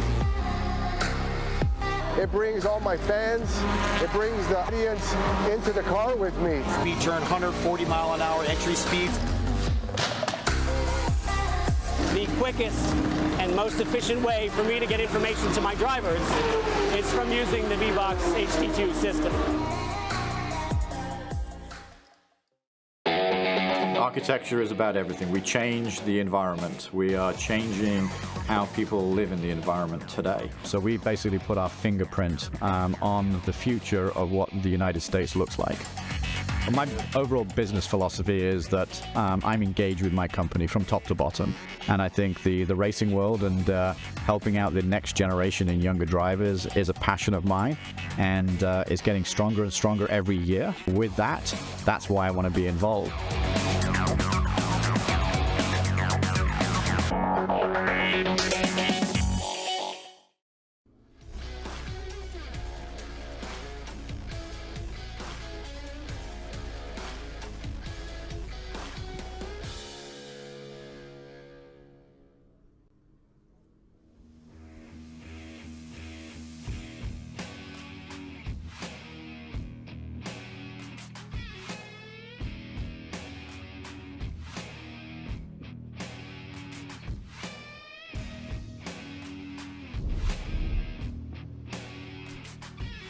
Cars are out on the racetrack and rolling around here at Mid-Ohio as we get ready to go racing with Formula Regional Americas. Ralph Shaheen with you, and I'm joined by the Felber brothers, Cash and Roman. Gentlemen, great to have you with us. Yeah, great to have you. Great to have you. You're good to be here. Yeah, for the FR race. This will be exciting. So, Cash, you come in with a win yesterday. Yeah. I finished P2 on track yesterday, but after penalties, we ended up P1. So yeah, very Take excited. the win any way you can get it, right? Yep. Very excited to get the win at home. First win here in this series. So yeah, excited. And Roman, a little bit of a rough day for you yesterday, but a much better one today. Yeah. Yesterday we had some issues with the car, and yeah, today we started P11 and we made our way up to P6. So yeah, pretty strong race one, and looking forward to it. So here's a look at our starting lineup. Bruno Ribeiro, Nicholas Ambiato, Jet Bowling, Titus Sherlock, and Nicholas Stoddy all in the top 5. And those 5 drivers, guys, have really been the story of this championship the last couple of rounds. Yeah, Titus having a good opening to the season. I don't think Indy went his way, but Bruno Ribeiro taking, I think, a win yesterday. So yeah, he's been flying. So you guys grew up racing here. What is the key to being quick around Mid-Ohio in an open wheel car? This is my second time at this track, actually. Yeah, just rolling speed, making sure you're hitting the curbs. Well, you guys are Ohio natives, so how have you not spent a lot of time racing here? We live about an hour away, and so yeah, we don't really come here that much. Okay, so you guys are from Akron, right? Yeah, we're from like Akron, Ohio.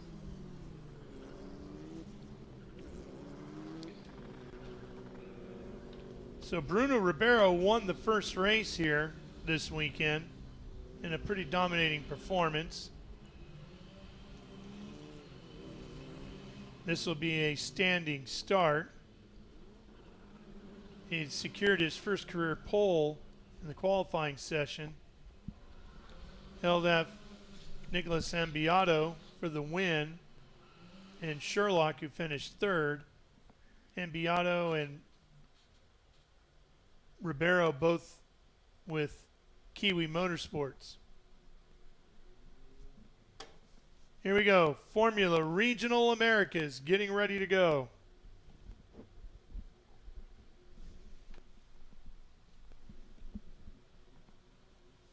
Ambiato, the points leader, by 7 over Ribeiro as we get ready to go. Lights are out and we're rolling. Was that Brady Golan that rolled a little bit early, it looked like? It looked like Ambiato to me as he clears Ribeiro into turn 1. Yeah, there was one deeper behind them, too. I think it might have been Golan. Maybe Golan, yeah. Here we go. Keep an eye on the 55. Ambiato trying to be the first one to the keyhole, and he's there. Ribeiro already right on his rear wing.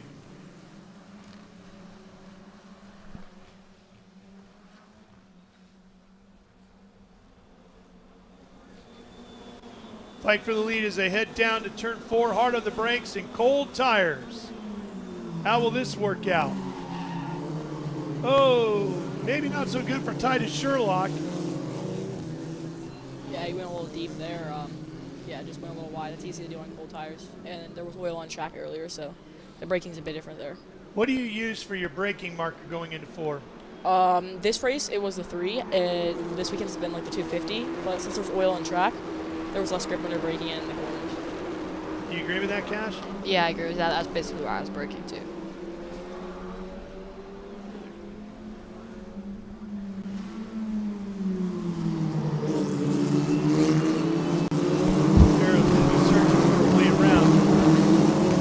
Obviously, there's a lot of dirty air coming off the rear wings of these bigger Formula Regional Americas cars. How tough is it with the airflow when you've got somebody tucked up behind you? Yeah, it's pretty difficult in these cars. I've never drove one personally, but I've talked to people who have drove them, and they say the air wash in these cars are pretty bad. In our cars, it's not so bad, but these with bigger wings, it's a lot worse. Barrow looking for a good run here down this back straightaway through turn 3, which is really just a bend in the straightaway. Peeks inside, but he's not ready to make a move.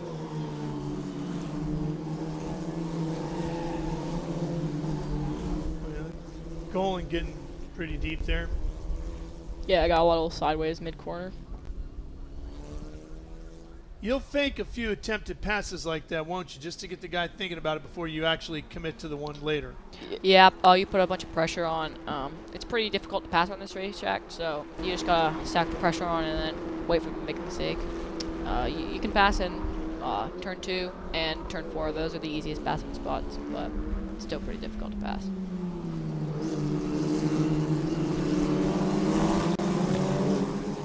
It's also possible right here in the carousel too if you hit it just right. Yeah, you can. If you get the carousel right, you can and you get the draft on the turn 1. Yeah, you could probably pass him in 1.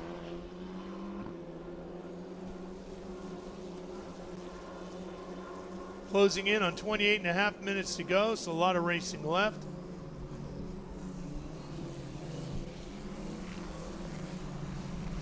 These teams get 2 sets of those hand-cooked slicks to use on the weekend. So you have to play your cards right with the tires, don't you? Yeah, you do. They're pretty worn out at the end of the race since it's very hot here this weekend. So the tires get used very hot and it's very slick on track. It was greasy yesterday. When they came in, everybody's rear tires were like draining and everything, just sliding a lot. So yeah. Stoddy in the 15 really putting the pressure on Brady Golan. Golan was the pole winner at Indianapolis in the last round a week ago.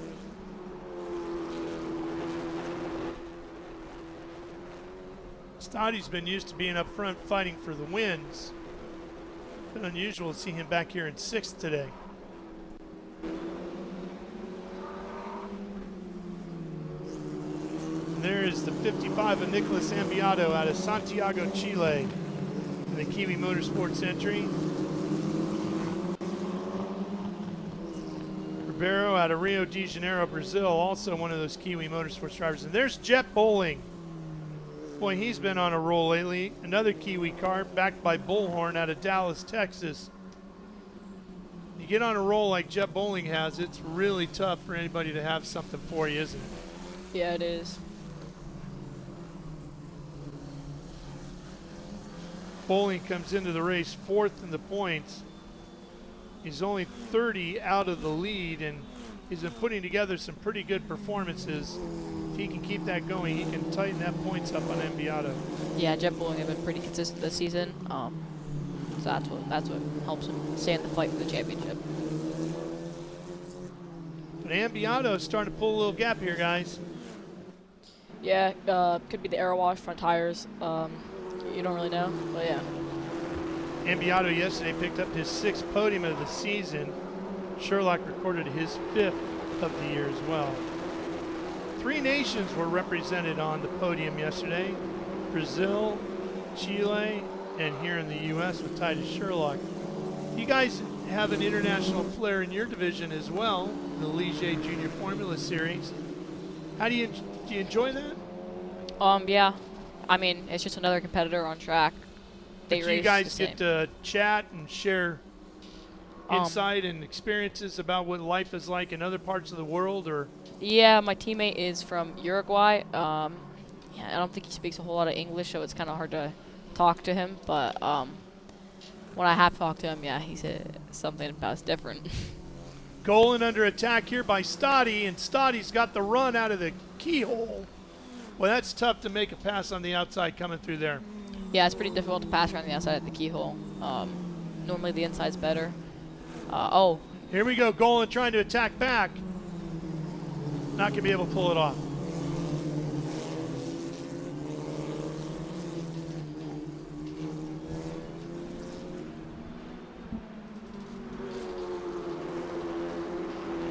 Still Ambiato, Ribeiro, Bowling, and Sherlock and Golan.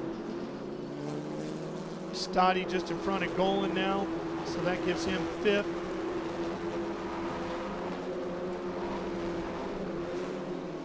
There's Stoddy trying to pull away now to see if he can catch back up to the guys in front of him. He's going to be trying to catch Titus Sherlock and then Bowling after that and see if he can get on the podium here today. Stoddy all the way from Perth, Australia, running for Kiwi Motorsports.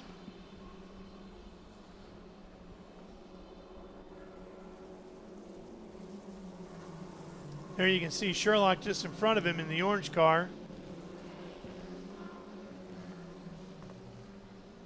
Sherlock running for Crosslink.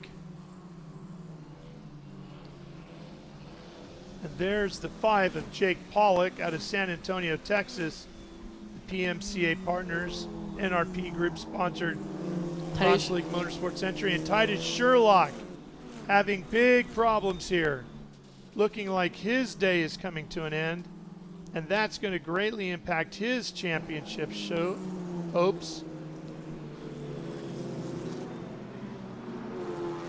Looks like maybe a motor issue for Titus Sherlock as his car is losing speed. He was 3rd in the championship coming into the race today.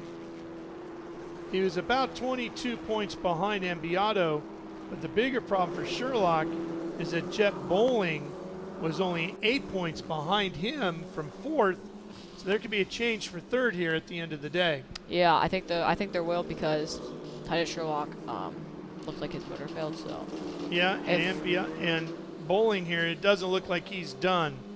He's running in 3rd, but he's got his eyes now on Ribeiro and might have a shot at catching him with 21.5 minutes to go. Yeah, it looks like Jet Bowling's closing up the gap to Ribeiro ahead. So, and it looks like Ribeiro is closing up the gap to Ambiato a little bit. So yeah. Yeah.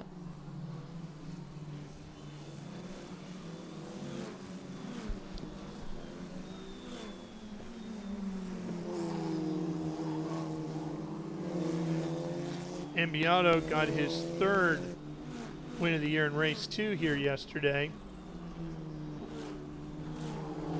Bowling was 3rd in that one with Ribeiro 2nd. And Kiwi Motorsports swept that podium in race 2.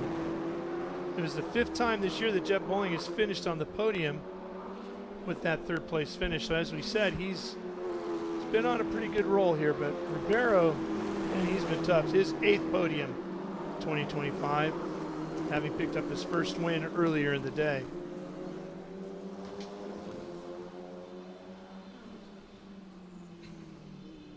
Ribeiro closed the gap 4/10 last lap to Ambiato. That's a significant pickup. Yes, it could be tires falling off for Ambiato. He did push quite hard in the first stint so far, so yeah.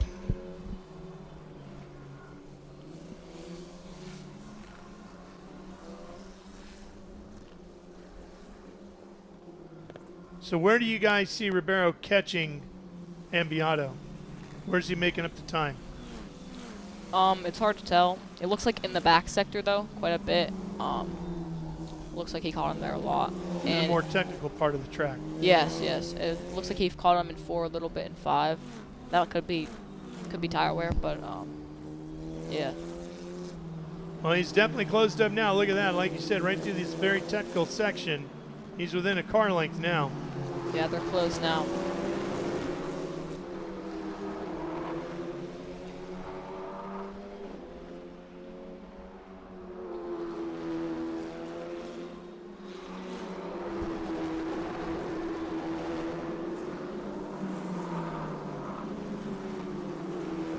When you're closing on somebody like that, at first you're might be 2-3 seconds behind him, and you start chipping away at it, and you're doing your work, and you get there. All of a sudden, you reach a point where you're like, I got him now. And you get that little bit of boost of adrenaline and energy and focus to complete the pass. How close do you have to be? When does that kick in where you're like, okay, it's on now? I'd say probably about like half second away. When you're half second away, that's pretty close. So you get that half a car length kind of thing? So you draft, then you could draft up on him, and then that's how you'd go side by side, make the move inside or outside. Here he goes, looking inside is Ribeiro. Nice block by Ambiato. You get one shot at that move, don't you, Roman? Yes, you do.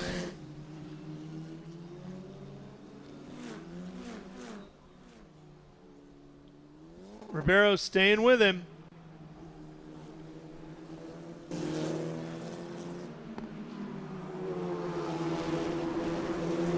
You would think with these two fighting for the lead, it would help Bowling out a little bit. Maybe give him a chance to gain a little ground. Yeah, he gained like 2/10 last lap, so maybe this lap he'll gain a bit more because they defended it into it. Let's see where they are when they cross the line.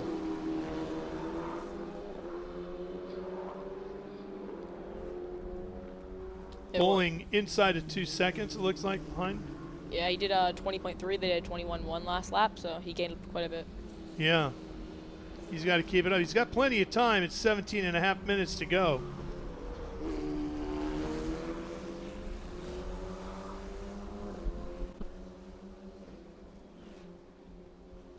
Ribeiro isn't as close to Ambiata on this straightaway as last lap. These guys have had a lot of races this weekend. It's their third one, making up for one that they lost at Indianapolis last week due to the weather.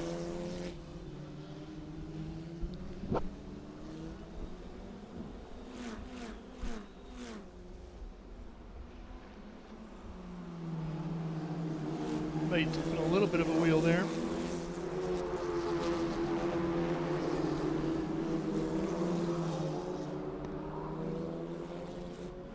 Bowling looks like he's closer still, doesn't he? Yeah, he looks like he closed up a lot this lap. We'll see what the gap is at the line, but it looks like around half second to a second he closed up this lap. Yeah, it was what, 1.9 seconds last time? Yes, it was. Let's see what we have here now. Top two across the line. Here comes Bowling. Well, still 1.9. Not quite as much as we thought he had. Maybe a thousandth or two. Maybe it looks like he closed up. Maybe he closed up a little bit, like 0.2 on Ribeiro, because Ribeiro is dropping off the back of Ambiata. So there you go. That could be it. Yeah, just a little closer.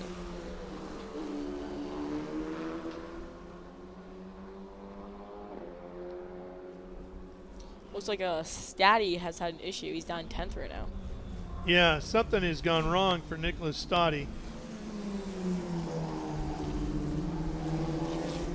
Ribeiro still hasn't found a way around Ambiato. Do you see any openings in Ambiato that maybe Ribeiro could take advantage of? Is there a spot on the track?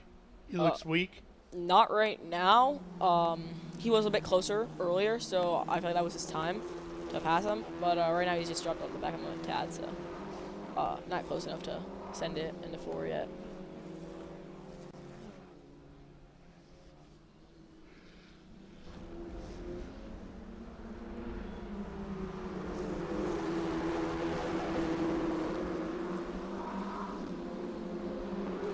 Here we go, another one in the books.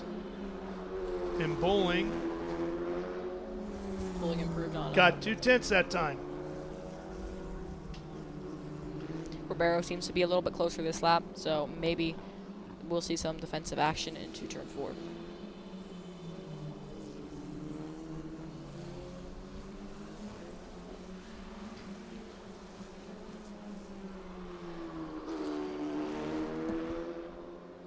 Bowling still too far behind to gain anything out of that draft at this point. Going to the inside there, Ribeiro.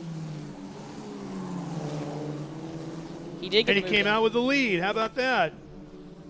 He'd been feigning that as an opportunity lap after lap, and he finally stuck it right down in there. Yeah, it was kind of a late dive bomb, but it seems like he has a little bit more pace than Ambiato at this time of the race. So, yeah, and then Jet Bowling's closing up to both of them right now.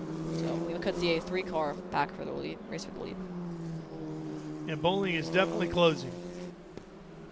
Yes, looks like he is closing. We'll see the gap of the line.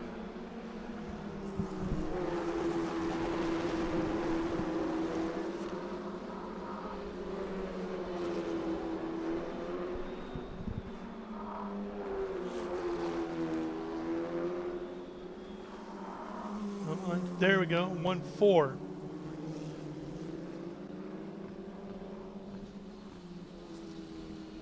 Bowling gained 3/10 last lap on the leader, so he's closing up a little bit. Looks like Ambiato is dropping off the back of Ribeiro right now, so Bowling probably looking to try to close in on him. Ambiato too far back here this time to retaliate.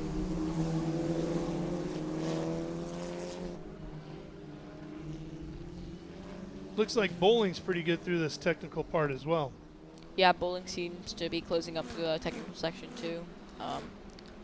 5, 6, and 7 of the racetrack, so it seems pretty good through that section.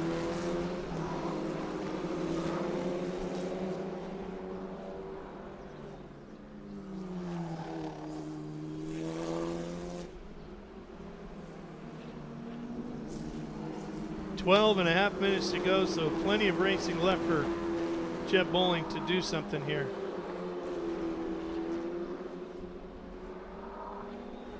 Won 6. He lost a little time. Yes, it looks like Bowling lost a little bit of time that lap. Ribeiro out front. Sure seems like he's closing. The clock doesn't lie.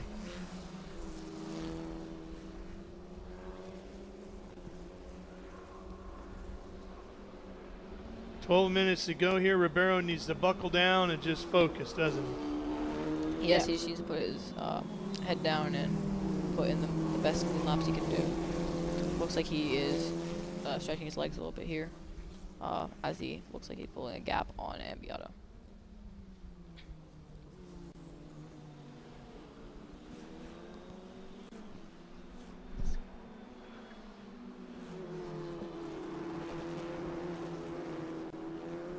Again, coming into this race, Ambiato by 7 over Ribeiro.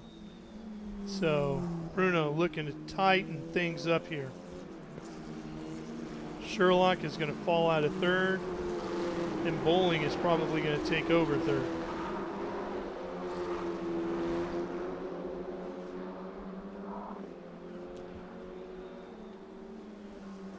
So these last 11 minutes can have a huge impact on this championship. Yeah, obviously, if Ribeiro wins, he could take the lead of the championship, depending where Ambiato finishes. So Ribeiro kind of needs to win this race if he wants to take the lead of the championship from Ambiato. And Jet Bowling, obviously, if he stays 3rd, he'll move up into 3rd in the championship. So.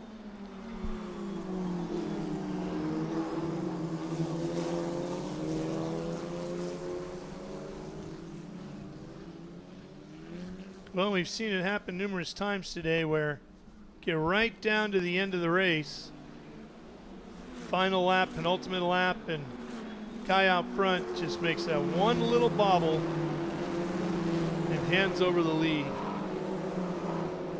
So we'll see if Ribeiro can keep things clean here.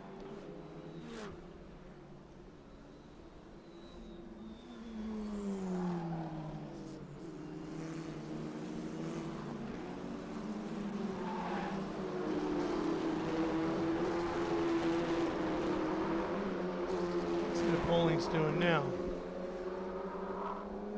Boy, he's slipped off a bit. He's back to 2.3. So I don't know, maybe those tires have been used up and he doesn't have the grip he needs to keep pushing. Yeah, his left front looks pretty green to me.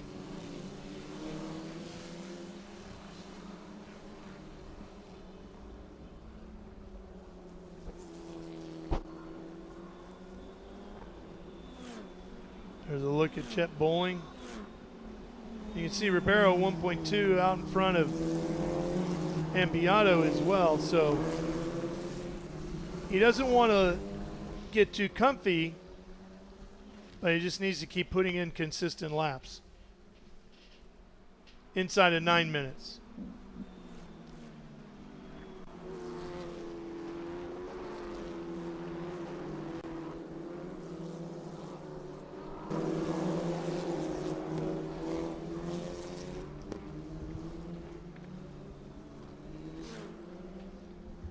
Barrow with a nice entry into the carousel.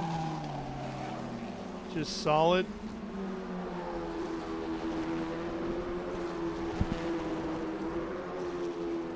Barrow Wolfe going a bit off there in 4.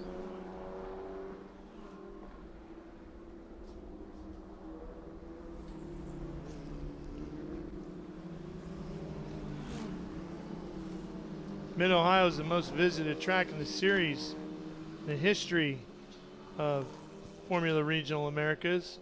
It's the only track that, most races here.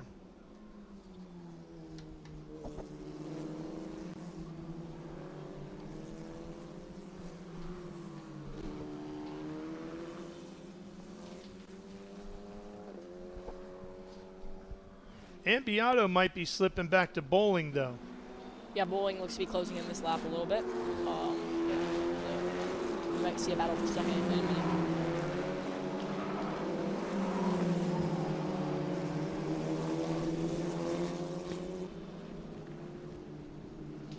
So right near the halfway point of the season for this tour as well. So boy, you don't want to make a mistake now because start running out of opportunities.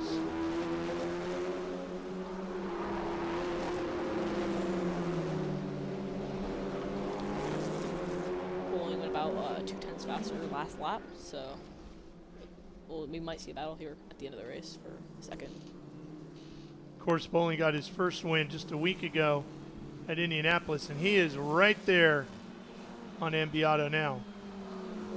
So the fight for second, just a second apart.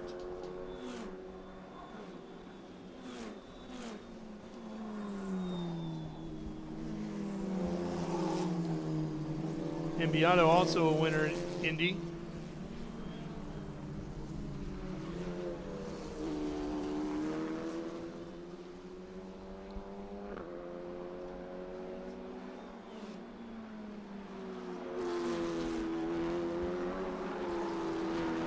Yeah, Bowling looks to be closing a lot this lap, so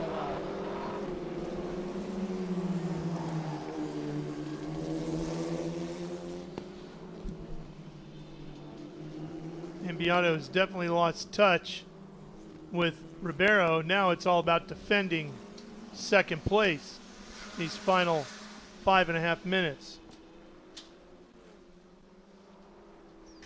Gap looks to be about 6/10 now, so he took 4/10 out of him last lap.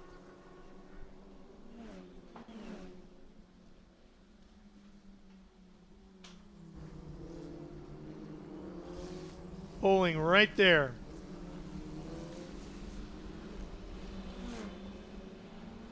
He was 4/10 of a second quicker on that last lap was Jet Bowling than Ambiato. But he seems to lose ground down this long straightaway.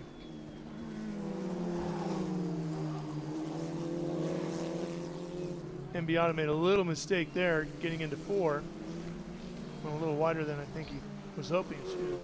Bowling seems to gain most of his time in this back technical section. This is where he seems to close up the most. That could be just Ambiato pushed his tires too hard at the start, and either they overheated or they're just completely dead. So that could be why Bowling is catching a lot now.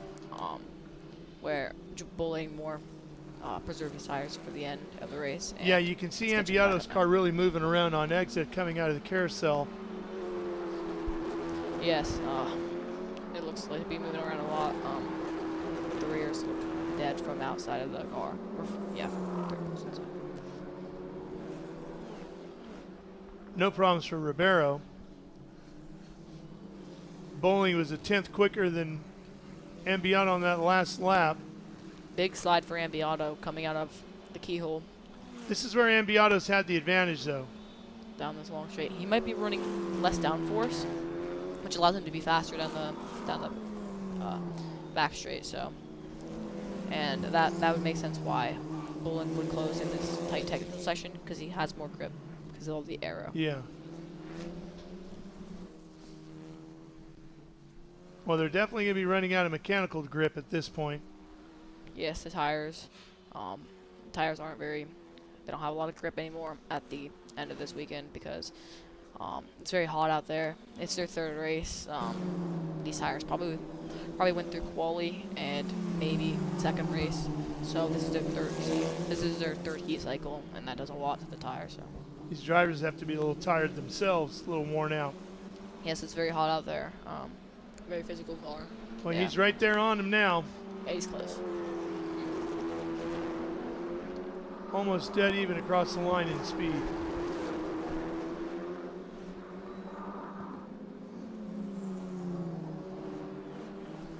Bowling starting to fake to the inside.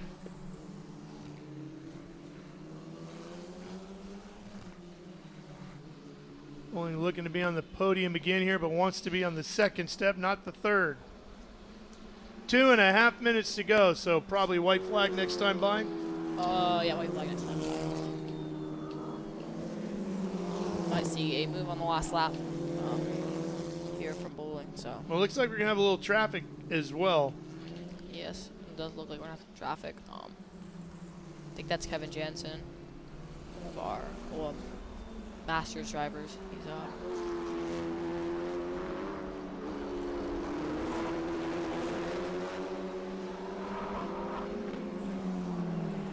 He pulls over. Great job of Kevin Jansen getting out the way.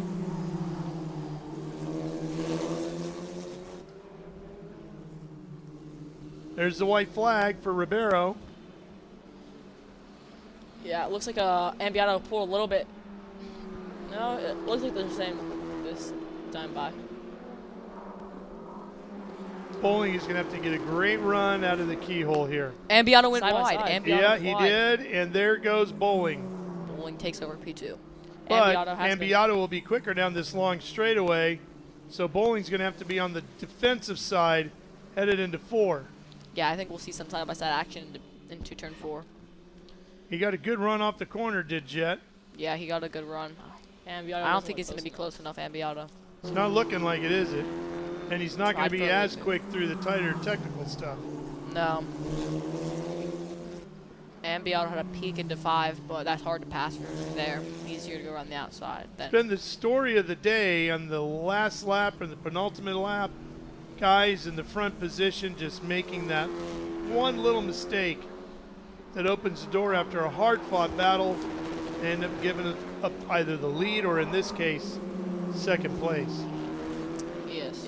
Ribeiro's been really consistent all race, so that definitely helped him. So that's good. Bruno Ribeiro through the summit carousel for the final time, and he's going to the top step of the podium with the win here at Mid-Ohio in race 3. And Jet Bowling does a great job to fight through and take second away from Ambiato right at the end of this one. And the points are definitely going to get shaken up. Formula Regional Americas.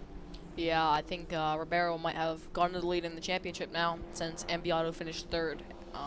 Yep, and with Sherlock having his problems. Yes, Sherlock having his motor issue. I think Jet Bowling takes over 3rd now in the championship, so very close up front in this championship.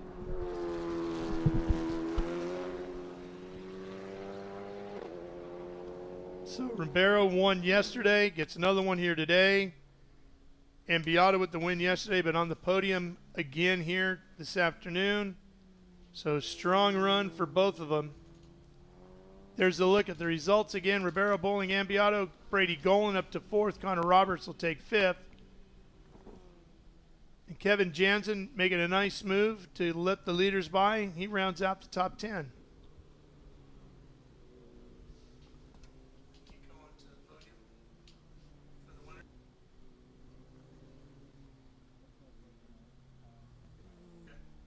See if we can take a look at that pass here and figure out what Ambiato did wrong. Let's see. So he gets a little wide off the apex of 1. Just understeers wide, I feel like. Yeah, just understeers a little bit wide.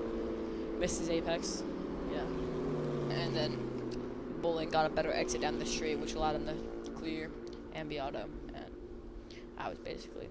Yep, just in time to get on the brakes down here. And Bowling takes over 2nd place, and there you see Ribeiro out in front of him. Coming up just on the other side of the break, it's time for the Cube 3 Architecture TA2 Championship presented by Pirelli. Switch on over to Speed Sport 1 now. Catch that race live on Speed Sport 1. We'll be right back.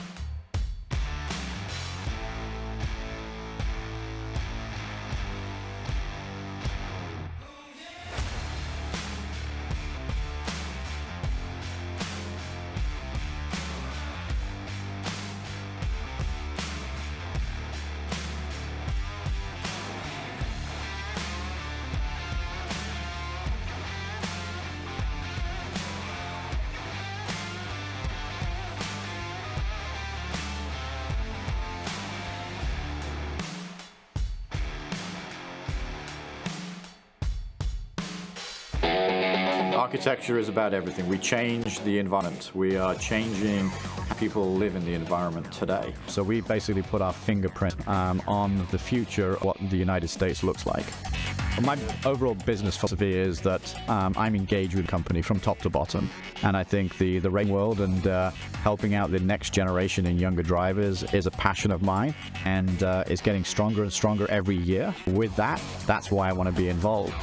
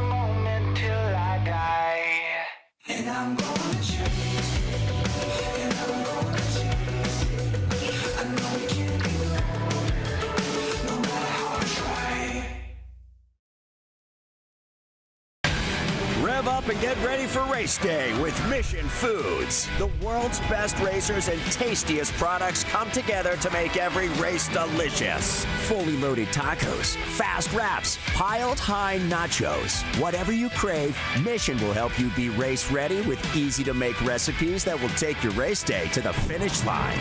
Keep your racing delicious and enjoy all the mouth-watering action. Brought to you by Mission Foods. Too fast, too tasty.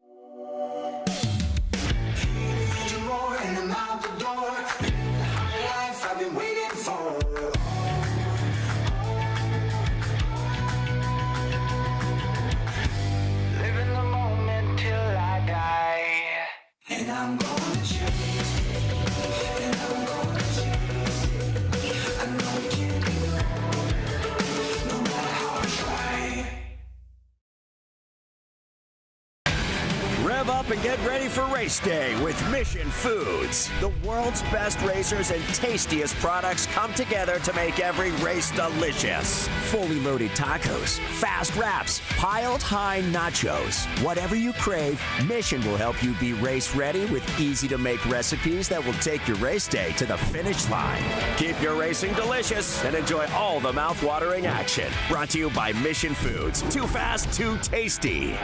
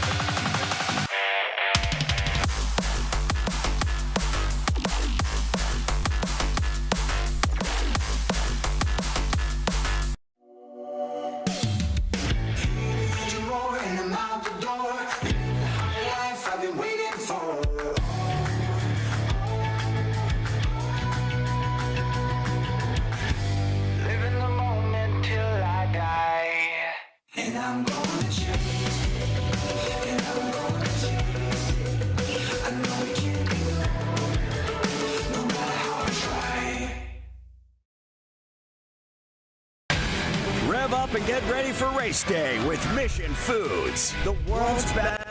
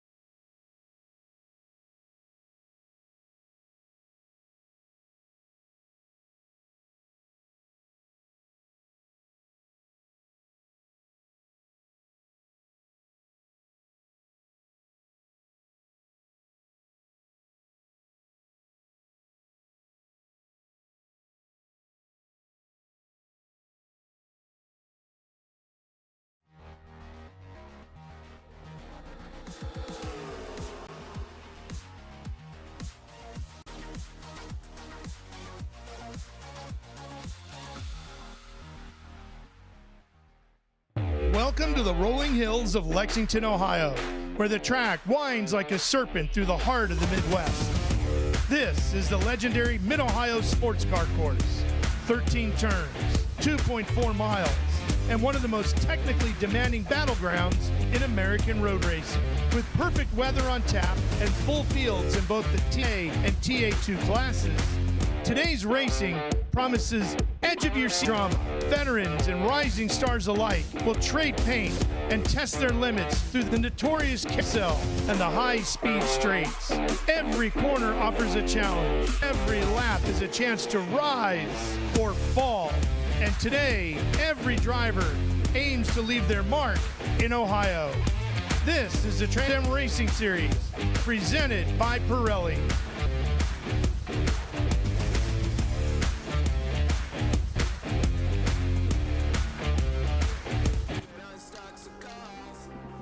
It's a live look here at the Mid-Ohio Sports Car Course in Lexington, Ohio. Ralph Shaheen and Mr. 100 Adam Andretti here with us after making his 100th start yesterday as we get ready for Trans Am presented by Pirelli with the Cube 3 Architecture TA2 Series lined up on the grid and ready to go. Adam, this should be a really warm race for these drivers sitting inside these cars. Yeah, it's a beautiful day out there at Mid-Ohio Sports Car Course. It's hot, though. It's hot. The breeze saves you, but inside these Q3 Architecture TA2 cars, you don't get much of a breeze. So, yeah, definitely making sure your cool shirt, any kind of cooling devices you're using, that you're well hydrated and that you were prepared for this weekend. So, I tell you, when I was a younger driver, the heat bothered me a lot more as I got older, more conditioned to it. So I think, honestly, it affects the younger drivers more. I know that seems counterintuitive, but it's just kind of the way it goes. The heat is so wretched inside these cars. There's just no movement in there. So it'll be interesting. It's going to make for some great racing today, and that surface temperature of the track is going to make the difference. Well, let's take a look at qualifying from yesterday, the TA2 Championship machines. And Barry Bowe's getting his best qualifying ever in his Keep 3 Architecture TA2 career, and Jared Aldrich, and I believe took the Pro-Am pole. But great highlight reel here. But yeah, Jared's come a long way. He and I had a nice conversation yesterday about what's, and then you got Sam Corey here, pole man in the SLR car. Tom Sheehan there. But it was really all about Corey Day at the end of this one. Yeah, sorry, it's not Sam Corey. My apologies. Corey Day, my apologies. Corey setting the track record on his way to winning the pole here. And getting his first pole in Cube 3 TA2. So you get a little over 2 miles here and some 13 turns, and you hear everybody say it's so hard to pass here. You do. It is difficult to pass, but it's not impossible. It's definitely not impossible to pass here. But you gotta understand the track and understand where those opportunities are, and you got to be opportunistic in the mistakes too, because this is Mid-Ohio Sports Car Course. It is as you alluded to on that intro, that wonderful intro, this is one of the most technical tracks anywhere that you'll ever find, and mistakes come quick, often, and in a hurry here from even the best drivers. So capitalizing on those mistakes, recognizing when they're there, and pouncing and completing the pass. Difficult, but definitely you can accomplish it here. So Andy Lally, the president of the Trans Am Series presented by Pirelli, is raced here a ton of times. In fact, he was an instructor here even at the driving school. So we jumped on board with Andy to get a lap of Mid-Ohio to find out how you get around here.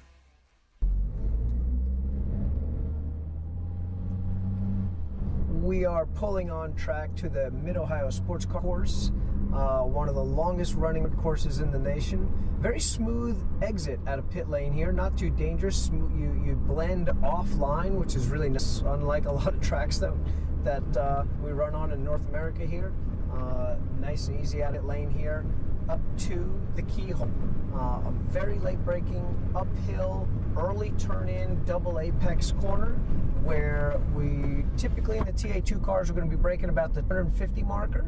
A slight early turn in, and typically with a corner this tight, you're going to understeer a bit in these cars. So we're going to use some of that apex curb, let it out in the middle, pause just enough as we fall off like a 2-foot little cliff in the middle of the corner. Let the car point as we launch down the long straightaway that we have here, which is coming down to turn 4.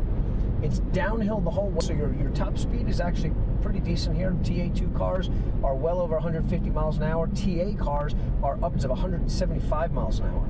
Very, very friendly curbing at Mid-Ohio. Most of the curbs, except for turn 1 and turn 13, are extremely usable. You sacrifice a little bit of exit out of turn 5 to set yourself up back to the left side for the entrance to turn 6. Charging into Thunder Valley, all weights on the left side, and we're off camera. And we got to gently get on the brakes, turn it in a little bit early, use again a lot of that curbing coming up to turn 11 here. It's just a little bit of a brake, one downshift here. Our apex is right at the beginning of the curb, and we're looking to get right back on throttle, use up all the exit, and we're not going to get back over to the left for the carousel, which is our final corner coming just before the kink coming on the straightaway here. We'll actually brake at the inside, kind of cover our inside from attack, let it out a little bit in the middle, just maybe 3/4 of a car width. Be patient here. Let the car get through that slow, tight corner point and pull the trigger one time to come onto a very easy, flat, last little bend / kink before the start-finish line to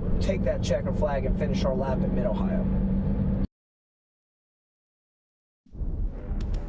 And Ollie does a great job of explaining this wonderful Mid-Ohio sports car cars. It really, honestly, we're built out here in the country of Central Ohio and Lexington, Ohio, with this racetrack, and that's what it feels like. You're on an old country road that only the Mid-Ohio school, where he and I have both taught here, it's a fabulous place to come learn how to drive a race car, but not only that, drive a car, period, but really to drive this racetrack is something special to learn some of those nuances. But yeah, he nailed every aspect of this track, Ralph Shaheen, and some of the great things that we see here, like the keyhole and the whole downhill run to turn 4, and the madness that goes on from turn 4 to turn 9. And this is definitely one of my absolute favorite places in the country to be.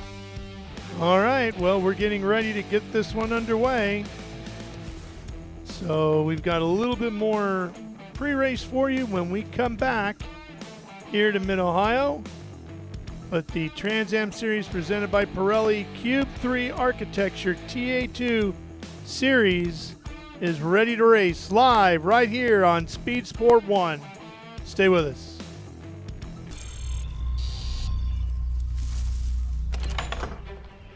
Yes! Hon, the WeatherTech's here. WeatherTech is the ultimate protection for your vehicle. Laser measured floor liners, no drill mud flaps, cargo liner, bump step, seat protector, and cup phone. What about my car? WeatherTech.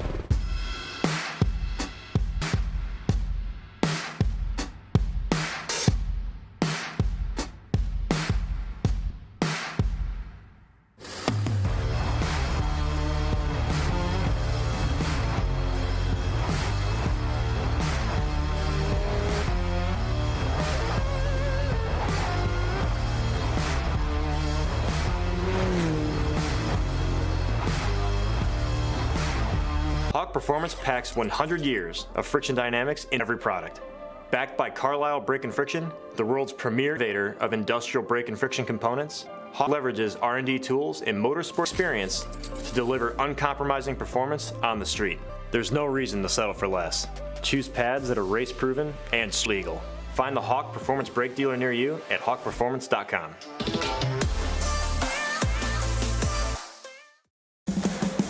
What does it mean to be built with Summit? It means you're hitting the autocross, drag strip, road course, trail, dirt, or open road with confidence. Because built with Summit means you're using parts from the top names in performance, priced to make your project affordable. And it's all backed by trusted tech expertise and blazing fast shipping. Summit Racing Equipment. Let's build it together. SummitRacing.com. Back here live at Mid-Ohio on Speed Sport 1. Hope you're ready for some great racing on this Sunday afternoon because we're going to have a good one here. Cube 3 Architecture TA2 Series. There's the grid all formed up on pit road. And down there amongst the fans is a third member of our crew. Here's Ben Sissel. Well, thank you so much, Ralph. And let me tell you, I live in the South. We're here at Mid-Ohio, and it is hot. And I'll tell you something else. It's rained here a lot at Mid-Ohio. I get a lot more nervous about the safety of our drivers and our crew in races like this where it's super hot than I do with downpour rain. So we really need to watch out for that. And it's going to be kind of a war of attrition that Keith Prochuk and I were talking about today, because Keith Prochuk, one of our fastest drivers with HP tuners, but he's kind of the mid to the back, and I'm not used to seeing that. But your strategy is this is a war of attrition. How are you feeling right now? I mean, I feel pretty good. I kind of feel oversaturated or overhydrated right now. It's going to be hot. I try to stay in the trailer as long as possible this morning just to stay cool. But, yeah, we got a race next weekend, so quick turnaround time. We want to bring the cars back in one piece. Yeah, back third of the pack. My qualifying wasn't that great. My main competition's over there in P3, so we got some work to do. But, yeah, it's going to be keeping it clean, keeping it there at the end. It's over an hour-long race. It's going to be hot, so yeah, we're just going to run laps, pick up positions where we can, but I think it'll be more of a safer race, this race, than a bit more aggressive like some of our other races. Like Road America will probably be very aggressive. I think this is going to be a bit more conservative. Nice. And he's got pressure on him, too, because a lot of his HP Tuner employees are going to be coming to Road America because he's just down the road in Chicago. So good luck to Keith Prochuk. Then we're coming over here. Look at this. Side by side are two professional athletes outside of the Trans Am Series. So we spoke to Jared Odrick last year. So if I ever come to anybody that would be kind of what I'd consider a conditioning expert in this field, in this heat, it would be an ex-NFL player like Jared Odrick. So what's your preparation? Preparation is a lot of liquids, a lot of fluid, a lot of sleep, and even not just on grid, but at all times leading up to this, keeping the body temperature down. A lot of good sugar right beforehand. So I had a bunch of dates and a bunch of electrolytes, and just trying to stay cool. And that's what we do here in these Cool Box Cool shirts. See, there you go. He's wearing the Cool Box Cool shirt. He's going to be out there staying cool. Thank you, Jared Odrick, running in Pro-Am. Mia Lovell is over there. Sorry about that. Signing autographs. Let's go talk to Eric Caton, running out here in this beautiful Ray Skillman Auto Group. How are you feeling right now? You're smart. You're under the umbrella. I know you've been watching. You've been watching Bill race today. How you feeling? I'm actually feeling pretty good. This is my third time here. That's the first time I've been able to race the track multiple times. So we had a little more left in qualifying, so I feel really, really good about that. So. Nice. I love it. Well, good luck out there. Eric Caton running his Ford Mustang Ray Skillman Auto Group. They are an auto group, auto sales out of Central Indiana. So go check them out if you're in the area. Now, Ben Mayer, man, I'm so excited to have you back in the series. I miss you. I knew that you were coming in. The plan was to come to Mid-Ohio and the next week to Road America, but you've got a special announcement to make here live. Tell us about that. Yeah, I'm going to be doing my NASCAR truck debut at Lime Rock next weekend, and hopefully it goes well. We're just going to try and put my head down and do as well as I can. And also here, had a little trouble in practice figuring out the car, but hopefully we can get it a little better in the race and do well. Nice. I love it. I love it. Well, what number will you be at Lime Rock? 02. 02 at Lime Rock in the Craftsman Truck Series. Now, Julian DaCosta, look at this. And I put some pressure on you earlier in the week, and I said, I think this might be my favorite liveried car in the TA2 Series. How you feeling? I'm feeling great. Obviously, it's a very warm day today, but livery looks great. Track looks good, and I think it's going to be a good race. I'm looking forward to it. I think I'll see you at the end, so I'm excited. I'm excited. I like the confidence. He says, I'm going to see you at the end. What he means by that is he'll see me at winner's circle.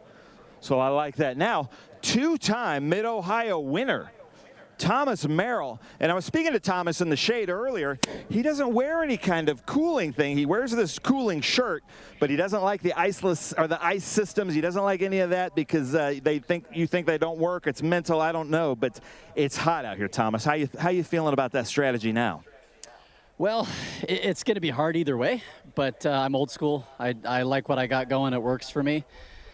And it's just going to be about playing the long game. So our HP Tuners Camaro has been a lot faster this weekend than it has been so far, so we're hoping to be there at the end. Nice. I love it. Thomas Merrill. Gian Buffamonte over here. I was speaking to his dad, Tony, and Gian doing really well in the points. He had a second-place finish. Where are you in the points? Are you 8th? I think I'm 8th or 7th in the points right now. Nice. Now, you're from the Chicago area, so this is, you know, it gets like this in the summertime, hot and humid. What's your preparation today? Just drank a lot of liquids, a lot of Gatorade water, got the cool shirt going, and it should be a good one. Should be fun. And now I just want to point out, look at all this real estate here on this car for sponsorships. Gian Buffamonte running for a championship, doing really well in the top 10, 8th he thinks. So look out for Gian Buffamonte and give him a call if you want to be on this beautiful car. When we come over here, we'll talk to Noah, but I just want to point out something publicly and apologize. One of my trackside signs, my mission sign, did a little bit of damage to this car, and I feel terrible about that. I'm so sorry. But you're running out here under the umbrella. There's clouds now, finally. How you feeling? Feeling good. Just been trying to stay hydrated this morning, and it's going to be a hot race. Definitely the hottest I've had in TA2, so just been talking to Rafa and trying to help me try to stay hydrated for this race. Nice. And how are you going to get the Street Side Classic silver hair car up to the front?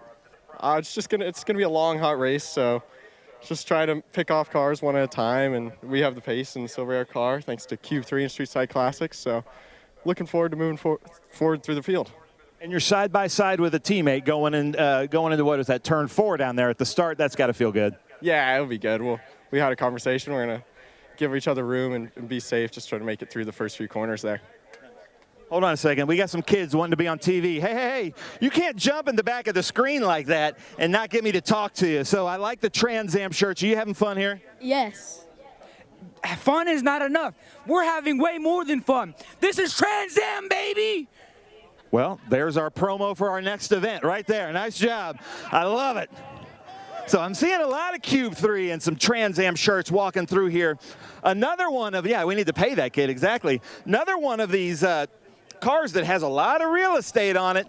A really good driver, Sam Corey. It's a hot one out there, but you just were here just a couple weeks ago right after Lime Rock and in testing, and you like Mid-Ohio, don't you? I do. It's not that bad outside. It feels pretty good working on my tan a little bit. But, yeah, it should be a good day, and we got a fast race car, so we'll get after it. Yeah. So some of these Mooresville, North Carolina guys, this is just a regular spring day to them. So they're probably pretty used to it. Adrian Lostowski over here with the CMI car. I see some of his group, but I don't see Adrian out here. So, Billy, how you guys feeling about this car today and this heat and everything? Pretty good. We're ready. We're ready. He's ready, so we're going to go after it and do what we can. Go to the front. Be up front, yeah, just man a few words. I'm gonna come up here. I wanna talk to the M1 drivers because we've got Thomas Annunziata here in the GR90 starting 4th, but 1, 2, 3, a big storyline is our M1 drivers. If we could get Barry to come up here real quick, I wanna talk to all 3 of them because they somehow figured it out. Legacy Jr., get in here. I was very impressed with the qualifying, but Barry in Pro-Am finishing 3rd. Corey, you're on the pole. Tristan McKee is right there next to him. Legacy, you guys figured out Mid-Ohio, one of our most complicated tracks on the season. I don't know that, obviously our guys have been working hard, right? We've got a great group and the M1 cars are great, but I'm going to put this one on the drivers this time. The amount of prep work they did here, Scott Speed and Josh Wise, they're executing, and they executed all weekend. Better every session, better every corner. We mentioned something, so they used each other, worked together. It's a team, and it's been fun to see. I don't know if we've ever had a driver only do 3 events and then be on the pole. That's amazing. Corey, how you feeling? Yeah, good, of course. We'll try and go repeat, that lap and my laps in practice for 45 laps today. I'm curious how I'm going to be up front. I haven't got to be up front in one of these races, and frankly, I haven't had a lot of green flag laps yet. The 2 races I've ran have been under caution, and it rained in Sonoma. So, I'm excited to get a long run here, see how the tires fall off, and see how it goes. Tristan, quickly, this is maybe your 2nd time here at Mid-Ohio Sports Car Course? Yeah, I've just tested here before, but first race. Qualified P2, very good. But the one I probably am most proud of in the Pro-Am, Barry Bowes, ASIO data in M1, and your Pro-Am competitors are pretty far back there. You've got a good cushion, Barry. I feel fantastic. The cushion's great, but I'm here to race, and I'm here to race hard and clean. So I'm going to do the best. I'm going to finish the best I possibly can. Not interfere with the national race, but race as hard as I can. This team is absolutely incredible. We work together, and we do well together. Right? Tristan will come in and say, hey, I was looking at some stuff, and maybe you should think about doing this, right? Or, maybe my coach is looking at some of my stuff and says, hey, Tristan, come over here, right? And we're doing the same thing with Corey. And working together to do better together is incredible. I love it. Teamwork makes the dream work. I'm going to send it back up to you guys in the booth, and we're going to get going with the invocation. All right, so we've heard all of the insight there, Adam. I know you paid close attention to everything you heard. Anybody or anything sticking out to you as you get ready for this one? What we just ended there on these SLR cars, M1 chassis dominating here at Mid-Ohio this weekend thus far with the top 3 positions being locked out. Barry Bowes by far 3rd overall, his best ever qualifying position is pretty impressive to see. And then these 2 youngsters on the front row is super, super impressive. Now M1 and SLR have always brought their game to Mid-Ohio, but nothing like this. Well, Ben's not done yet. He has a little bit more for us. Take it away, Ben.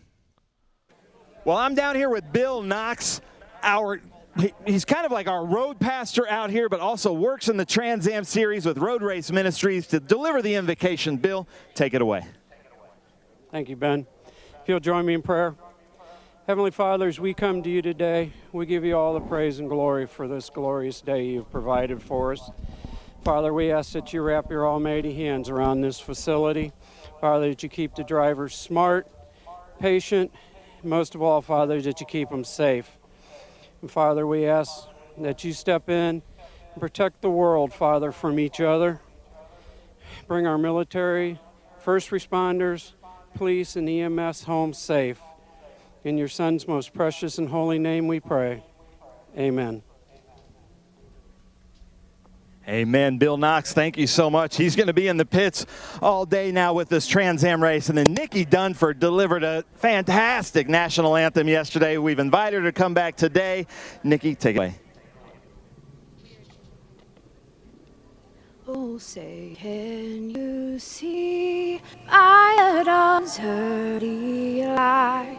What so proudly we hail at the twilight's last gleaming, whose rainbows, broad stripes, and bright stars through the perilous fight. O'er the ramparts we watched were so gallant, and the rockets' red glare, the bombs bursting in air, gave proof through the night that our flag was still there. Oh, say does that star-spangled banner yet wave o'er the land of the free and the home of the brave. Thank you, Nikki. Well done. Yeah, beautiful job. Beautiful, beautiful job. And I can't help but notice while we're looking at Old Glory there that we got a pretty stiff breeze. That's a good tailwind going down that back straightaway, Ralph Shaheen, into turn 4. It sure is. And the guy who's going to be starting on the outside of the front row there in that yellow, black, and white machine, Tristan McKee is the points leader coming from Kannapolis, North Carolina to race with us here today. We had a chance to catch up with the points leader to see how he's feeling about things.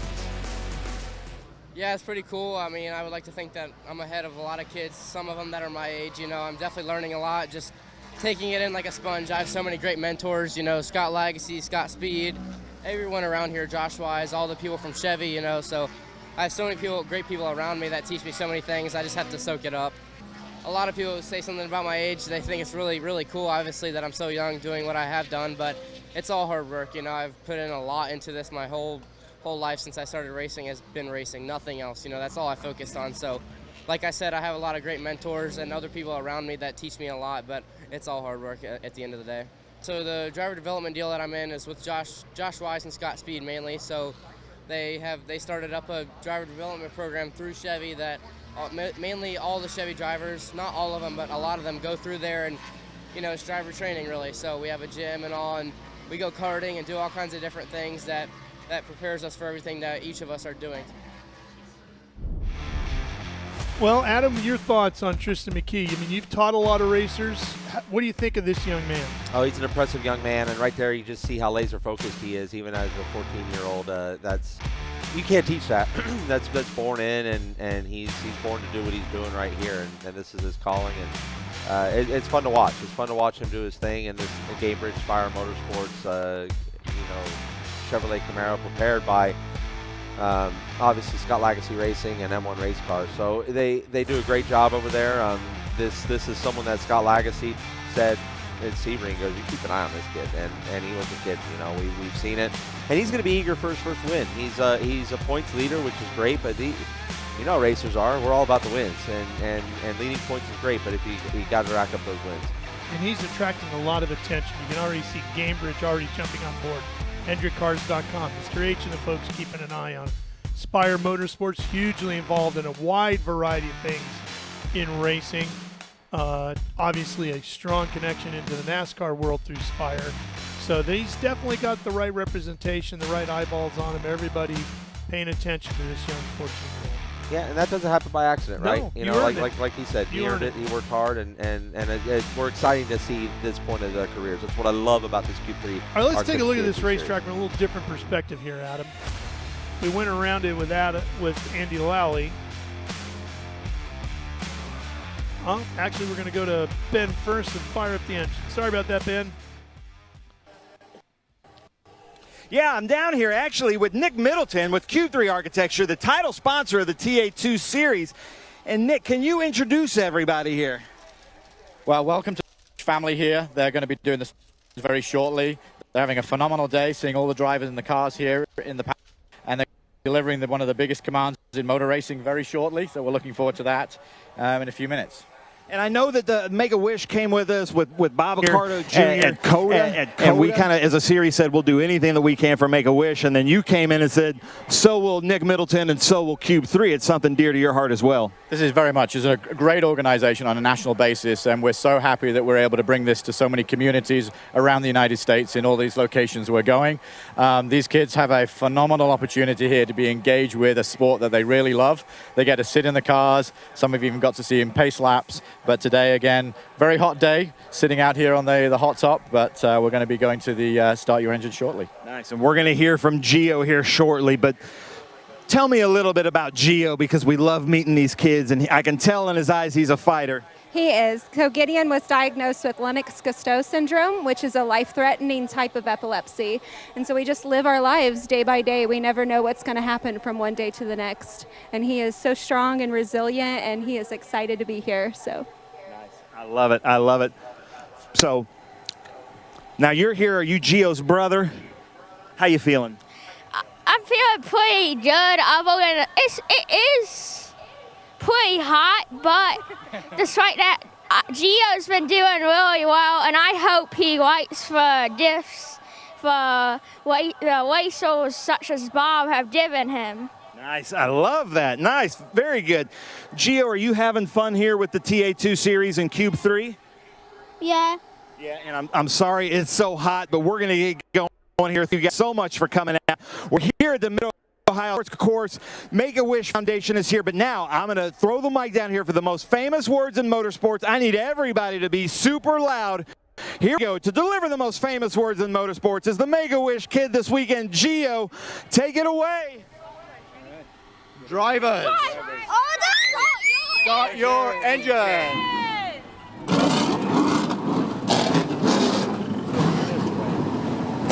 We'll bring them this way. There you go, Gio. Job well done as the engines come to life here. And Adam, we say it all the time when we see these young fighters like that. We think of these race car drivers like yourself as heroes, but it's those young kids like Gio that are really the true heroes. Without question. You know, it's such a blessing to be around these individuals, these youngsters that are putting in the fight like they are, and we always wish them and are praying for them and you know, their families, because it's a challenge all around. It's a challenge definitely for that child, but as you just heard it out of that mother's mouth, that they don't know what their day is going to be, and that's just hard on everybody, on the big brother and everybody. So, but what a blessing that they're doing that. Glad to have you here, Gio, you and your family. We're coming right back on Speed Sport 1 for the start after this. How good is this? Look at this view from Losowski. It brings all my fans, it brings the audience into the car with me. Speed turn 140 mile an hour entry speeds. The quickest and most efficient way for me to get information to my drivers is from using the V-Box HD2 system.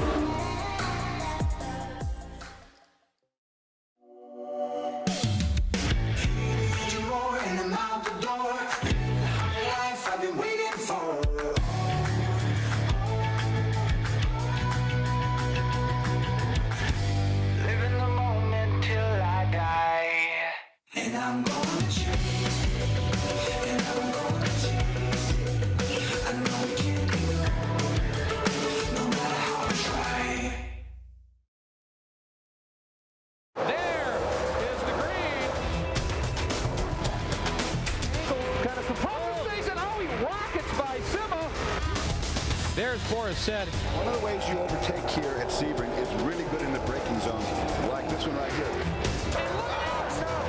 Both go around. There's the green. We are back and at it.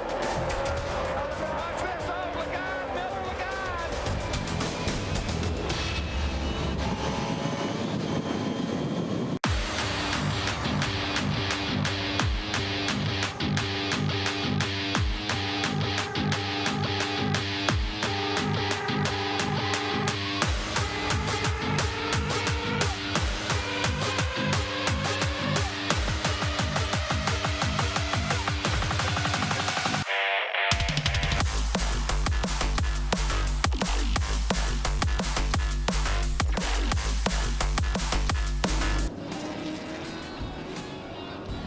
back here in Mid-Ohio.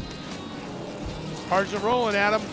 Yeah, they're looking great too. A lot of these beautiful Q3 Architecture TA2 cars making their way through 4, 5, 6 complex. You can see the fans are there on the hill trying to grab up as much shade as they can. That is naturally put there by the trees, but also we got some plenty of tents up there. But you get, it's a unique little course here where we get like a lap and a half of pace lap. So turn 1 is Mission Foods.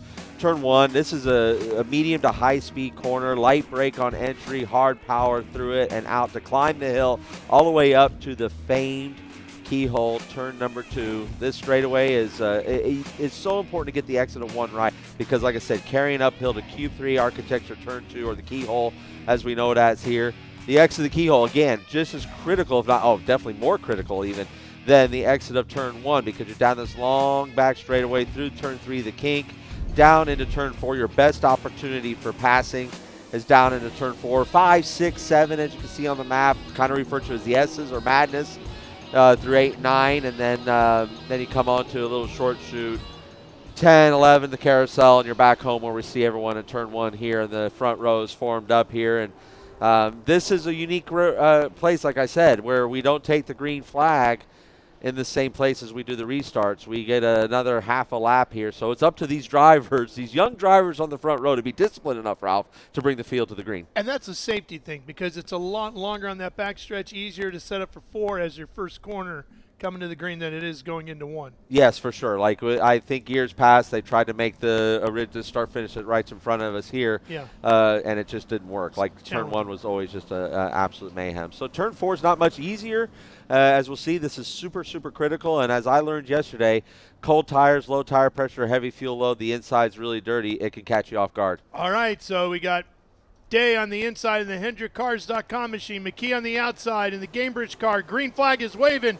We're racing in Mid-Ohio live on Speed Sport 1. It looked like that start might have been a little organized by the team. You got Thomas Annunziata who's going to try and rail the outside. Oh, wow, he blew the corner here. I told you it's slick. Boy, that I hate to be right about stuff like that, but it is super, super slick down there.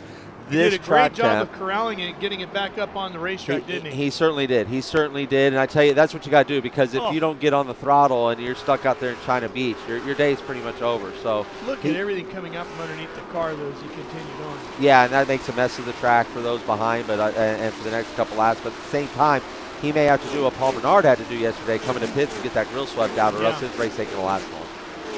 Wow, what a shame for Corey. Puts the car on the pole. An impressive run, his first one, and now first corner. And we didn't mention anything about Adrian Vlastowski there in P5. He's the top Howe car, doing a real good job right up the back bumper of Thomas Annunziata right now. Yeah, Adrian right there in the white and red, number 3. Yes, yeah, and Sam Corey right behind him. He gets a good run, Now this is gives him a disadvantage on the outside here coming up to the keyhole. If he can pinch Thomas down a little bit and keep him tight there, he can rail that outside and hopefully maybe get a run out of the Q3 Architecture keyhole down that back straightaway. You can see how far back Corey Day fell. And this is the strength. This has been the strength of these M1 cars. Look at the gap that they have pulled out already on Thomas Annunziata in P3. Got a whole bunch of mayhem coming in. Going into 4. It was getting like this tight drone there. to go back another couple cars right now. That was looking pretty spicy behind them as we take a look at that lead up in the front. As it gets spicy as we get further down the field here. Got Bob Accardo there in the number 39 with the Make-A-Wish Foundation. Bo's doing a great job of hanging on to McKee right now. And they've like started to pull away a little bit here from Annunziata, haven't they? Yeah, absolutely. But Rafa Matos is coming. Rafa Matos is coming. He was the one that made it 4 wide down there into turn 4, and he came out the victor on that as he's now right there in P4 behind Thomas Annunziata. So this is going to be it's shaping up to be some very good racing right here.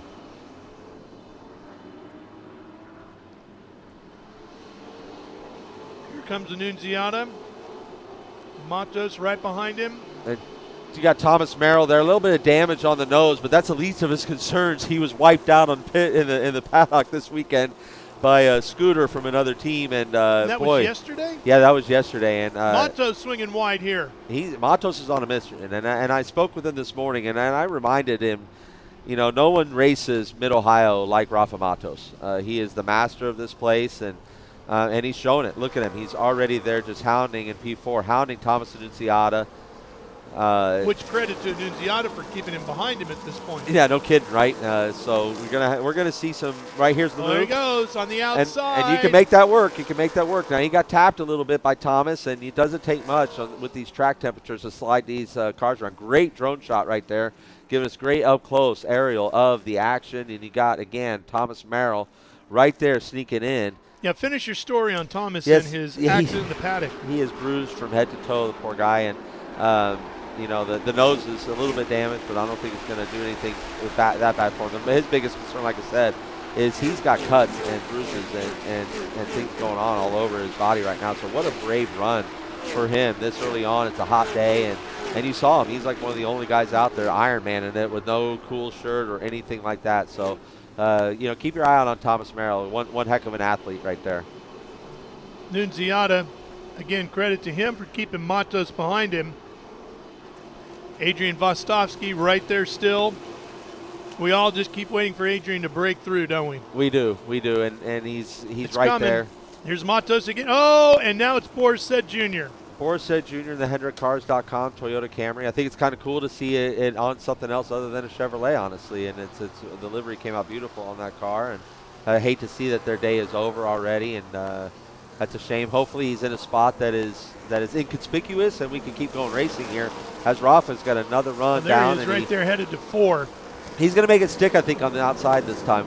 I believe he looked like he had good position. It looked like Thomas went down for a serious defense. And there's the full course caution. Yeah, and this might have been a local yellow too, and that might not be a move that Rafa's going to be able to keep anyway. That you're going to have to give that one back. But full course caution here to get rid of that 60 car. But I don't think this one's going to take us too long. I think this should be a pretty quick caution here. Yeah. Unfortunately for Boris Jr., he's had some rough luck this year. Yeah, right. It's been quick. I can empathize, but he's had some. His speed is getting better. He's gelling quite well over there at Nitro, and you know he's back. He's in a Camry now. You know, almost the whole Nitro compound there, the whole Nitro paddock. I think other than just 2 cars are all Toyota Camrys now. So he's in the Camry hunt now. And it's just a shame that their day's over early like that. You got right now Thomas Annunziata, you know, carrying the flag for Nitro Motorsports. So while they're still under yellow, we'll go ahead and take a quick break while they get Boris Said Jr. off the racetrack. We'll be back live here from Mid-Ohio on Speed Sport 1. Stay with us. Rev up and get ready for race day with Mission Foods. The world's best racers and tastiest products come together to make every race delicious. Full-loaded tacos, fast wraps, piled high nachos. Whatever you crave, Mission will help you be race ready with easy-to-make recipes that will take your race day to the finish line. Keep your racing delicious and enjoy all the mouth-watering action. Brought to you by Mission Foods. Too fast, too tasty.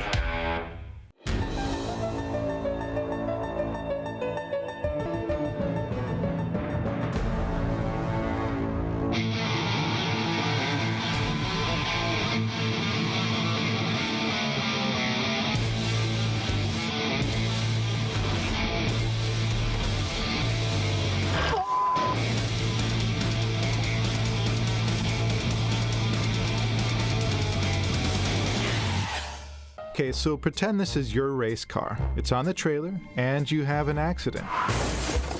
Ouch! At least your truck's insurance pay for another one? Yeah, not so fast. Standard insurance won't replace your race car, whether it's in the trailer, in the paddock, in the garage, or the repair shop. But at Hagerty, we can protect it for what it's really worth anytime it's off the track. No matter what or where you race, all for less than a set of race tires. Hagerty, let's drive together. What does it mean to be built with Summit? It means you're hitting the autocross, drag strip, road course, trail, dirt, or open road with confidence. Because built with Summit means you're using parts of top names in performance. Priced to make your product affordable. And it's all backed by trusted tech expertise and blazing fast shipping. Summit Racing Equipment. Let's build it together. SummitRacing.com. We're back here at Mid-Ohio, and you can see Borisset Jr.'s car getting pulled back around.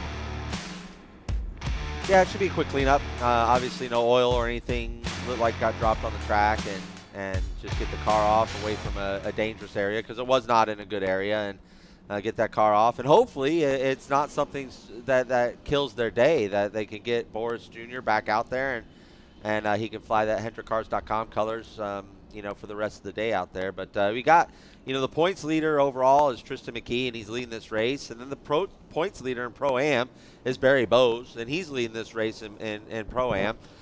So this is, this is really chalking out to be an exciting race, and really a race between these SLR M1 cars up at the front, as they were able to just absolutely check out. And we'll see now that Rafa's got position. He was able to keep that position on Thomas Annunziata, which was interesting. I didn't know when that flag came out, but the stewards are on top of stuff, and we'll see if during the rest of this yellow how it plays out. You can see Adrian Vlastowski with his hand out the window. Some of these drivers, when you see that and their hands just tucked out the window, they're trying to scoop some air into the car, some fresh air into the car, just kind of keep themselves a little bit cool. And because a race car is just designed to keep the air away from the inside, because air inside the car is just drag. So, and then you saw right before the break that beautiful orange Vixen Ford Mustang of Thomas Sheehan going through the picture before we went to break. And he's been enjoying some time with his excavator, land moving, and doing all those fun things. And I was like, does it help your driving at all? And he goes, I don't know if it does. But it might help with the connection and multitasking. But he's having an absolute blast at home with his new excavator. But these are some of the fun stories about knowing this paddock and knowing some of these cast of characters that are inside this Cube 3 Architecture TA2 Series. Anybody I know who's gotten themselves an excavator or some piece of heavy equipment like that to move trees around and knock stuff down and clear out forests and everything, just has the best time. It can't stop raving about how much fun it is to get out there and just chew stuff up. I tell you, the best person I've ever seen on an excavator is two-time TA2 champion Gar Robinson. Really? Oh my goodness, he can move land like nobody's business. I took him to his first Supercross race, and the most exciting part of him was the break, watching the Dirtworks crew rework the track. And those guys are pretty impressive. They're an amazing amount of talent. But speaking of amazing amount of talent, we're getting ready to go green here again. Yes, we are. Inside this wonderful, wonderful hot day here at Mid-Ohio. But hot days make for great racing, and we're seeing just that. That yellow helped Corey Day get back up a little bit to the guys in front, so maybe he can get a couple of spots here. It did. He's now up to P14. He's made a few spots back after running off. There he is. Hopefully, again, he's got his grill cleaned up, and sometimes caution do that. As we're green flag. Here we go. Tristan McKee in front of Bose and Matos and Annunziata and Vostovsky. Now see what Rafa Matos can do here. Nobody's had anything for these M1 cars. And now Rafa Matos, I said earlier that it was Adrian carrying the colors for Hal, but now you got Rafa Matos in the first Hal chassis out there. And then Thomas Annunziata's inside a Cope chassis, and Thomas Merrill, of course, in a Cope car there, doing a great job right up the tail end. Mike looks like he's got a good run going down the back straightaway out of the Cube 3 Architecture keyhole. Talking to Mike Cope earlier this weekend, he was just happy to see all the body panels in all the cars. Yeah, they've had a run. Matos inside of Bose going into 4, got him. Mr. Mid-Ohio Rafa Matos. This is the last thing Tristan McKee wanted to see in his mirror. Was that Brazilian right there, that Brazilian fire behind him. Adam, I've never made a competitive pass here at Mid-Ohio in anger like that, but that to me just looked like it was absolute textbook. It was textbook. I mean, he couldn't, not a wheel lock up, not a wheel hop, and you're talking on the limit in the braking zone to get up next to Barry Bowes like that with the straightaway speed that those cars have exhibited this weekend. Hats off to, like I said, Mr. Mid-Ohio. Nobody does Mid-Ohio better than Rafa Matos, and I stand by that statement. Incredible seat of the pants field. Hang on. Gian Around goes the 95, Buffamonte. I tell you, offline here with this heat, it is so slick. It is like ice. So, Gian learned a lesson there as far as we saw it yesterday with Paul Menard when he went and tried to do the outside pass there yesterday. He got it going, so we'll stay green. This is good. This is good for us as race fans and broadcasters. Not good for Gian. He's going to have a lot of making up to do. There's Merrill. Merrill getting underneath the 3 of Adrian Vlastowski. Good run. Gets a good bite off of the keyhole. down that long back straightaway. And you can see Rafa's on the hunt. Rafa's on the hunt to Tristan McKee, and Rafa just turned the fastest lap of the race. And, I mean, he is like 0.3 of a second faster than Tristan McKee. So you're looking at the master at work here, and I don't think he's going to be too long. Does it look like Merrill has a little damage to the hood of his car? Yeah, he took on a little bit of nose damage. A little pushed in there, right? Yeah, during that, I think that off-road excursion that we had at the beginning, you know, it was chaos today as well, no different than yesterday. And I kind of was looking for that just right there. Oh, nice move by Day. Yeah, that was a brave move. It was, but he made it work, and that's not a spot you normally pass here in Mid-Ohio. No, it is not. That's why I said it was a brave move, because the car is very unsettled in that moment. The car is not in a happy place. You have to be very confident in your car control and very confident in that you're not going to ruin someone else's race as well. Did an awesome job. Put him around Robinson, which puts him up to 11th. So he's still driving forward. He is, and I like you brought up Will Robinson. You know, Will Robinson this weekend is here again, back racing with Mike Cope, but also is going to announce a new sponsor in Collision Right in not too long. A pretty cool initiative where they buy up mom and pa collision shops all around the country. They got 150. It started with one. They have 150, and that's what they're managing. So Collision Right coming on board and being a part of this wonderful series. So it'll be great partner for him moving forward. And this battle is kind of like hit a stalemate. So you know, I really was expecting with the pace that Rafa was showing to really make sure working Tristan, but Tristan has responded and actually ran a lap not that much faster than Rafa Matos the last time. 1/1000th of a second was all that separated their lap times on that last lap between Rafa Matos and that youngster Tristan McKee. But this is the most valuable lesson a 14-year-old to get is, and he may not recognize it now to be. Oh, one off the 30 car of DaCosta. And we were talking about the livery of that car. Beautiful livery. Oh, boy, look out. There's got to be oil in the track. DaCosta? There's got to be oil something on the track the way they're all flying off. That's Bob Accardo. Yeah. That's Bob Accardo. Look what it did to the door there. Yeah, it just pulled the door right off. We're going to have a full course caution. I'm pretty positive. And I think that the way those two just went off like that, it makes me believe, or want to believe, there might be fluid on the track. I would agree with you. Just odd a little to see. Suspect that they would both make just a driver error. Right. There's the double yellow. So we are under a full course caution. Yeah, it just didn't seem like the kind of thing guys would just make two mistakes like that at the same time. No, and that was a hard hit for Bob. That's a hard hit for Bob. It's the window net's down, so that is always our signal. And for those at home, when you put the window net down, that's a signal that the driver is okay. You know, in open wheel racing, it's a pop-up of the visor. In stock car or full-body car racing, we drop the window net. Julian DaCosta is just waiting to hopefully not be stuck. Love talking about that livery. Love that livery. You know, it's got that play on some historic. Yeah, Ironman Stewart, and then the Gurney Celicas. Yeah, very, very cool. Good looking stuff. And I love that Toyota does that with their racing, right? They bring a lot of their nostalgia into their racing, and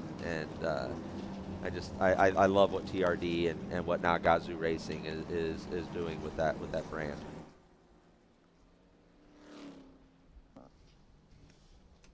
Sitting up here in the drone shots. Again, beautiful grounds here at Mid-Ohio.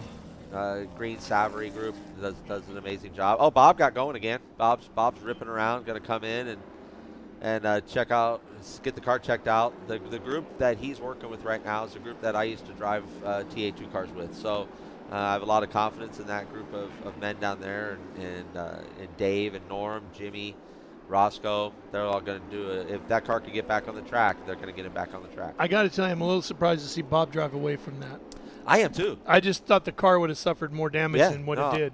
I'm rather impressed. I mean, it shows how tough these Cube 3 Architecture TA2 cars really are. And how much the tire barrier works. That's right. That's right. And well, we're going to take a quick break, take care of some more business so we can show you more live green flag racing when we come back to Mid-Ohio on Speed Sport 1.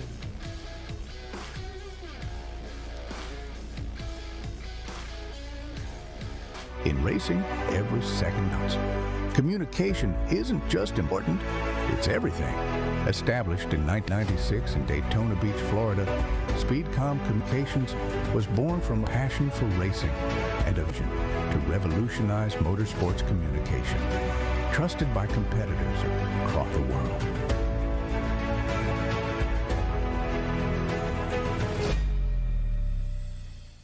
Okay, so pretend this is your race car. It's on the trailer, and you have an accident. Ouch! At least your truck insurance will pay for another one? Yeah, not so fast. Standard insurance won't replace your race car, whether it's in the trailer, in the paddock, in the garage, or the repair shop. But at Hager, we can protect it for what it's really worth anytime it's off the track. No matter what or where you race, offer less than a set of race tires. Hagerty, let's drive together.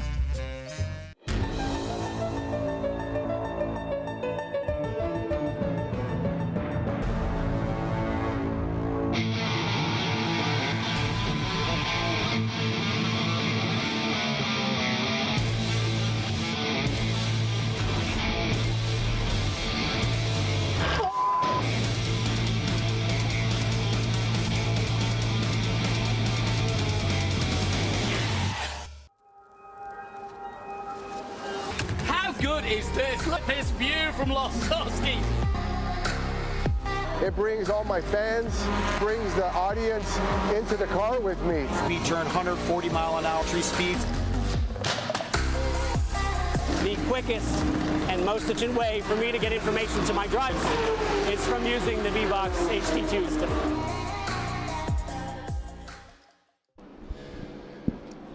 Back here in Mid-Ohio, sure is pretty around here, isn't it? Oh, these are great grounds. I mean, there's a beautiful red bar just over the way there, and my favorite place, Apple Hill Orchards. If you think in life you need an apple cider donut, you've never had an apple cider donut, go to Apple Hill Orchard. Honestly, tell you, I never thought I've had the right apple cider donut. Oh, apparently I'm now. They're amazing. They're absolutely amazing. All right. Well, this was amazing too. Watch this here. First, you're going to get the 30 car come flying into your screen. And he's going to stay off the tires, but Bob Accardo, not so lucky as he's next. Yeah, here he comes. And the Bob, I think, does a full rotation and slap here from the rear to the front. And but I think like that, no worse for the wear. And, no, I mean, it didn't. He drove away. Didn't seem to bend anything. Didn't look like it was crabbing getting there, and it also showed how the gravel traps work, because that certainly kept Acosta even out of the tire wall. And that wall used to be right up on the track. Yeah. It didn't used to have any space. So in years past, it would have killed him. Let's hear from the Nitro crew with Ben. Yeah, I was going to talk to Kyle, but they didn't think they were going to be able to dig this out of the rocks. But Julian DaCosta was able to get this out, able to get it refired. They're going back out there. And then talking to Kyle, who was talking to Julian on the radio, he was saying that he thought, Julian said that he might have gotten assisted going off of there. What's your driver saying right now, Kyle? That Julian says he thought he was clear going down the straightaway, had a clear by one from the spotter, and then all of a sudden he got hit in the right rear. Not sure if the guy behind him lost brakes or exactly what happened, but he definitely took a hard impact to the rear, which sent him off into the gravel. Nice. Well, that happens here, but at least he was able to refire, get back up there. We know he's really fast. It's got that off-road livery of Toyota from the day. He went a little bit off-road, but we're going green this time by, guys. Back to you in the booth. Yeah, and just like Ivan Stewart, the Iron Man, he's continuing on. Yeah, no kidding, right? Well played for sure. But yeah, no, and like what I was saying is years past, that wall was right up there. Those races would have been over for those two, and we would have been cleaning up a mess of a race car. So, they made that decision quite some years ago to open that up, and it's just done wonders as far as the racing for the track, because that's a really tough point, and that's the trouble spot. That's if you see it there, and then China Beach into turn 4 is our two trouble spots here. Yeah, the closeness of the walls has always been a challenge here at Mid-Ohio. I know it has certainly been that way for the motorcycle community, coming here with the super bikes and super sports and the speeds that they run, and especially in the rain, before the track was repaved, the loss of grip, especially going up through here, guys just would not want to race in the rain because it was just, they didn't feel it was safe. No, and quite honestly, it really isn't for that aspect. Yeah. But we're going green, and we're coming to the green right here after the carousel, and the green is out. Here we go. And now, I tell you, the last thing Tristan wanted was that caution, because Rafa's restarts have been just absolutely magical here. But he got a great restart, Tristan McKee did. Great jump on Rafa Matos. To that point, with all the cards stacked against him, if you will, with Matos in rearview mirror, McKee did a tremendous job. Oh, a couple of cards dipping a wheel. Sheehan back there, was it? Sheehan had 2 off back there, and that's fine. You can run it out there. You just got to make sure you get back on, and he got a little jump there, and that's that's the challenge that you have.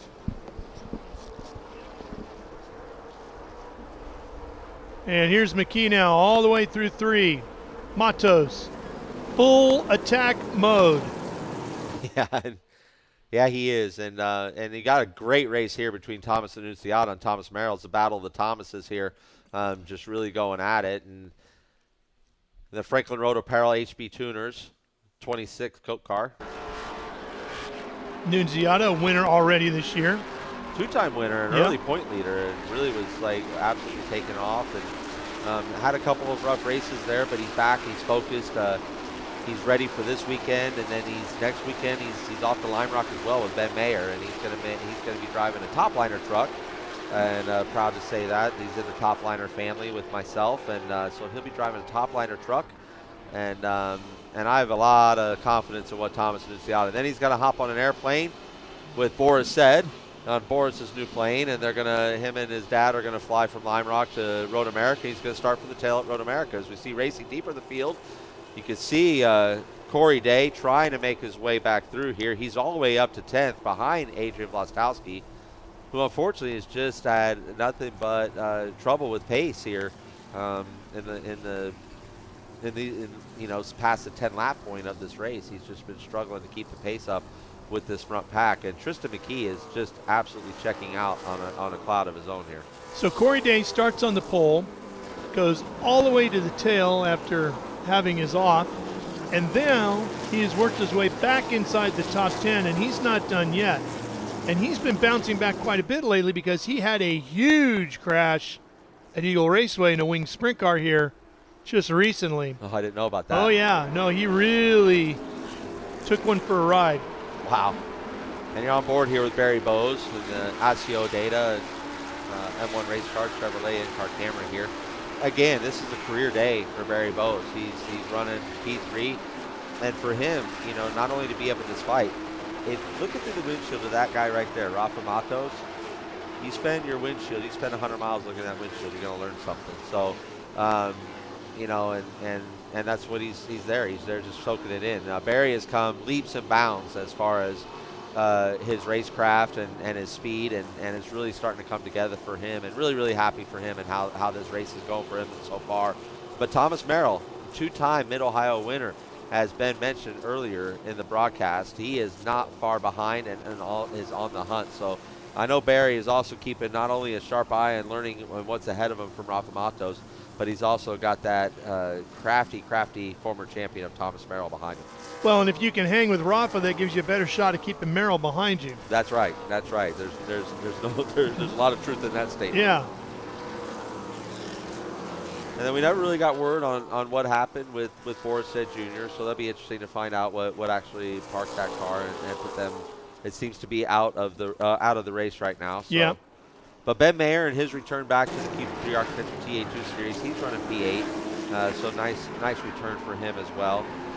And then another back to Thomas Annunziata quick, just keep posted on him because that career is going great. Just like all these young careers that we see here in this Q3 Architecture TA2 Series, these young careers are going places. What's really interesting when you come and you meet a lot of these young drivers, the guys and the gals, you see the level of confidence that I'm going to get to where I'm dreaming of going. There's no doubt in my mind I will be doing this. I just saw one of the HendrickCars.com machines go down pit lane. I'm wondering if that was Day. Oh, let's stop. No, he's still doing good on timing and scoring. I think that might have been Boris Jr. So Boris Jr. finally getting all the way around then. Yeah, still trying to figure out what's going on with that car. Looks like still continuing to have issues there. All right, there's Bose. We got 47.5 minutes left to go. But yeah, that commitment, that confidence that they're going to achieve their dreams is really fun to see. Absolutely, and it's also quite humility because when you sit there and when I'm the one sitting there boosting them up, and they're going to go places like, I hope so. I'm working at it. I'm putting in the work. I hope so. I'm praying for it. No matter what it is, and but we know these talents are going places, especially Ralph.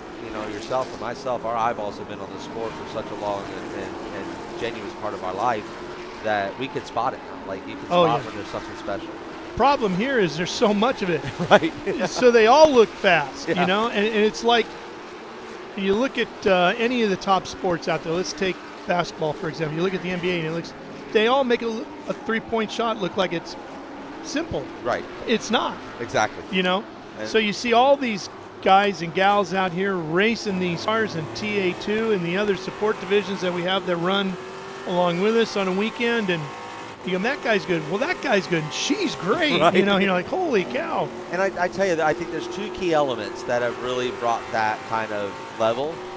Number one is data, how good data has gotten, and data and video matching and the coaching that could go along with that. And number two, simulators. The simulators are so good, and these youngsters, I mean, if they got a simulator when they were 6 years old, they spent probably more time in the simulator, and even if they started karting not long after that, they still spent more time on a sim than they did karting even. And so then when they show up these big tracks, which you're not going to get the experience on a go-karting necessarily, they're ready for them. They've already done Road America 1,000 times. They've done it. They've done it. The only difference is they don't have a reset button when it goes wrong. Right.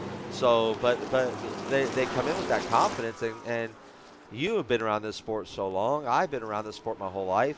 Confidence is 90% of this game. It's what's going on between the ears. And just like Rafa here, it's not just in general, but sometimes at a specific racetrack. You just feel like, I've got this place wired. I've got a rhythm here. I'm strong here.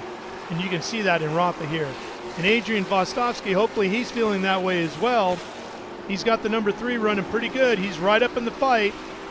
Yeah, and that CMI racing, he does that sponsor very, very proud. And I tell you what, we're looking at lap times just getting better and better and better. Like the track is just coming in, and everyone's turning their fastest lap of the race. Like literally right now on lap 16 is everyone's fastest lap of the race. Rafa was the fastest out there by 1/10 of a second, so starting to reel some time back in, and you can physically see that. Reel some time back in on that youngster Tristan. Okay, so that again tells us about Tristan McKee. Rafa puts down the quickest lap, and it's a blazing turn. And then McKee is just 1/10 slower, but staying in front of him. So that again, going back to that conversation about the talent, you go, man, Tristan McKee is 14 years of age, and he's just wheeling it here. He is. He's absolutely wheeling it here. But this is a physical track too. It's a very physical track. You know, Rafa's in peak physical conditioning. He's a grown adult. You know, Tristan's still developing. You know, there's the muscle and hydration and all those things. It's a lot different on a 14-year-old. So that's why I said when I got older, it almost got easier with the heat. So Rafa, believe it or not, probably feeling a little bit more fresh than that youngster up front there because.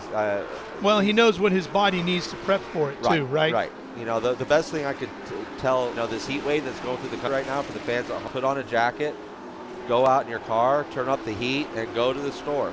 And that's what these drivers are experiencing right now. There's a lot of racers that used to do that to train getting ready for Bobby Allison, I believe. Bobby was Allison, famous very for well that. known.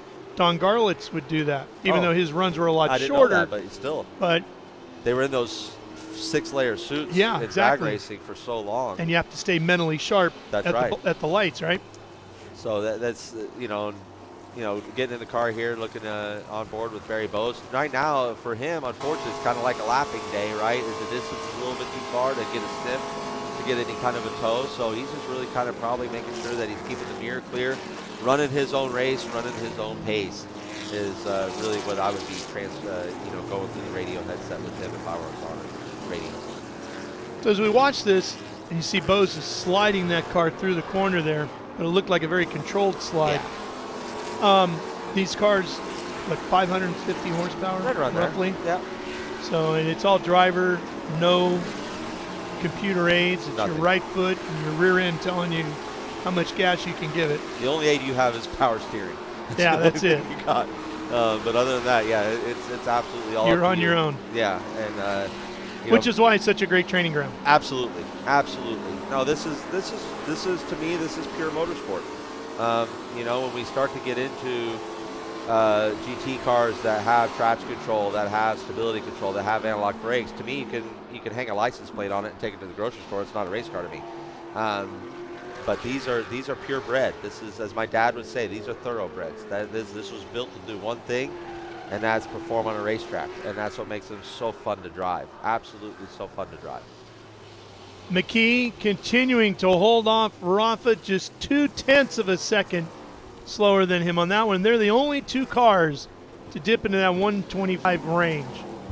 As you were talking about these younger drivers, I was thinking about it, and we brought up Big Daddy there. And, you know, Big was the type of guy no different than an A.J. Foyt, right? Or Dale Earnhardt Sr., that gritty, you know, real tough exterior, tough interior, tough everything right. that make them who they were. Who do you see in the young drivers that maybe someday will be looked at like that? I mean, obviously, in the modern era, a lot of people point to a Tony Stewart, for example, as somebody cut of that cloth. But who do you see out of this younger group that might be that way? I see Thomas Annunziata. Oh, Adrian Blue turned 4 down there. Vostovsky trying to gather it up. He's in trouble. He's got problems. He's way deep in the field because that was Keith Kochuk and Mia Lovell going around. Yeah, Mia got by him. I was going to say that. They're running 14th and 15th. Unfortunate for that group there. You know, there's the 51 of Will Robinson going through. We spoke about him earlier. Back to your question, who's got that kind of grit? I think it's Thomas Annunziata, honestly. I think, first of all, he's got the rock star looks, you know, the runway model looks, if you will, the male model looks. But he's a gritty driver. Like I've tested him. He won't lift. I was on the bad end of that because I just tested it. And he was supposed to lift in my mind, but he didn't. He wasn't on the same page as you. That shows his grit. That shows that he's not just going to give things over and lay over. You know, and he's very confident in who he is and what his ability is and what he can do. And so, yeah, I see him being as that gritty. Oh, problems here for Prochuk, and Mia Lovell's going to take advantage of that as she gets inside in that Nitro Motorsports entry, makes the pass.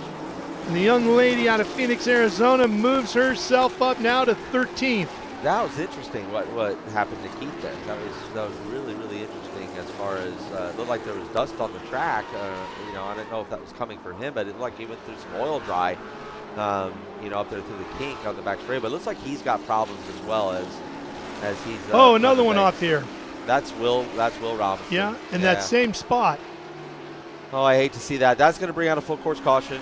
We have one stuck there. And Rafa didn't want to see that because Rafa is right now on the hunt. He's consistently been quicker than our leader, and but this full course caution comes out. Get this thing cooled down, and they'll get that restart. I bet you we'll see Rafa come back to life here. They got just over 38 minutes yet to go in this one. And Rafa, you know, is second in points, so this is also big in points for him to get that. You know, he is laser focused always, not only on race wins but championships. He's a true champion, Rafa Matos. Full course caution is out.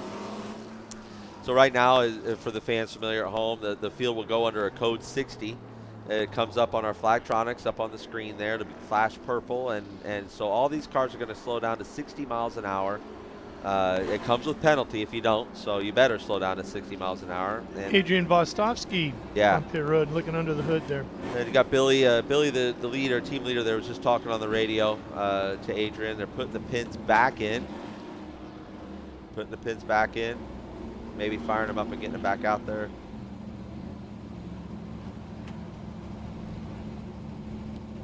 I saw Billy motioning somebody off in the back. I don't quite understand what that is from this shot, but looks like we're going to go to a break here.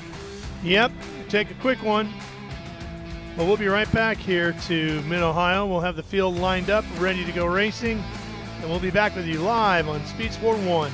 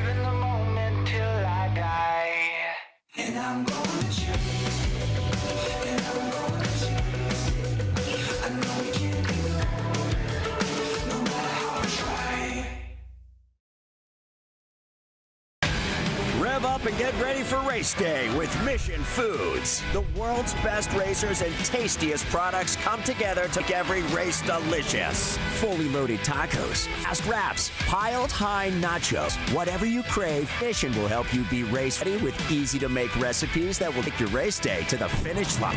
Keep your racing delicious and enjoy all mouth-watering action. Brought to you by Mission Foods. Too fast, too tasty. Mid-Ohio, Lexington, Ohio, about an hour or so outside of Columbus. And about the same from Cleveland, too, right? Yeah, it's kind of dead center. It's like an even split between the two. Yeah, it's a great place to be. You're out here in nature. You're out here in the country, and flowing hills, fun roads to drive, that's for sure, and this great sports car course just planted right in the middle of it.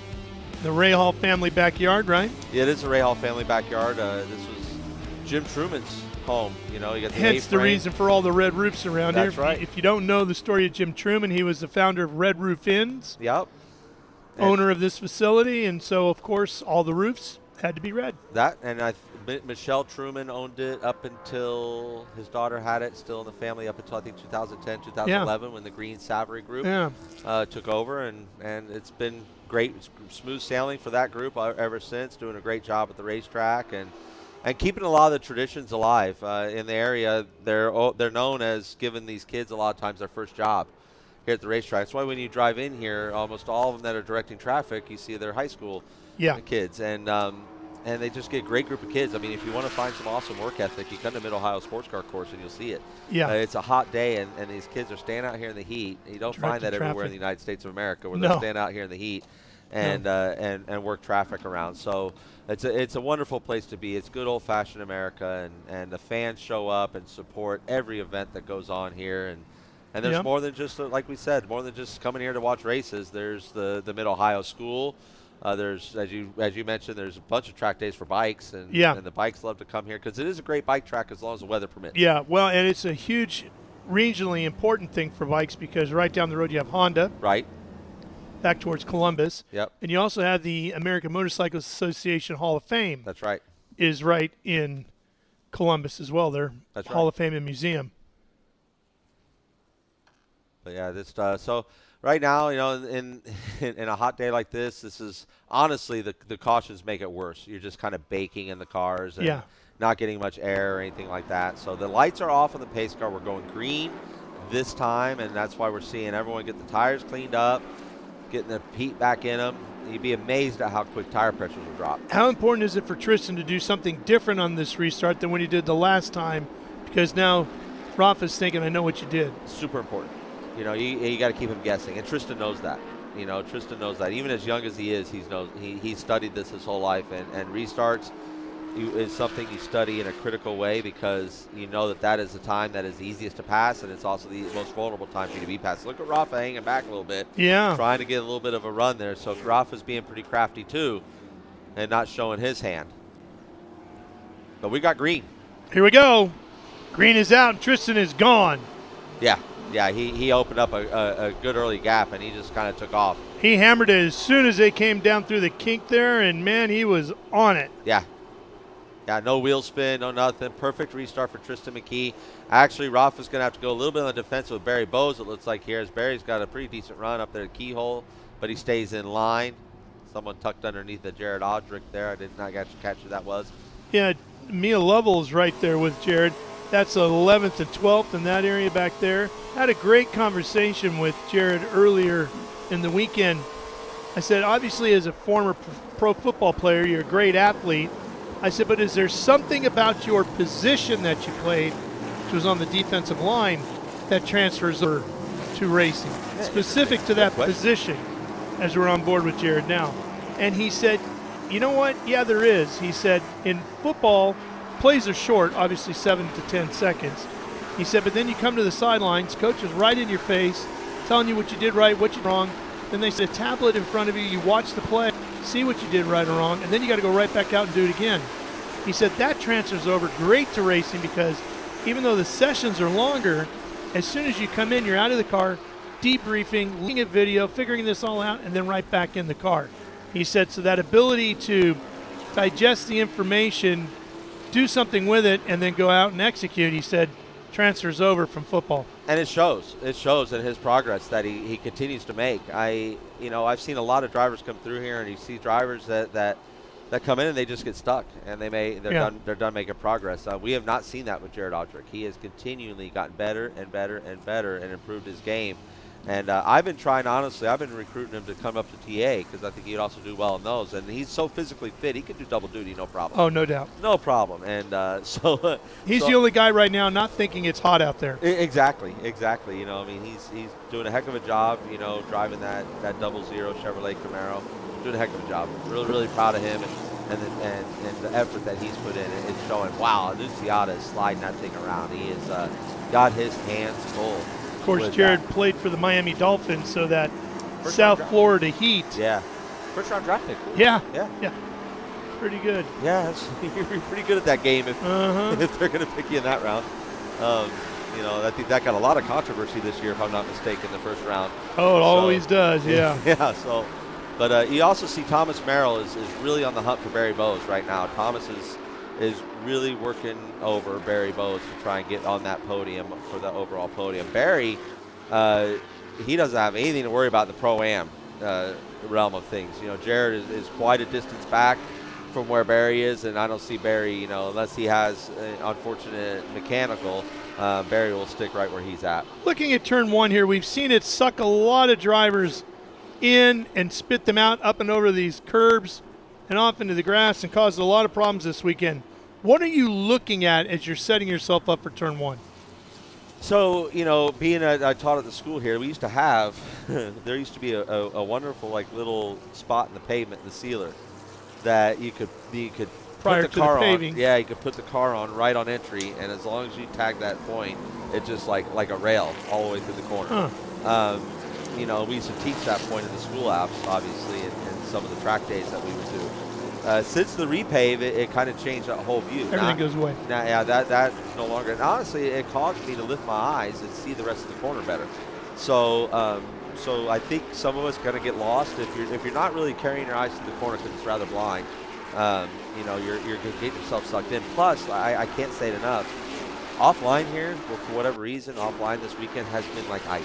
Has been absolutely like ice, and that's usually not been the case in years past here at Mid-Ohio. But if you just got like a car length off or car width off line, it can certainly mess with.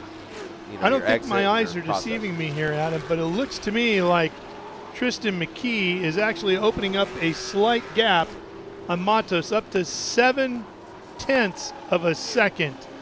And he ran a quicker lap than Matos by 0.2. And he did that in the last restart. And then as everything got kind of hot and gooey and started to move around more, Rafa closed that gap back up. And right before that caution came out, Rafa had brought that gap back to within, a half of a second. So he was within a tack point as well. But Tristan's car is certainly firing off much, much better than we see in Rafa's. Tristan, originally out of Virginia, now makes his home in Kannapolis, North Carolina. Speaking of backyards, that one belongs to the Earnhardts. Yeah, right. And I was going to say a good place to be if you want to be a stock car driver. Man. So he's and that's where his goal is. That's his goal ultimately. And something good in the water there, huh? Yeah, no kidding, right? So yeah, Rafa's car looks really good. He's been struggling this weekend with the balance of the car, and it seems like whatever they got to that thing for the race, Holly and the group there, and Gil Martin, and that whole gang underneath the silver hair tent really looked like they got that 57 car dialed in quite nicely. The Concord American flagpole. Speaking of the guys at Silver Hair, Harmon also running with Silver Hair in the 7, who's a couple of spots back in 7th place. Yeah. Imagine that. Talking to Maurice, team owner over there at Silver Hair, I noticed a sticker on the back side of the car. See it right there on the seat pillar there, right? Yeah. The rockers. Yeah. I was like, what are the rockers all about? I did not realize Maurice is part owner of a minor league baseball team. Oh, I did not know that either. And that's what the rockers are. And they're in High Point, North funny. Carolina. And the reason why they're called the rockers is because, as you would know, High Point is well known for being one of the top producers of furniture in the world. That's right. So like a rocking chair, they've got the Rockers What as a their great baseball mascot. club. And it's a AAA team, but not AAA affiliated to a MLB team. It's a AAA independent league. So you could play for the Giants, for example. You get cut from the Giants, but instead of them sending you to their AAA team in Sacramento, they just kind of cut you. But you're not done yet, so you could go play for this team and earn your way back up. And I think I just gave him the Is that the good commentator old-fashioned curse? commentator Yeah. curse? Sorry, Harmon. I tell people all the time, I said, commentators have that much power. Yeah, right. Oh, you just hate to see that. No, you though. do. You do. But we get a better shot of the Rocker sticker that way. Yeah, that's true. That's true. And again, it's got Rafa still carrying the banner for Silverhair and Maurice and Laurel Hall, and they have so much passion. They are great for the people, team. aren't they? They're amazing people. I say they're great examples, and they love series. They love helping Barry Bowes. You want to talk about a commentator curse? Now, I'm the one that did that to Barry because I was just talking about it. It only take a mechanical that would take him down. And Barry Bowes slipping back a little bit here. Yeah, it looks like, his last lap time was a 1:29, so he lost 3 seconds from the previous lap, and now we're under full course caution. Hate to see that for Barry. Next time you're in town, we'll have to go see a Rockers game. I would love that. Yeah, Yeah. I think we know someone that could help us out. Yeah, there. well, he said, he goes, I'd love to have you out. I mean, man, I'd be all over that. Yeah, the kids that and go. would be great. Absolutely, and maybe after VIR. Yeah, that'd be a good time. That'd be good timing. But yeah, no, they're back to the Hulls. They're great people and great ambassadors for the sport, and they do a lot to support a lot of young talent out there, and I just have a ton of respect for them. Yeah, too. absolutely. Solid family. For sure, for sure. So it also Chevrolet is leading the manufacturer points. 3 Chevrolets are first and second, and Toyota is third or second in those manufacturer points. So manufacturer points can mean something. Let me ask you about this while we have a little bit of downtime here. All right, before I do that, I had to check with our producer. I figured he was probably going to want to take a break, take care of some more business, and he does. So get ready on the backside of this commercial. I got a question for you. All right. So we're going to take a quick break, and we're going to be back, hopefully, for Green Flag Racing to the conclusion of our Cube 3 Architecture TA2 race on Speed Sport 1.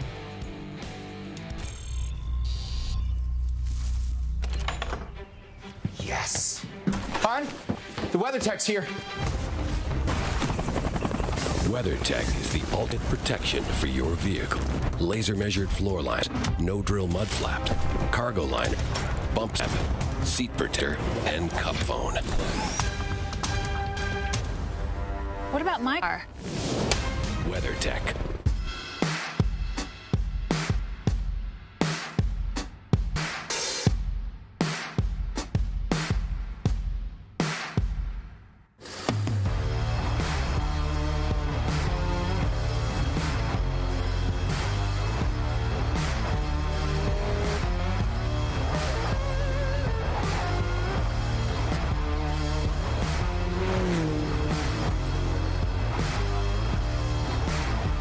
Hawk Performance packs 100 years of friction dynamics into every product.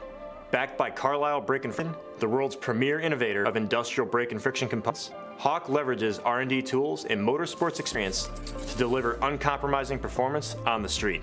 There's no reason to settle for less. Choose ads that are race proven and street legal. Find the Hawk brake dealer near you at hawkperformance.com.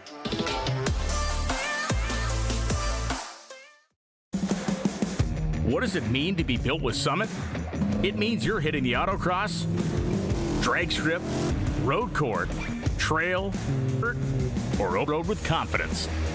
Being built with Summit means you're using parts from the top names in performance. Priced to make your project affordable. And it's all backed by trusted tech expertise and blazing fast shipping. Summit Racing Equipment. Let's build it together. SummitRacing.com. Looks like there is a bit of a breeze based on the wind turbine spinning around in the distance. And there's a good look at the tower here at Mid-Ohio. Now, we are in that building to the far left over here on the left side of the racetrack. Ben Sissel, however, is in that big building on the far right because you're in race control, Ben? Yeah, I am, and I'd like to say that it's because I want to show you this great shot, or maybe because it's air-conditioned in here. But we have the president of the Trans Am Series right here, Andy Lowley, then Tim Richter, who's our race director, making vigorous notes. Dan is here talking to all of the teams. Then we have safety here with Mid-Ohio with Carrie and Helga, and she's talking to corner workers. She's with all the EMTs, the safety crews, everything like that. Then I'll show you before we come up here, Lucas, if you can get a shot of our TV screen, that's the whole production that's happening so that race control can see everything. This is kind of a little behind the scenes, like Inception-like. Then River here is in charge of all of our flagtronics, so he can show digital yellows. He can show anything to the drivers. We also have like a running snake here of everything that's happening, where all the cars are, where all the safety vehicles are. That comes in very handy in moments like this. I'll be honest, I could. And then Yeah, I guess Yaz is over here monitoring all of our in-car signals for the in-car. So that's just a quick peek behind the scenes here in race control with the Trans Am Series presented by Pirelli. But Ralph and Adam, back to you. And as you would obviously have to say, we can't highlight enough how none of this happens without those people. Absolutely not. Those and also our brave men and women that are out there in the heat, corner workers. Our corner workers, it's definitely a thankless job. Part is you don't get to see them all weekend long unless you had a problem. Right. And then you're usually not happy, and they don't really get a great conversation out of a driver. So no. It's a pretty thankless job, but they sit out there in the white and they sit out there in the heat, and they do an amazing job for this racetrack, and they do it all the time. They're the same ones out there for the driving school. Yep. And where he was up there, that's actually the classroom for the driving school. Yeah, what he and was just at. above that is the press level. That's where right. Media usually hangs out here at Mid-Ohio. But yeah, this place has got a lot of wonderful history, and they've been able to hold on to it. They've been dressing it back up too. I mean, the buildings all look nice. Yeah, they do. They do. The bathrooms got redone, and we got new pavement out here. We got new pavement in the paddock, some of the paddock areas. Grass nice and cut. Yep, this is a beautiful, beautiful place. My hat's off to the Green Savory group and everyone that works for them too. Looks better than my yard. Well, my yard is their yard because I we live in the motorhome, so it is their yard. So I'm very appreciative of it. I believe we're going green right now. Yeah, here we go. Can Rafa get a better jump this time? Or has Tristan got his number? Green's out. Here we go. Tristan with a pretty good start. And now you got Thomas Merrill, too, that Roth has to work out. And those two have some history racing with each other. Annunziata there in fourth. He's been hanging right there in the top 5 all day, but Thomas hasn't been able to move up. He's been struggling with car all weekend long. He's been struggling with sessions in the car and the balance of the car all weekend long. And I think they hit on something closer for the race, but he obviously is not satisfied because this is, you would see more performance out of him. And Sam Corey doing a great job right behind him. Yeah, good looking at, I was just going to say, good look at him in the 70 right there. Sam is running in 5th, and he's had some good success here lately, hasn't he? Yes, he has. Lime Rock being the win. One of those. I mean, making the pass in the uphill like he did was honestly something that. In very tricky conditions that day, too. Rain and heat and dry and more rain. That's right. And he looks like he's just a very creative driver, I see, in the ways that he wants to make a move. And I like that. I think you need that this day and age. And because that's what we see like in some of the top. Like Max Verstappen was when he came on the scene, that's what we were all in awe of because of his creativity to get around. And Lewis Hamilton was no different. And I'm not saying Sam Corey's there, but he's on that track. Like he's very creative, and I like that. It's kind of the thing that opens my eyes on that. And then Ben Mayer right behind him. Like that kid drove through this field right now, and he's got the nose and the body work to show it. And Jared Odrick has taken over the class lead. And I mean, that's what I said. You can't a commentator curse because you were just talking about Jared, and Jared is up there. So and maybe this is the day he puts it all together, right? Right. But you got Rafa, even though he's not close, showing a nose just to keep him in the mirror of, just keep himself in the mirror of Tristan McKee. When you're a young driver, sometimes the old crafty veterans will like to move around in your mirror to try and get you to come off your game a little bit. That fight with Annunziata and Corey right there headed to 4. This is a good one. Yeah, this is like remnants of our last outing with at Lime Rock. It's 4th. Oh, Mia level off. No, that was like at the top of the keyhole too, which is another beach place, and looks like we're double yellow. And you sure are. She didn't get to race with us at It's right before the Oh, it's right carousel, before the we're told. carousel. She didn't get to race with Lime Rock because she was graduating from high school, and she's getting ready to go to Davidson College. Oh, wow. Yeah. It's a great place to go to school. Great school, Yeah. pretty good basketball program there. Yeah. Some guy named Steph Curry came through there. Right, yeah. They're pretty solid. Yeah, just so him. she's going to have a lot of fun. So, yeah, that's a shame for her. Yep, that's right where she is. It's right before the carousel. Boy, that's a shame. Hate to see that for her. They'll get her out of that mess, and she'll rejoin, but she was running the top 15 at the point.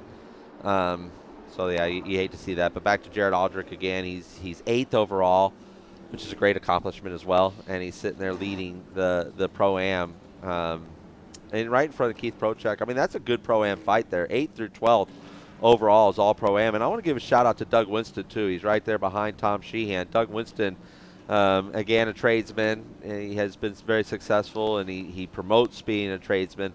So but he's having a great run. We spoke earlier this morning, and I reminded him, and he knew it. Like, less is more here at Mid-Ohio, and he's an attack guy, right? He used to be a bodybuilder, and so he's really but he's calmed down a lot. I've seen his driving take a much calmer approach, and underneath that group and underneath some of the tutelage too of Adrian Vlastowski, I think has really brought Doug Winston a long way in his game. So it's good to watch him also kind of creeping into that top 10. He could sneak in that top 10. Well, with Mia being beached over there and going to need a little helping hand to get out of the kitty litter, we're going to come back and see if Tristan McKee here in the 28 Gamebridge car, EndrickCars.com entry, can hang on in front of Rafa Matos when we come back live on Speed Sport 1.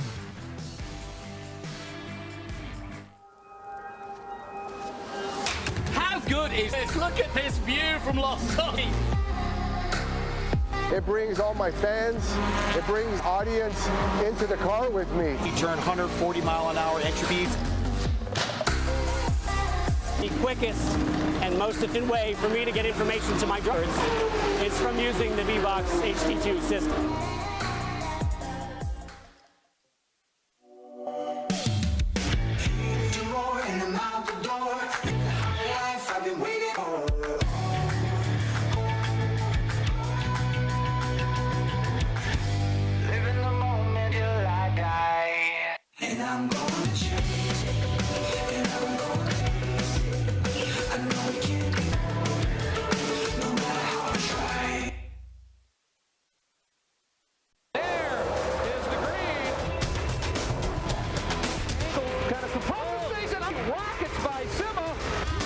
There's Boris said. One of the ways you overtake here at Sebring is really good braking zones, like this one right here. Both go around. There's the green. We are back and at it. Watch this. Oh, look out. Miller, look out.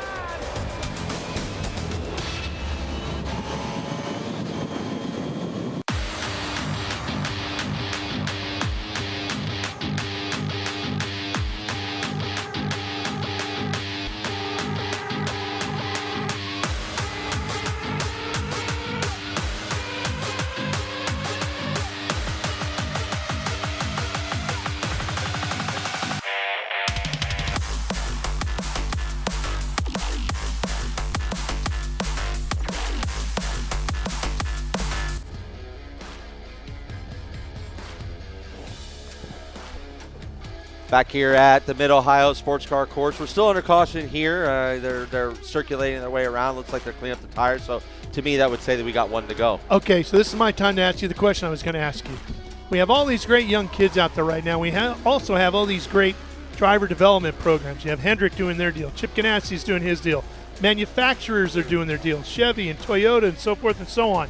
Then you have agencies like Spire, who are involved with Tristan McKee, doing their deal, taking racers and putting them in different spots. So if you were a father of a youngster who was looking to go professionally racing, what would you be looking for in the direction that you placed your kid with a driver development program? That's a really good question, because there are so many. And I don't think you can really go wrong with any of them. Probably not. They're all great programs. And I think really Red Bull was the one that rewrote how that all went down. Like, we're gonna focus on off-track as much as we're focusing on on-track stuff. But that, and I think that's where my head would be if I was going to, do this, if I had a child and they were wanting to go in. I'd be looking at that more than anything. What's the off-track stuff look like? What are they doing in teaching on the nutrition side? What are they doing on the physical side? What are they doing in media training? Because that is of the utmost importance, is to get these youngsters super comfortable in front of a camera, super comfortable in front of the public, because that's who pays our bills. We're doing this as an entertainment, and the fans are really great to us, so we need to show that respect and make sure that we're telling the right story and doing it in the right manner. And so I would look at that, because I think they all do a great on-track product. I think what would separate it would be the off-track stuff, in my personal opinion. That's interesting, and I can see that. So looks like we're going green this time by. Yep. I was right. They were scrubbing tires, so it means that the crews were on the radio that we're going green next time by, and it's true. The lights are off. The Ginetta pace car is in, and I believe Rafa's a little bit tighter up on Tristan's bumper this time. Yeah, he's got to be thinking, how many more shots of this kid am I going to get? There's the green flag. Here we go. Got a much better restart that time, I'll tell you that. This is going to be a look into turn one. Tristan was a little more to the inside, wasn't he, coming down the front straightaway that time? He was. But I tell you, Tristan got through turn one like textbook. He sure did. Who didn't was Rafa, and he's under attack right now. As you can see, Thomas Merrill, we had a little bit of an off there in the back, it looks like, from one of the, maybe Barry Bowes, I believe, who had his troubles earlier, but is still circulating out there, getting at least going to collect the points. But, boy, Tristan just fires off. He sure does. And then you got the two teammates back here that were in their battle beforehand. A little bit of lockup by Nunziata, but Sam going around the outside. Boy, and Rafa went a little deep there, didn't he? He did. He did. And it almost cost him. And Thomas gave him a little bit of a nudge there, moved him to the side. Not getting position here.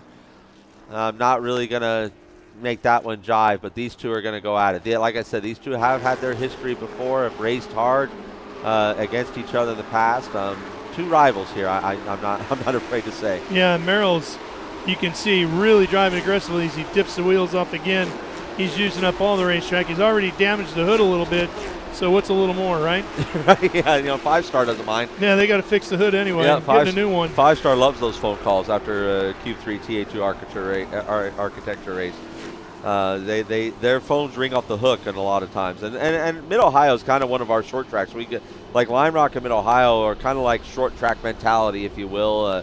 Really difficult to pass. Bumpers get used up quite a bit. And Tristan, in this late race stage, we got 9 laps to go, has just absolutely, the car is just fired off for him and is doing everything he needs it to do. He was 2 seconds quicker than Matos on that last lap. And that's no joke. Yeah, he that's opening up quite a gap. Wow. In a 1-lap span, and it's almost like we just watched Tristan come out to the world right here today, in the sense that if what I'm saying is true, then he managed this race perfectly, that he just was keeping a pace that he knew he could run comfortably, but was stressing everyone else's pace, because the cars behind him don't have his pace anymore. And he's been able to maintain. And the only thing that tells me as a driver is that that's a young man who was just perfectly managing this entire race. Where we thought Rafa was catching him, he was managing. Yeah. And that's actually pretty impressive from my point of view.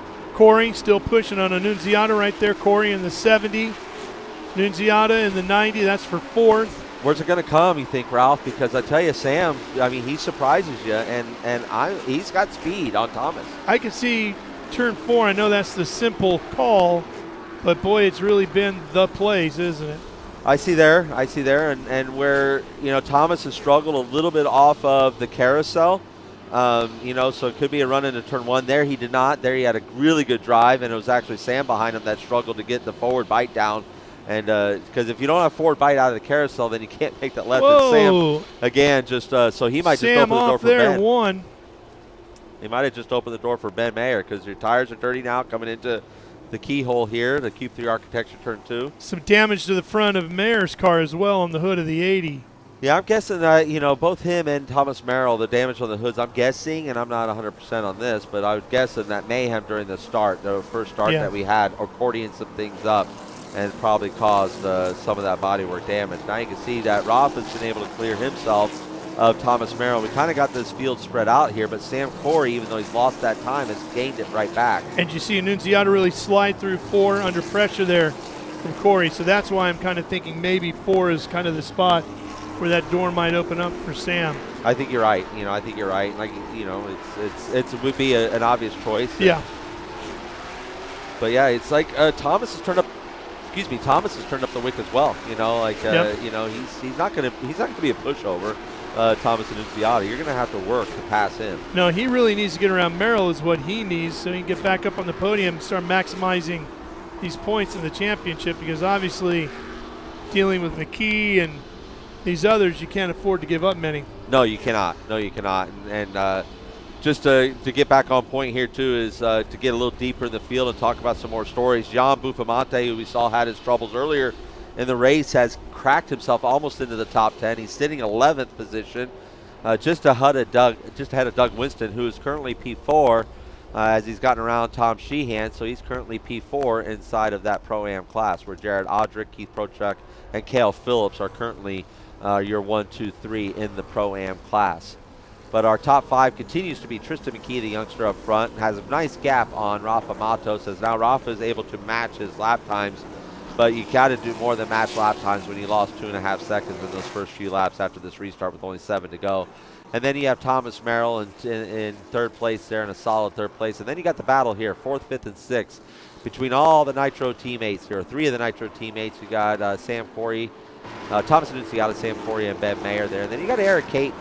Ben spoke with Eric earlier in the broadcast on the fan walk, and Eric was feeling really good about this weekend and really good about this race, and well, he should. He's sitting in P7. I believe that's a career run for him. In the Ray Skillman Automotive Group Ford Mustang, which being an Indiana boy, I love to see Ray Skillman on the side of the car. The Hendrick cars are beautiful, but it's great to spread the love and see Ray Skillman out here and supporting a great human being and a great little driver there like Eric. And then we get into the Pro-Am trio there that round out the top 10 with Jared Audrick, Keith Prochuk, and Cale Phillips. But it's some great racing throughout the field here today at Mid-Ohio. And Audrick won here at Mid-Ohio in an SCCA Super Tour race just a month ago.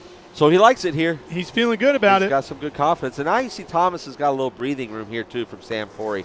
Sam was driving so hard and working so hard to try and get around Thomas. He might have overheated stuff a little bit. But it also looks like Sam's got a lot of straightaway speed. And I know that for a fact because he's got like 5 miles an hour on that straightaway from on Annunziata, because Annunziata was telling me that he is the closest one he's to in the Nitro tent is Sam, and he's 5 mile an hour down on Sam. So his straightaway speed is hurting, but he's doing a great job of defending. We're back there looking at Barry Bowes and what he's doing back here to the top front of the group, and back to this fight for 4th, 5th, and 6th. Ben Mayer has dropped off and kind of separated himself from that group. He's got that damage on the front nose, so don't know if that's having an adverse effect of the handling of his car too. Thomas Merrill, by the way, has recently won the pole here at Mid-Ohio in an IMSA Pilot Challenge event. I believe that. Yeah, I absolutely believe that. But it's like we said, the talent is so deep inside this series, and it's fun to watch. Crazy thing is, there's more coming.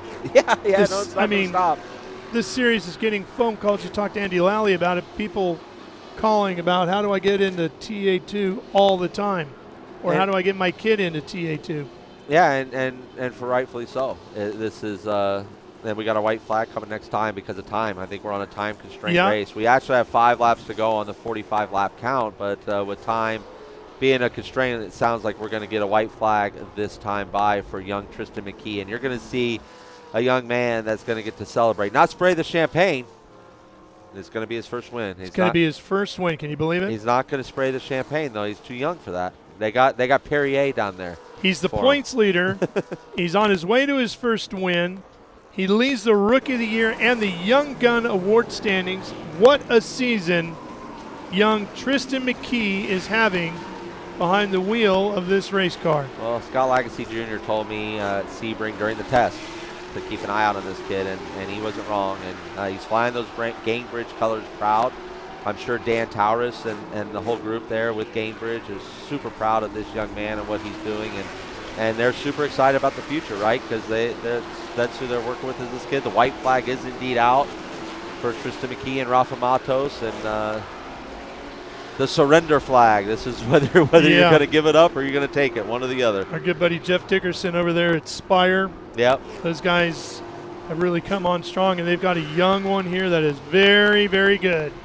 Absolutely. Absolutely. This is he will be the second youngest Trans Am winner behind Brent Cruz if he pulls this off. Yeah, I have that here for you. 14 years, 10 months, and 19 days for Tristan. 14 years, 3 months, and 4 days for Brent Cruz. Unreal. Difference of 7 months. Unreal. I can't believe it. That's really cool stuff. Really cool stuff. Great run here by Tristan McKee, and it's just beginning, Adam. It is. I mean, obviously his career is just. I mean, I've got 30 years on him, so his career is just getting started. And I'm super happy for this young man. He's a wonderful. I don't want to call him a kid. He's a young man because that's what they are. When you hear this kid's interview out of the car, as I say it, when you hear his interview out of the car, you'll understand what I'm saying. But great job to SLR, great job to M1. You brought home one and you dominated this one. No doubt. On his way to becoming the second youngest winner in the history of Trans Am.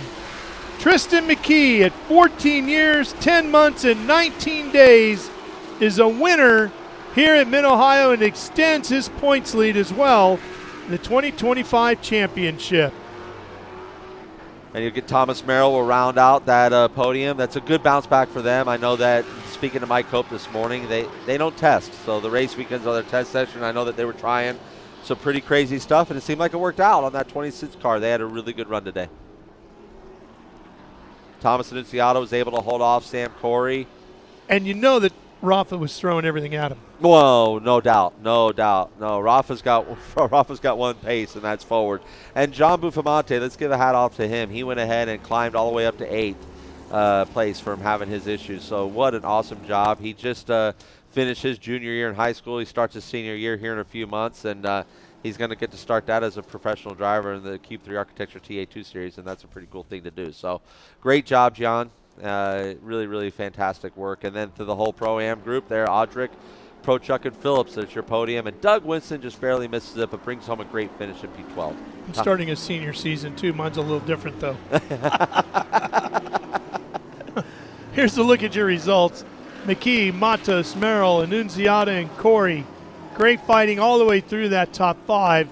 Ben Mayer, Caton, Buffamante, Audric, and Prochuk, with Jared Audric taking the class honors. Really cool.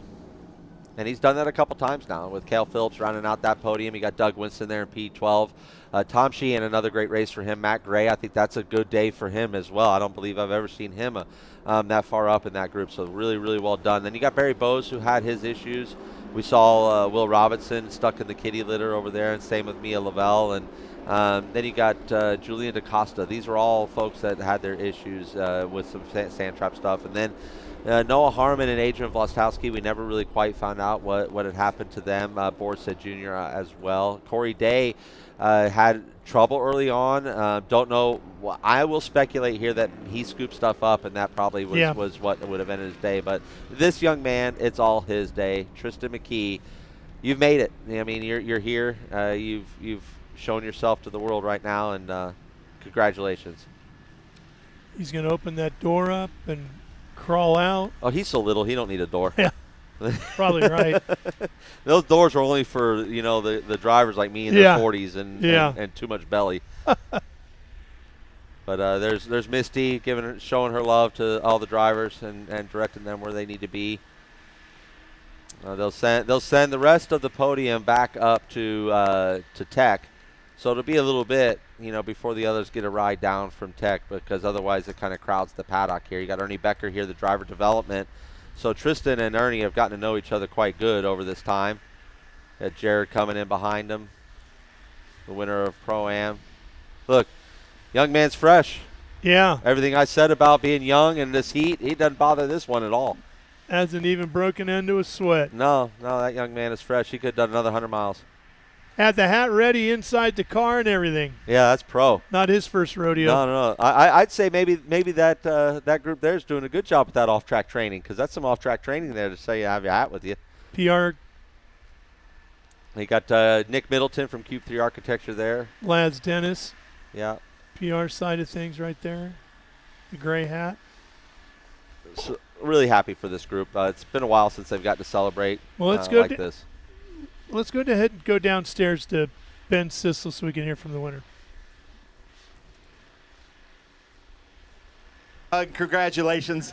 So we got to take care of some family business. Right now, Tristan McKee, very close, but the second youngest driver to win a Cube 3 Architecture TA2 Series race. How was your race out there, Tristan? I mean, it was phenomenal. You know, we led every lap, pretty much dominated the whole race. So it was a really good race. I just really got to thank all my guys, all these SLR M1 race cars crew. They bought all three of us drivers a really good car. You know, we qualified 1, 2, 3 and ran there a lot. So they did a great job preparing these cars, and I just got to thank all of them. Nice. Well, congratulations. Yeah, he's out of breath. I heard Adam saying, you know, they were worried about some of the younger drivers, but obviously he's looking good. He's a little bit out of breath. I saw Alan grab him some water right away, but nice race out there. Are you proud of your big brother? Yeah. She had to think about it a little bit, though, Tristan. Then we come over here to our winner in Pro-Am. Unbelievable race. Where is he? Jared Odrick in the black underwear, cool box car.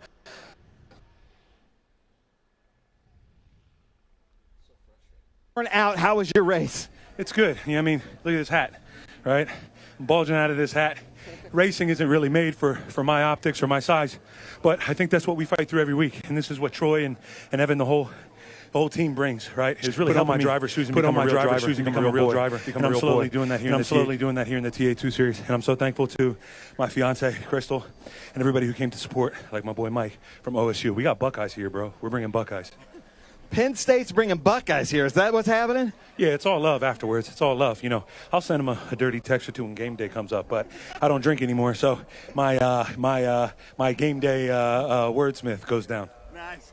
Well, Jared Odrick first in Pro-Am. Tristan McKee first in TA2 National. We're about to have a great winner's circle celebration here. I'll send it back up to you guys in the booth. Oh, thank you, Ben Sissel, and as what a great interview with both those drivers. And like I said, Tristan is not showing his age at all with that interview and with the preparation, and looks like a hot one. Both of those drivers looked absolutely tired and cooked, and just trying to catch their breath, adrenaline taking over, because that was a tough, long day. This is a physical racetrack here at Mid-Ohio Sports Car Course, but great job by both these drivers and this whole Cube 3 Architecture TA2 group. But we're not done here, even though the race is over. We got a little bit more coverage for you live from here at Mid-Ohio, so stay with us. We're going to just take a short break, come right back to the victory podium area, here the winner's circle on Speed Sport 1. Rev up and get ready for race day with Mission Foods. The world's best racers and tastiest products come together to make every race delicious. Fully loaded tacos, fast wraps, piled high nachos. Whatever you crave, Mission will help you be race ready with easy to make recipes that will take your race day to the finish line. Keep your racing delicious and enjoy all the mouth-watering action. Brought to you by Mission Foods. Too fast, too tasty.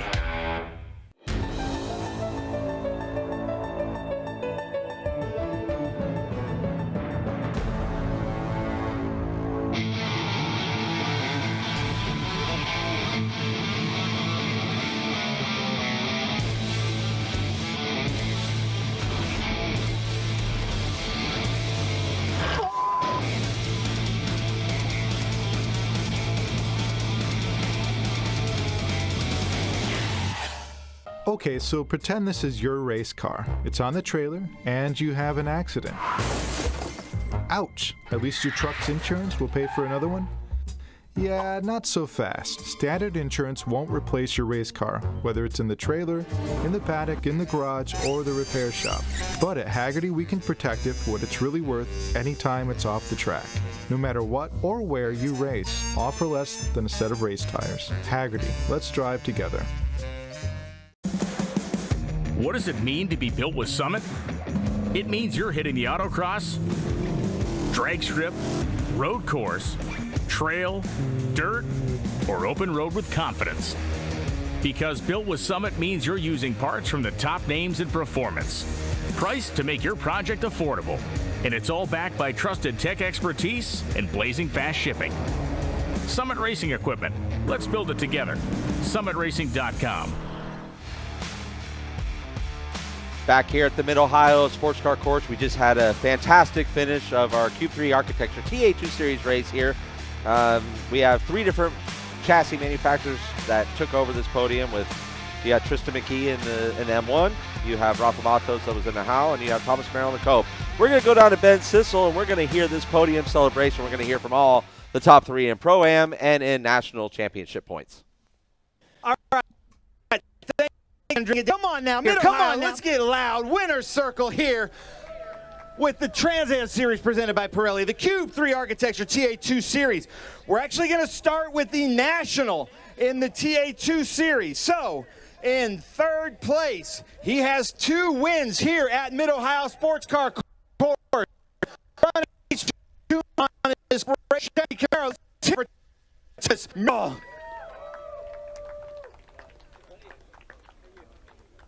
Nick Middleton handing him the trophy.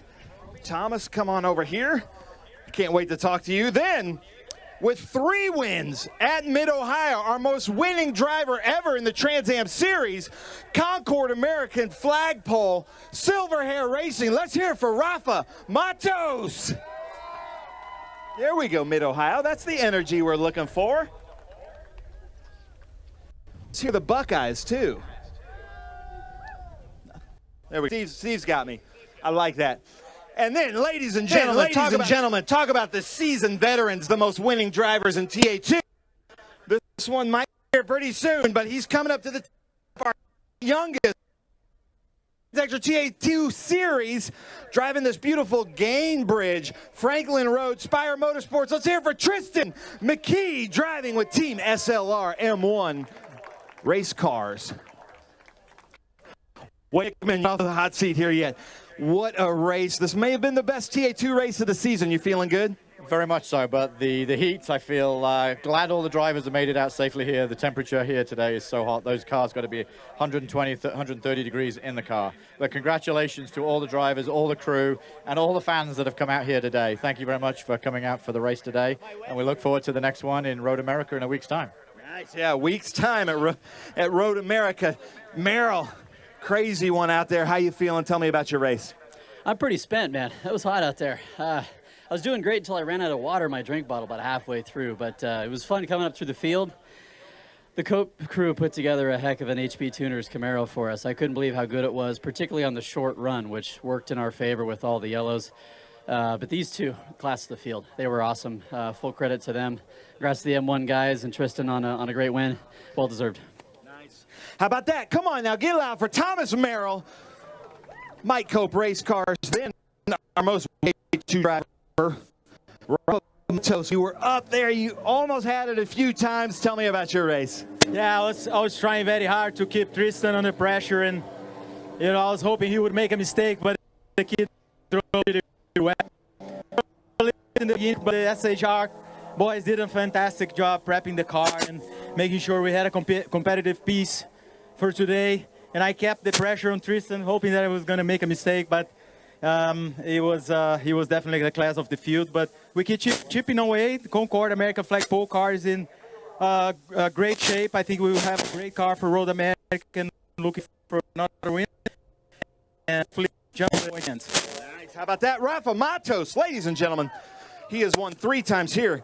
Tristan, you are in a TA2 champion sandwich. And with the way your season is going, I think you're going to be crowned a champion here pretty soon. Take the mic, tell us about your race. Yeah, that's what we're hoping for, to be the champion when it comes to the last race. But I just got to give thanks to all the SLR guys. They brought a really good car. It's prepared. We unloaded off the trailer really fast and stayed fast all weekend. So all props to them. I did a lot of studying and preparation for this race, and it really paid off. So just thanks to Josh Wise, Scott Speed, Spire Motorsports, Chevrolet, Gainbridge, and once again, all the SLR crew. Nice. All right, now Mid-Ohio. Come on now. Thomas Merrill, 3rd place. Rafa Mato, 2nd. Tristan McKee, 1st place.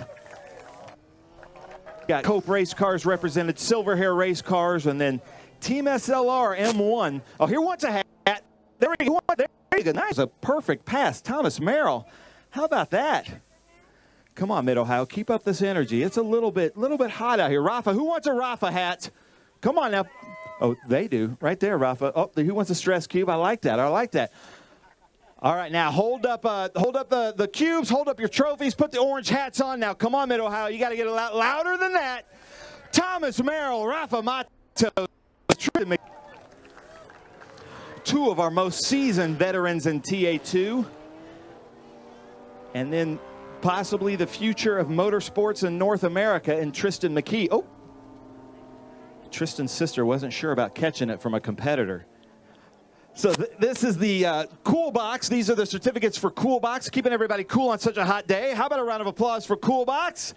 Rafa Matos, Tom McKee, and then we have the Pirelli hats. Two of these drivers are going to be able to get champagne, and I don't know if you guys can guess which one won't. Ooh, he's going. He almost dove for it. There you go. Oh, almost to Steve. There we go. Come on now. All right, let's get loud. One more time, Mid-Ohio. Hold up those trophies. Thomas Merrill in third.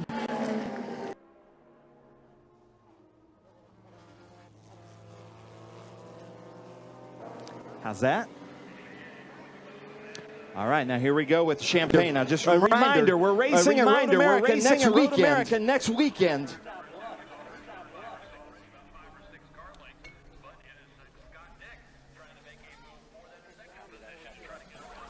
All right, come on now, get loud, Mid-Ohio. Thomas Merrill, Rafa Matos, Tristan McKee. But I want to hurry because I want to get these drivers up here. So some Pro-Am, where is Cale Phillips? There we go. We've got some Cale Phillips fans up here. Second place in Pro-Am, running the HP Tuners car. Let's hear it for Keith Prochek. Where's Keith Prochek? Cale, nice job. Keith, nice job. And then in first place, gentlemen, let's hear it. Jared Odrick running the black underwear Cool Box. TRB Autosports car. All right, guys. Talking to Nick Middleton. Jared Odrick up here. Jared, take the top step, and what we're going to do, we're going to go backwards. Jared, I want to hear from you first. That was such a hard-fought battle. Take the mic. Tell us about your race. Yeah, no, it was tough. Obviously, it's hot. We're all trying to keep our composure and catch our breath here. But no, it was awesome. You know, Prochek and I were close all race. He was in my mirrors all race, and then at the end there, he actually overtook me going into 8-9. Because I had let some national guys go through to keep a clean race, and then he passed me. It looked like he got a little wide in 9, and he had to wait to get on throttle, and I was able to get on throttle a little bit earlier. And man, I was able to take it with 2 corners left, and it was so dramatic. I can't wait to watch the tape. And just having the support of ex-teammates coming means a lot. It means a lot to have the support of teammates that are kind of circling the wagon, maybe joining TRB. Hopefully we have some new faces before the end of the season. We like to see that, and the support of my fiance is unmatched. Elbows in my back before I fall asleep is second to none, so thank you, Crystal. I love it. And my opponents, they're the best, and they're great competitors. Nice. I love it. Now, our comments are blowing up for the Pee Wee Herman dance. I spoke to Jared. Now, he wants to reinvent himself as a race car driver. Crystal, Jared promised me by next race he's going to have a new dance invented for Victory Lane. I'm going to talk to Keith. I'm going to talk to Cale. But right now, Ralph, I need to send it back up to you in the booth. Thank you. Yeah, we're going to have to close things out here at Mid-Ohio. Our Speed Sport 1 coverage. We've reached that time of the day. Sure hope you've enjoyed it live from here at Mid-Ohio. Don't forget, we will be back next week live here on Speed Sport 1 on Saturday and Sunday from beautiful Road America in Elkhart Lake, Wisconsin, for the Trans Am Series presented by Pirelli and the Trans Am Series presented by Pirelli Cube 3 Architecture TA2 Championship as well. Both those races live for you on Speed Sport 1 next Saturday and Sunday. Lots of action here today. Gian Bufamonte having his problems. Adrian Vostovsky had his as well. But boy, nobody could run with Tristan McKee here today. Even the great Rafa Matos chased him and pressured him, but couldn't get it done. That'll take care of it from here today. We'll see you next week from Road America. For Adam Andretti and Ben Sissel, I'm Ralph Shaheen. So long from the Mid-Ohio Sports Car Course in Lexington, Ohio. Congratulations, Tristan McKee, on becoming the second youngest winner in the history of Trans Am. So long, everybody.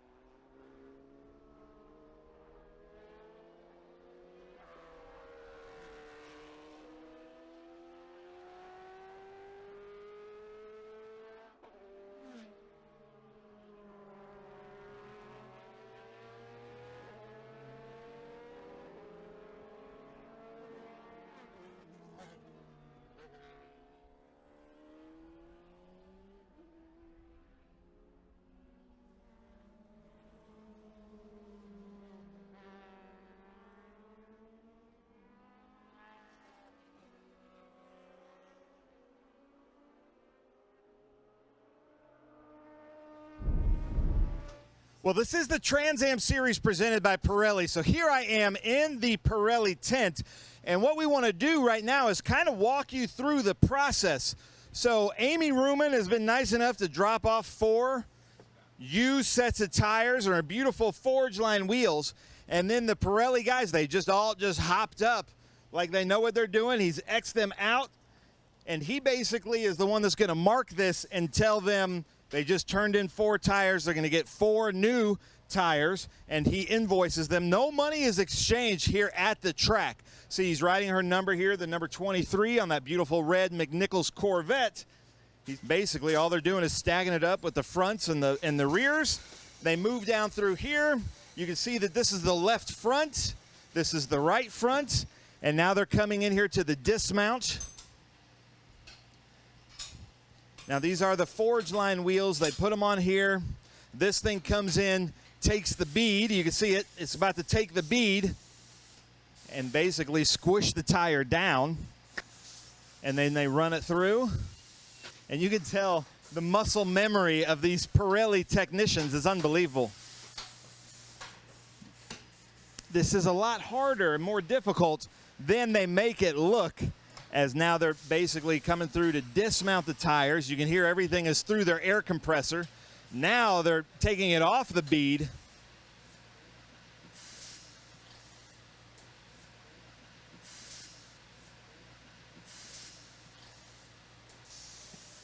And they've got it fully dismounted. So there is the old tire, and now they put the new tire on. This is the lubing. They just kind of lube the bead, and I did hear that they have to put more lube on the bead for the TA2 tires than on these TA Forge Line Wheels tires. And now they're mounting the tire. Obviously, with the muscle memory that's happening right now with these Pirelli technicians, they've done this thousands of times, I would say.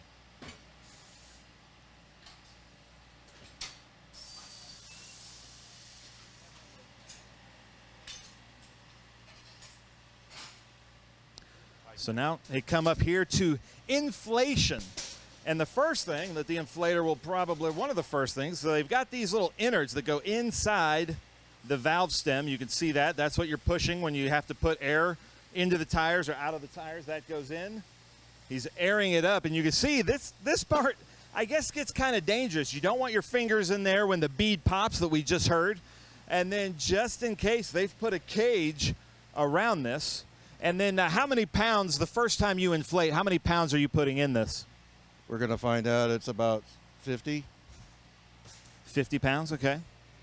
So basically, you put it up to 50 just to get the beads to pop, and now you bring it down to whatever, 30. Okay, so they're going to do 30 pounds, and then it comes down here to balance. And balance is kind of, not that this isn't a science anywhere, but the balancing is really one of the most critical aspects of this, because then the car won't shake or vibrate, and the drivers will feel a lot better. If a tire goes out of balance or a wheel goes out of balance, that can really mess them up. This is the balancer, and this is a computer generated, and it rotates itself, and then it'll tell them where to put the weights. It'll tell them where to rotate and then what weights they need where. So there's the green mark on the tire. And what is it telling you which weights to put where? So each one of these is a quarter ounce. It's asking for 2 ounces, so you're going to have 8 total.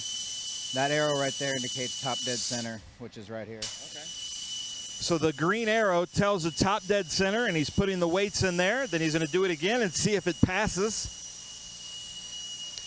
Have you ever had a perfectly balanced wheel and tire without weights? Yeah, it happens from time to time. That's kind of like a lucky strike. Yeah, sort of. 3 cherries at the slot machine. So that looks good. That passes, balanced. And now it comes out here, the number 23, and they'll keep the tires together, but then they'll stack them out here. So let's watch this balancing process one more time, because it is pretty neat to watch.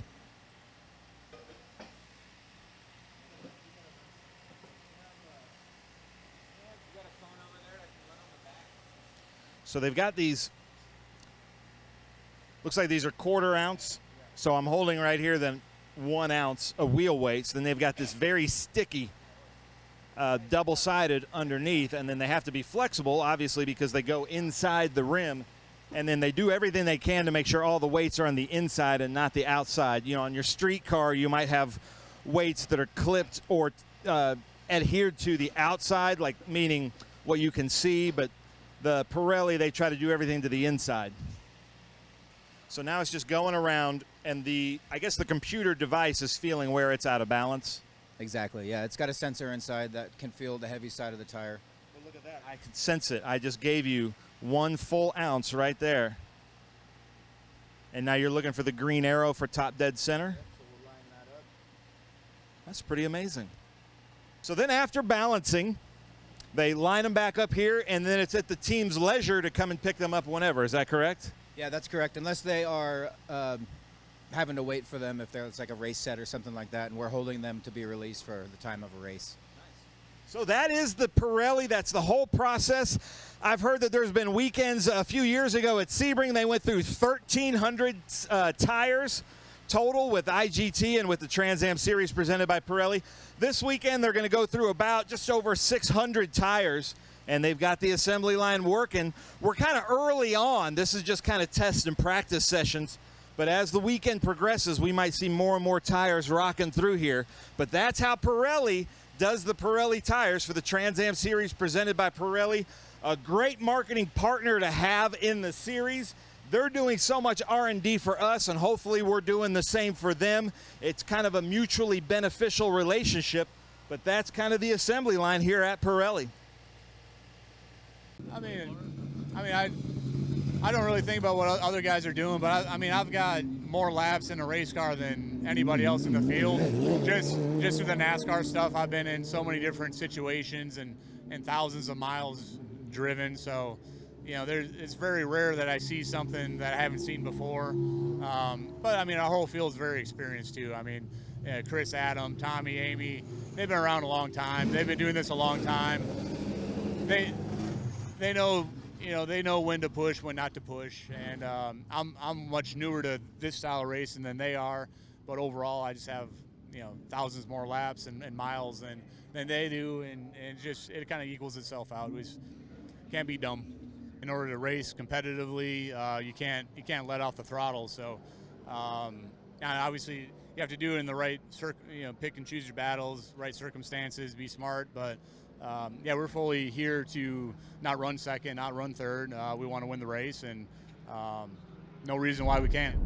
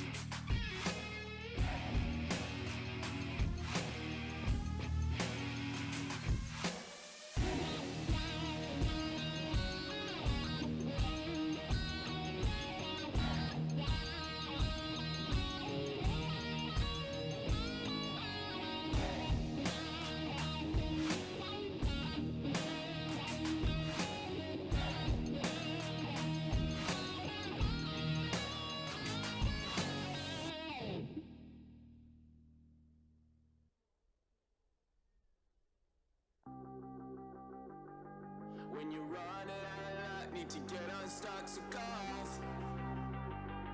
When you're up against the wall and you cannot fall, so go off, go off, go off.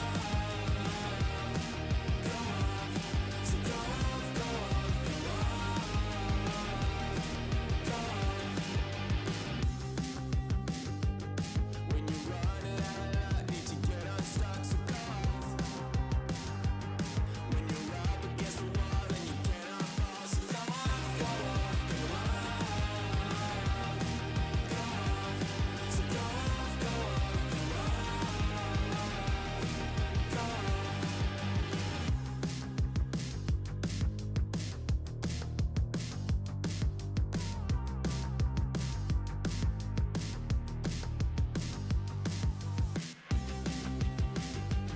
When you run it out of luck, need to get unstuck, so go off.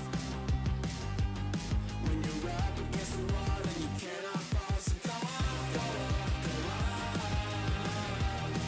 Go off, so go off, go off, go off. Go off, go off, go off, go off. Go off,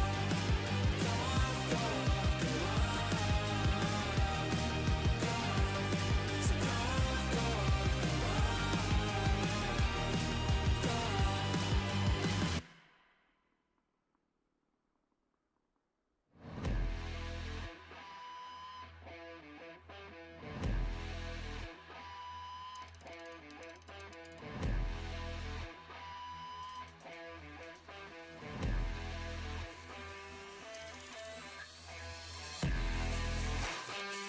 Well, we're live here on the grid for the Ligier Junior Formula Championship. Gaston Irasu, who won the race today, I believe, was it 3 races, 4 races? How many races on the season? 3 races on the season. You can see they've got the blower blowing right at him, driving this beautiful Alia Group ANCAP car all the way from Uruguay. Then Beckham. Now, Beckham, you had a great race the last race and moved up through. I love this very, very bright car, but I know that he wants me to talk about this, so this is his logo here. But then he's got OMP Bell, P1Docs.com. Is it Stonica? And then I got to talk to Beckham because, man, you moved through the field in that race today. How you feeling about Mid-Ohio? Yeah, I really like the track. It's been very good. You know, car setup has been good. Yeah, haven't been able to get the results we wanted yet, but we still got one more to do it. Nice. Still got one more to do it, he says, on a hot track with some hot tires. These hand-cooked tires can get hot. Then they've changed now. So now as friends here at the grid, we've got Daniel Carra here with Tenuta, Fopo, and let me say this again, Tenuta, Fopa, and Ambrosi Wines. Their wine company out of Napa Valley, the number 10 from Brazil. Like I said, my dog when I was growing up was Pele, soccer player from Brazil, that he wore the number 10. So I have a special connection with this car here with Daniel. Benitez with the Scuderia Buell, just very, very good driver. Pablo Benitez, you had such a great race, such a close race last time. How was it for you out there? It was really fun, really exciting also to fight with them, really good drivers. We didn't quite have the right setup, but we worked in it for this race, and hopefully we'll be quick and be able to look for the win. Nice. How about that, Pablo Benitez? Which flag are you wearing here? Is that Argentina? Yes. Argentina there, who also had a very famous number 10 in Maradona, but he's running the number 44 with Scuderia Buell with Sport West and Bruno Maquinarius. I want to make sure I'm getting everybody's sponsors in. Roman is ahead of Cash. Like seeing that, Roman. Roman, you had a great race last time out. When the lights go out, what's your strategy? We're on pretty good tires since we had mechanical in race 1. So our tires are pretty new. Just pass them and get to the top 2 or top 3. And maybe pull away because I know Beckham has same tires, so we're good. Okay, so he's saying it's a tire thing. So let's look at this. Yeah, he had a mechanical in one of the races, so these tires are not as worn as some of the other ones. So he and Beckham, look for them to move up through because they're only allowed 2 sets of tires through the weekend. Then we've got Cash up here running the Town Hall Phantom Fireworks Rebull and the Bio Longevity with Champagne Racing. We've got these Mountoon K20 motors in there. Ava, I'm so happy for you running that purple. Look at this. She always matches, but the livery is looking great. So Ava Hansen out here rocking the American and German. We've got Berg Racing here. Harbir Das had a great outing in the last one, so look for him to move up through, but I'm seeing some pretty worn out. Look at some of these tires. You know, it's been really hot here. Mid-Ohio's not great. Maximo Karam, we saw him in the last race find some speed in the middle of the race. So look for this car, the BFS car, to move its way up through with Mo Karam and Art Studio, the number 46. And you can see Zach over here. Even from South Africa, he's trying to fan himself because this gets really hot in here. Zach Forey, beautiful car, the number 15. Then Drew Such, look at that. Drew Such looks like he's ready to go. And I like this on this rear wing, a little cursive of Drew there. Also with Berg Racing doing really, really well in the points. I've got 1 minute on grid. I'm not going to be able to make it down there to these other drivers. I'm going to send it back to Connor Roberts in the booth and Ralph Shaheen. All right, Ben, thank you very much. Getting ready to go, Ligier JFC. So, Connor, welcome aboard. Thank you for having me. You ready to go? We are. Had a pretty good run earlier today, right? 5th? Yeah, it was a good race. Struggled a little bit off the start, made the positions back up, and then just held on to 5th by the end. And that was the Formula Regional Americas event. It was, yep. And while these cars roll off false grid, tuck in behind the Ginetta safety car, and we'll get them out on the track. But you keep rubbing your eye. What happened to you? I had my visor up a little bit to try to get some air on my face, and I got a piece of grass stuck in my eye. So it's a little bit of a struggle midway through the race trying to get it out. And then, yeah, just need to go and wash my eye out after this, I'm guessing.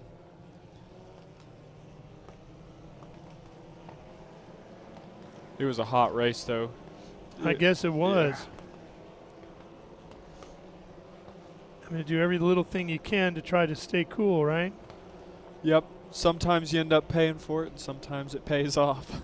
So coming into the day, Harazu was a points leader by 11 over Such. Kara, top 3. Now, after the last race, Harazu is a points leader by 30 over Such. And a few more markers back is Kara. So that win for Gaston earlier today was huge following the problems for Such. So if they're not careful, Gaston's going to blow this thing open.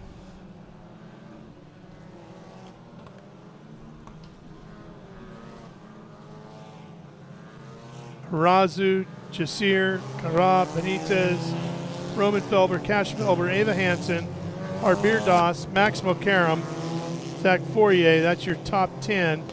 Drew Such, Josh Griffith, Michael Fatuta, Kelsey Pinkowski, and Luca Day, who had a terrible run in the first race today, rounds out the field of 15.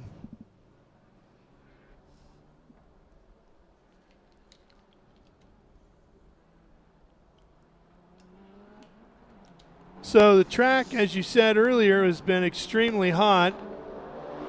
And that sun has been beating on this racetrack all afternoon long.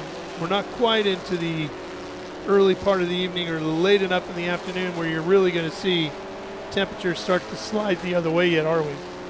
No, and all the Pirelli rubber that got laid down by the TA2 race earlier is going to really change how the track surface reacts under you when you're trying to hit your markers that you've set through your experience through the weekend. And so, look for some early mistakes, really, just while the drivers kind of get a feel for the track and how it's changed since their last race. So this should be a standing start as the Ginetta safety car leaves the track and heads down pit lane.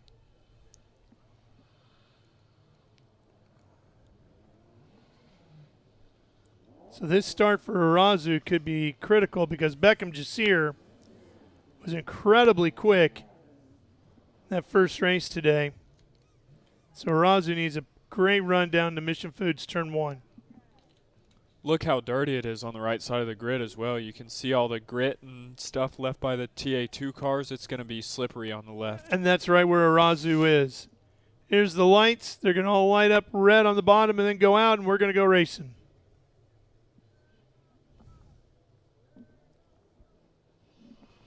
Here we go. Now!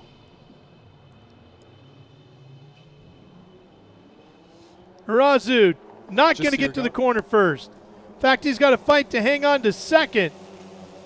Kara tried to get him on the outside. He'll settle for third. Beckham Jasir's going to lead him down to the keyhole. Kara back to the inside for second. And Arazu's going to maybe slip to fourth because Benitez is on him.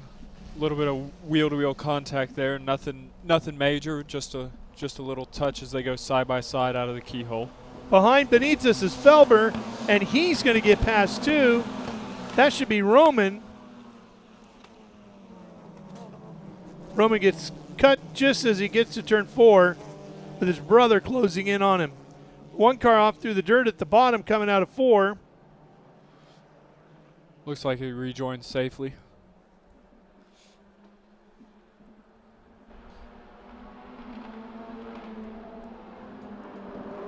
Boy, Jasir off to a great start here. Leading the field, he just needs to get his head down, not look too much in his mirrors on the back section where you can't pass, and just try to make a gap so that he can maintain his advantage into turn 2 this lap.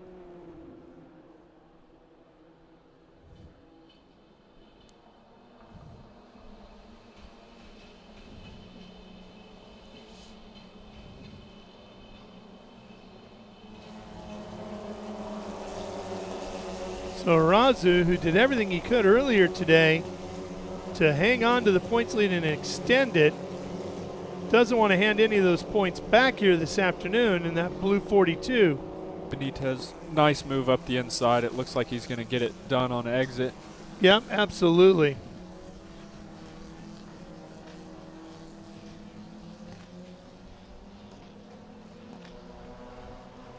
Arazu trying to get more back.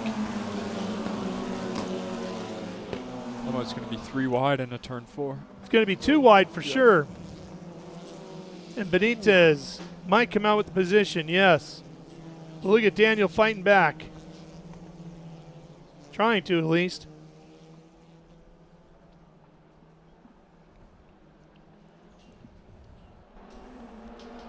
Nice move for Benitez. It went on a little bit longer than he would have wanted, but he got it done clean, and now he can just get his head down and try to catch the leader. Somebody off, forcing the Felbers to quickly try to avoid it. Drew Such has closed up here behind Harbir Das. So that's a fight for 7th. But look at the gap Beckham Jasir has got here.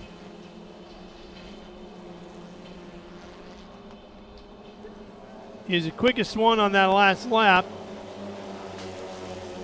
And he's opened up an almost full second gap now between him and Benitez in second. Yeah, he's almost far enough to have the draft broken, but a good run out of the keyhole, and Benitez could be right there on him into turn 4.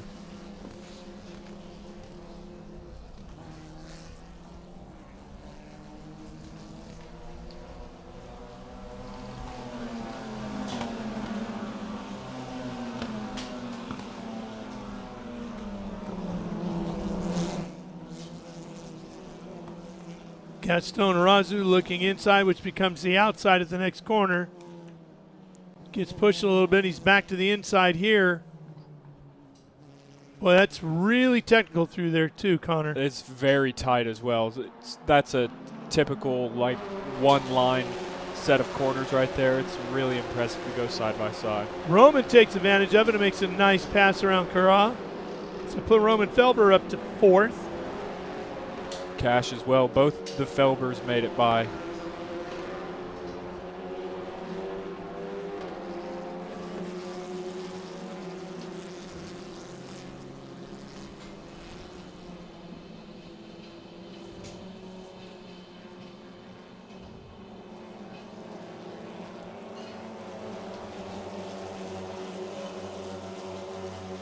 Roman's had all kinds of mechanical problems this year. He was happy just to get all the laps in earlier today. Now he's thinking, hey, let's just get this thing on the podium. It's one spot off. Yeah, and they're right there, very close to Arazu in third. They can really start to make something happen.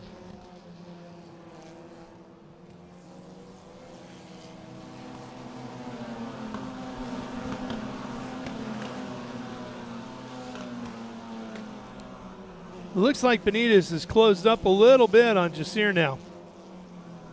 He's got it to within a car length. This is somewhere around full second a little bit ago. Yeah, Benitez put in a nice quick lap last lap and using the draft down into turn 4 and out of turn 1 to really help him close up. So 0.6 seconds last time by. See what it is now. Transfer through Thunder Valley. Over here into the carousel. With a little kink and onto the front straightaway.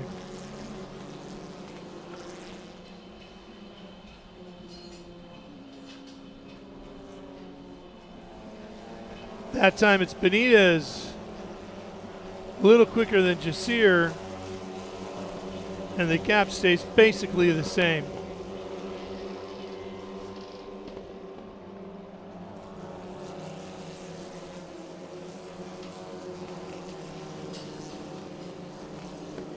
At this point, Jasir is just going to start thinking, you know, Benitez is going to be getting in his head that he caught up that gap that he built up, and he's going to start looking in his mirrors more into the braking zones. And you know, it's easy to fall into a mistake when you're thrown off your game. If somebody shows to the inside that looks like they're going to make a pass, it can really be distracting and can easily cause mistakes.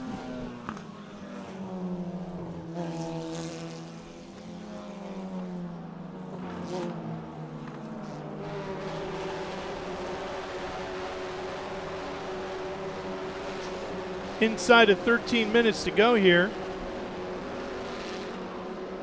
To the completion of round 9 for the Ligier Junior Formula Championship.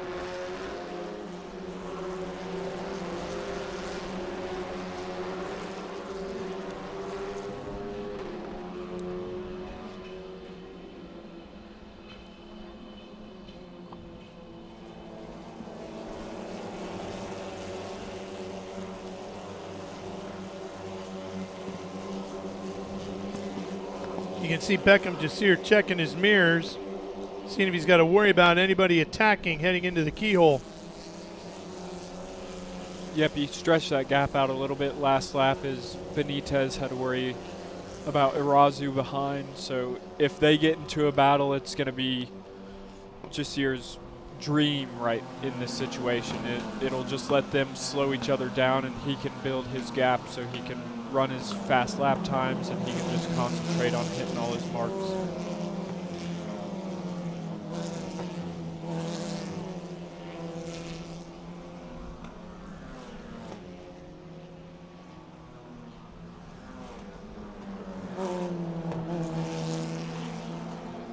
Arazu's got to find a way around Benitez here.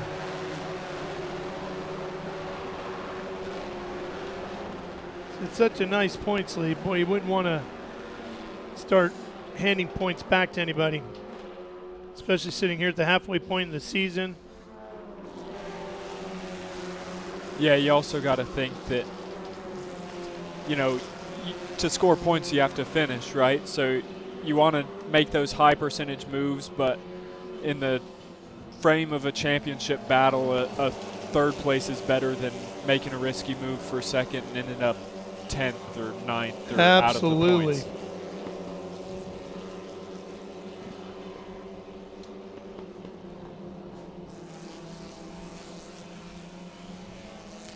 And if he's not careful, Felber's going to push him back another spot.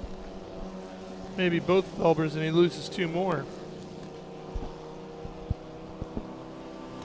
He's got a little bit of breathing space this lap between them. He's all over the back of Benitez, just trying to find a way by.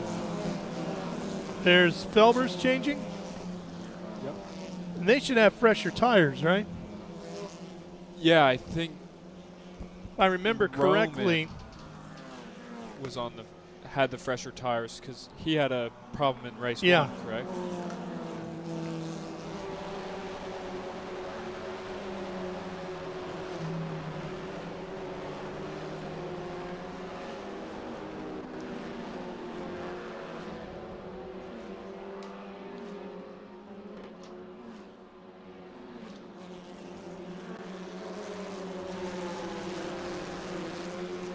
Pablo Benitez, and then number 44 Scuderia Buell Ligier Junior Formula Championship machine.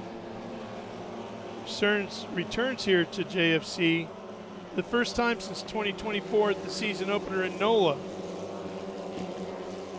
And part-time in F4 US last year, including the round here. 17-year-old from Argentina has a podium in the class with the best result of 3rd during that weekend. Yeah, I raced against him last year in F4 during the partial season that he did, and he was very, very quick lots of the time, and sometimes in the US F4 car with it being a little bit heavier and more. Oh, we got a spinner. Sure do. Is that Arazu? It is. Boy, things are going bad for him here in the final race of the weekend. Just a slight misjudgment on how much track he had to the left of him and just dropped a wheel in the grass and lost it on turn-in.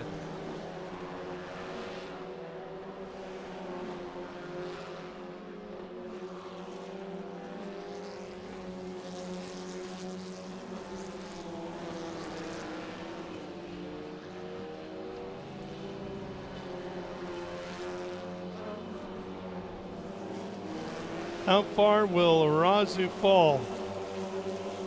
Showing in 9th now, 10th, 11th. Holy cow. Oh, what a turn of events for Gaston Arazu. That's those mistakes that you can really not afford to make in a championship battle. It's good that he's got the points lead that he does, but it's going to be cut very, very close after He's going to this need event. all of it here today after this one. Oh, Cara dipping a wheel, and he goes through one of the Q3 architecture signs, comes back right alongside of Such. Drew gets by, and Cara now is going to fall. He's going to go back to 6th. Such has made good progress from his grid slot. He started 11th. Yeah, and he needed to because he had a horrible race last time out today.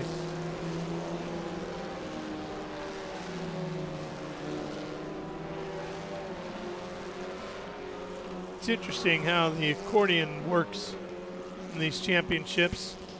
Some rising, some falling. And then they rise again and fall again. It's the up and down is amazing.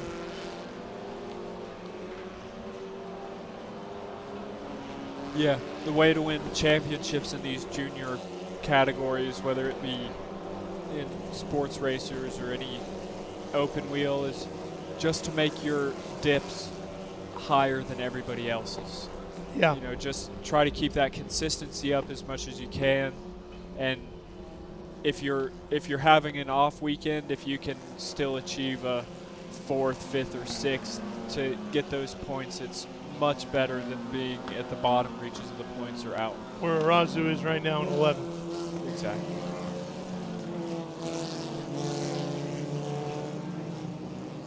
Ooh, such a little bit of a mistake in turn 4. Yeah. Caution. And the full course caution is out.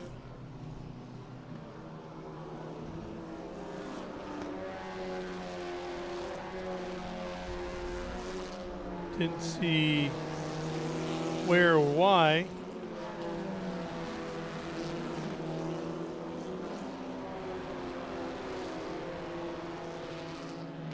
This comes out with about 5 minutes left to go. If they can get it cleaned up quickly and Might have pack 'em one up, lap, right? it would. It's a great opportunity for Arazu to make some Yes. last minute bold attempts. Great point.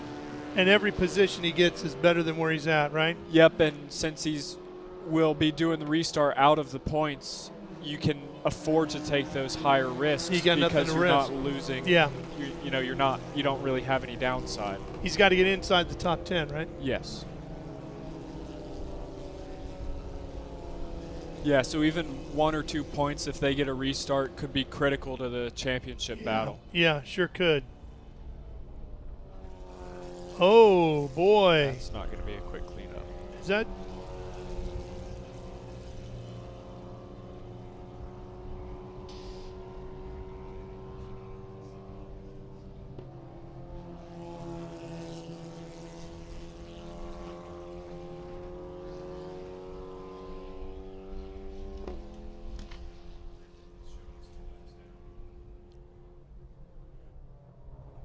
.34 car, that's Griffith. Not sure. You know, that's interesting to have it happen in that spot, in that we had a handful of cars go off there during the TA2 race as well. Not sure what is going on in that corner. When we saw the first, look at this sign stuck here, and is that Kara? It is. He went through the sign there. 5, we're coming out of 4 where Ben puts him out. If you can angle that sign just right, it might be an arrow help. But at first we thought the way the cars went off that maybe there was something on the track. Then we saw another incident or two in that same spot. So I don't know what's going on over there. If there's something about the corner before. Yeah, you come down that hill flat out, and you got a braking zone here that you're still steering for. And so if your rear tires overheat, you can easily lock the rears up and spin that way, or coming up over the crest right after the apex, how it comes up and then drops down. The car gets light there, and you can have a little bit of wheel spin, and it can easily spin sideways on you. Which could be what happened to Griffith, because that's right about where he was. Yep, how far down he was along the barrier. It's like something sitting in the middle of the racetrack there. Might be something off of Griffith's car. Well, I don't know if we're going to get this one restarted, Connor. We're down to inside of 2.5 minutes. It doesn't look likely. That was a pretty big incident, all things considered, with parts scattered. You know, there's still a possibility of one lap, but it's very unlikely at this point. And exactly not what Arazu wanted. For sure, he's gonna be pointless praying for a restart, and I just don't think that it's gonna possibly happen for him. And again, coming into this race, Arazu had a 30-point lead over Such. Such is going to finish in second. Kara, who was third in points, was at 102.5, and he's going to finish 8th. So he's not going to gain too much. Eighth is 4 points, and Such will finish 5th. That's 10 points. So Such is going to claw up a little bit. And he's going to cut that lead to 20. Yes, it's still a pretty large from margin. there. But yeah, 25 for a win. So he would be in the lead with another DNF or outside the points finish from Arazu if he won a race, or even if Arazu was 9th or 10th, he would still gain the lead with a win.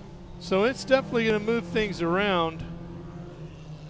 And Arazu started the weekend in the points lead, started this race in the points lead, and he's going to leave Mid-Ohio in the points lead, but he's going to have seen it get whittled away. Yep, and with 34 seconds left, there's no hope of a restart Yeah, now. probably going to get the checker coming by. Yep.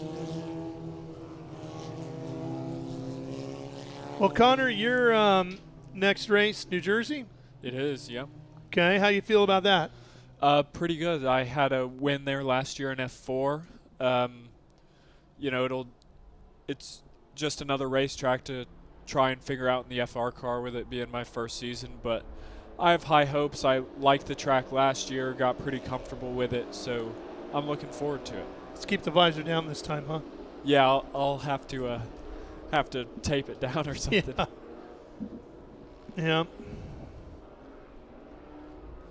Well, the last trip through Thunder Valley this weekend, not going to be exactly very thundering.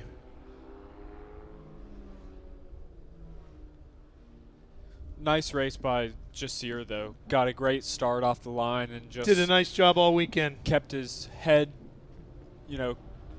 head in the right spot, kept cool through the pressure that Benitez put on him, and just really held his ground. There it Very is, checkered solid job. flag.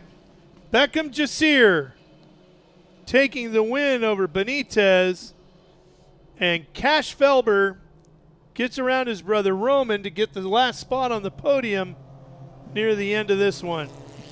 Such will finish in 5th, and the points leader, Gaston Arazu, scores no points, finishing in 11th.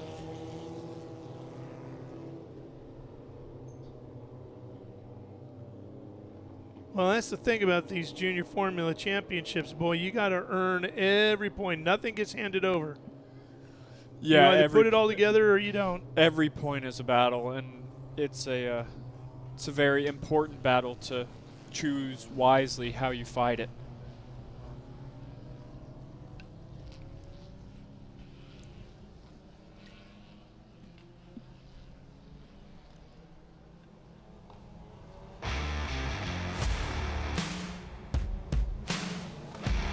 Well, New Jersey Motorsports Park will be the next stop for the tour. That comes in July, is it? I believe so. Yeah. I think it's 5 weeks from this weekend. Now, middle of July? Yeah.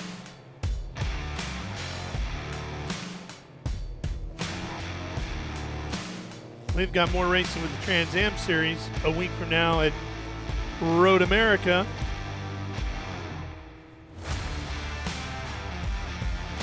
Is your class part of the race in Portland as well? No. Nope, our remaining schedule is New Jersey, CTMP, VIR, Canada, and yeah. Barber. PIR and Barber. Those are going to be two great tracks to finish off your year. Yes, I love Barber. We've been there. It's close to home. I've done some club racing there. It's a wonderful track.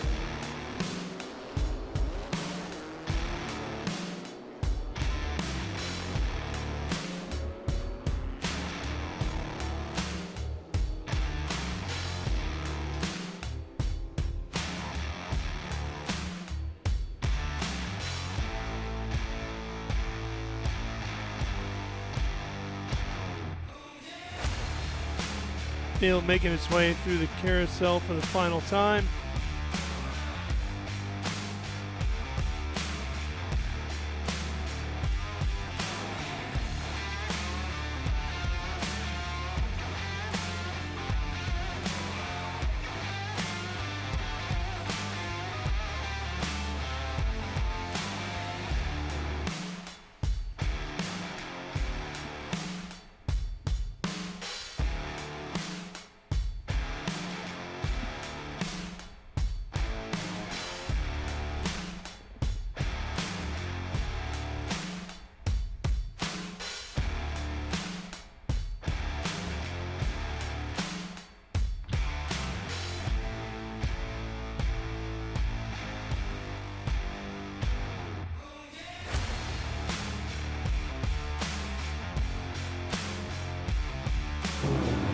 And Beckham Jasir is pulled into the victory circle area.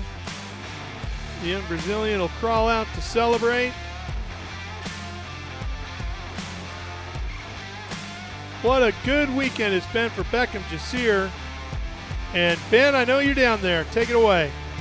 Yeah, thanks a lot, Ralph. I'm down here with Beckham Jasir. First time running the Stonica car. First win here at Mid-Ohio Sports Car Course.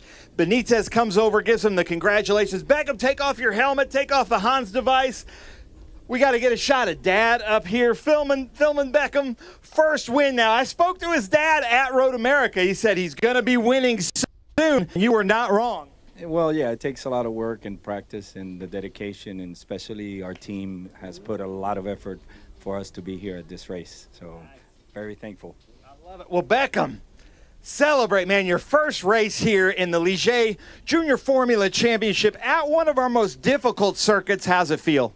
Yeah, coming in here, we definitely had the pace. I think we were the fastest car all week, but just got a bit unlucky the first two races, but yeah, glad we could do it in the race 3. Now, I'm sure there's people you want to thank. Yeah, my mom, my dad, the team, they stayed up yesterday till 12 a.m., so big props to them. And then my sponsors, P1 Docs, OMP, Stonica, and Bell. Nice. Well, how about that, ladies and gentlemen? Beckham Jasir. Ralph, I'm going to send it back to you, and we're going to reset for John Phippen to do a very exciting winner's circle here at Mid-Ohio Sports Car Course. All right, Ben. Thank you. There's one last look down on top of Mid-Ohio. Been a warm weekend here, and I know everybody's a little worn out after this one, physically, mentally, emotionally, and certainly drained hydration-wise.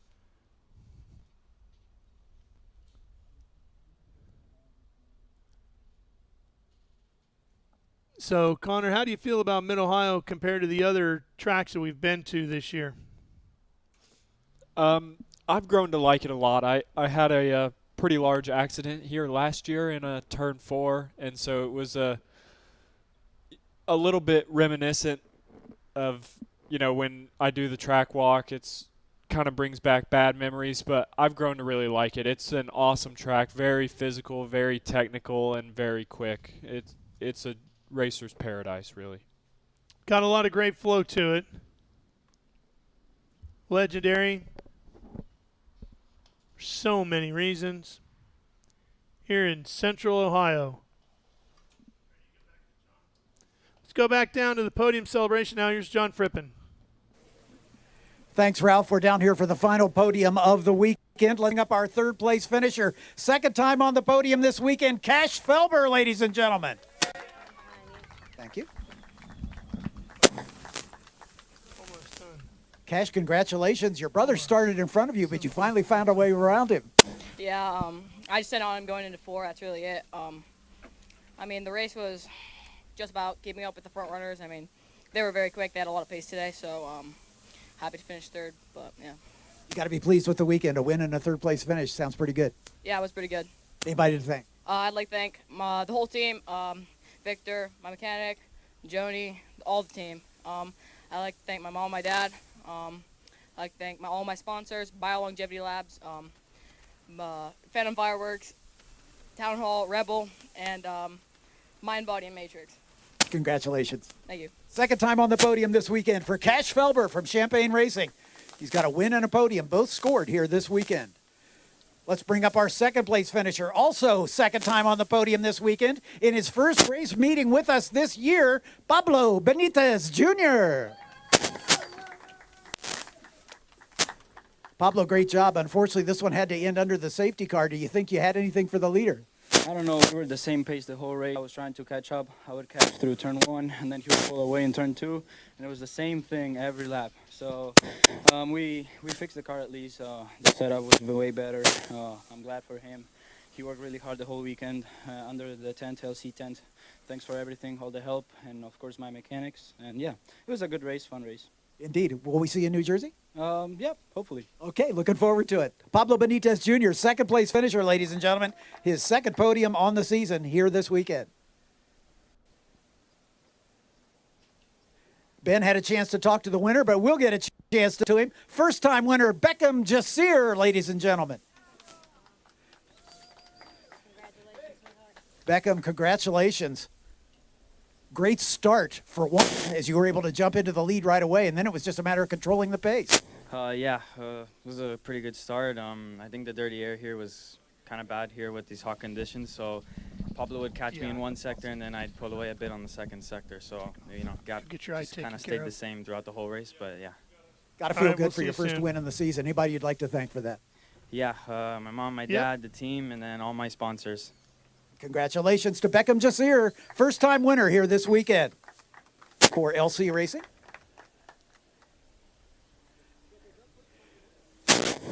We'll do the Ligier hats on our drivers. We have one more award to make after the hat dance before we spray the champagne. As we'll put the Mountoon hats on our drivers. Thanks to Mountoon for all the great work, not only in this Ligier JFC car, but as well as our Formula Regional Americas cars, keeping these engines healthy and providing the motive power behind our drivers and providing support for all of our teams in the paddock at each and every race meeting. And, of course, Hankook. We've talked about it all weekend long. These hot temperatures, the tires really earn their money. And they did a great job here this weekend. Thanks to Hankook for all they do for all three of our championships.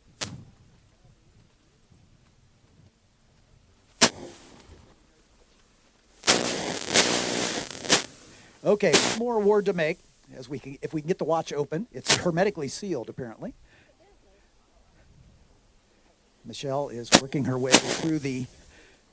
there we go. Hang on. Okay. This is called the Homologato Perfectly Timed Move of the Race.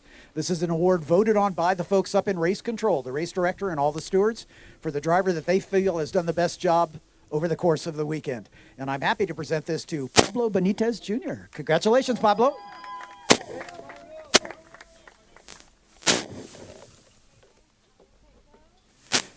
Now it's time for...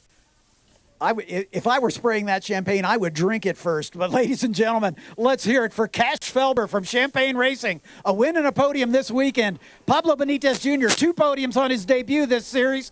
Beckham Jasir, his first win with 2 other podiums. And Pablo Benitez Jr. winning the Homologato Perfectly Timed Move of the Race. Thank you so much for being with us. That's the end of the day here for the Permco Vintage Grand Prix of Mid-Ohio. Ralph, we'll send it back to you to wrap it up.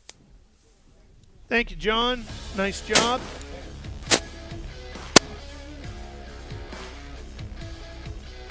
And that will close out our weekend here at the Mid-Ohio Sports Car Course with our Speed Tour.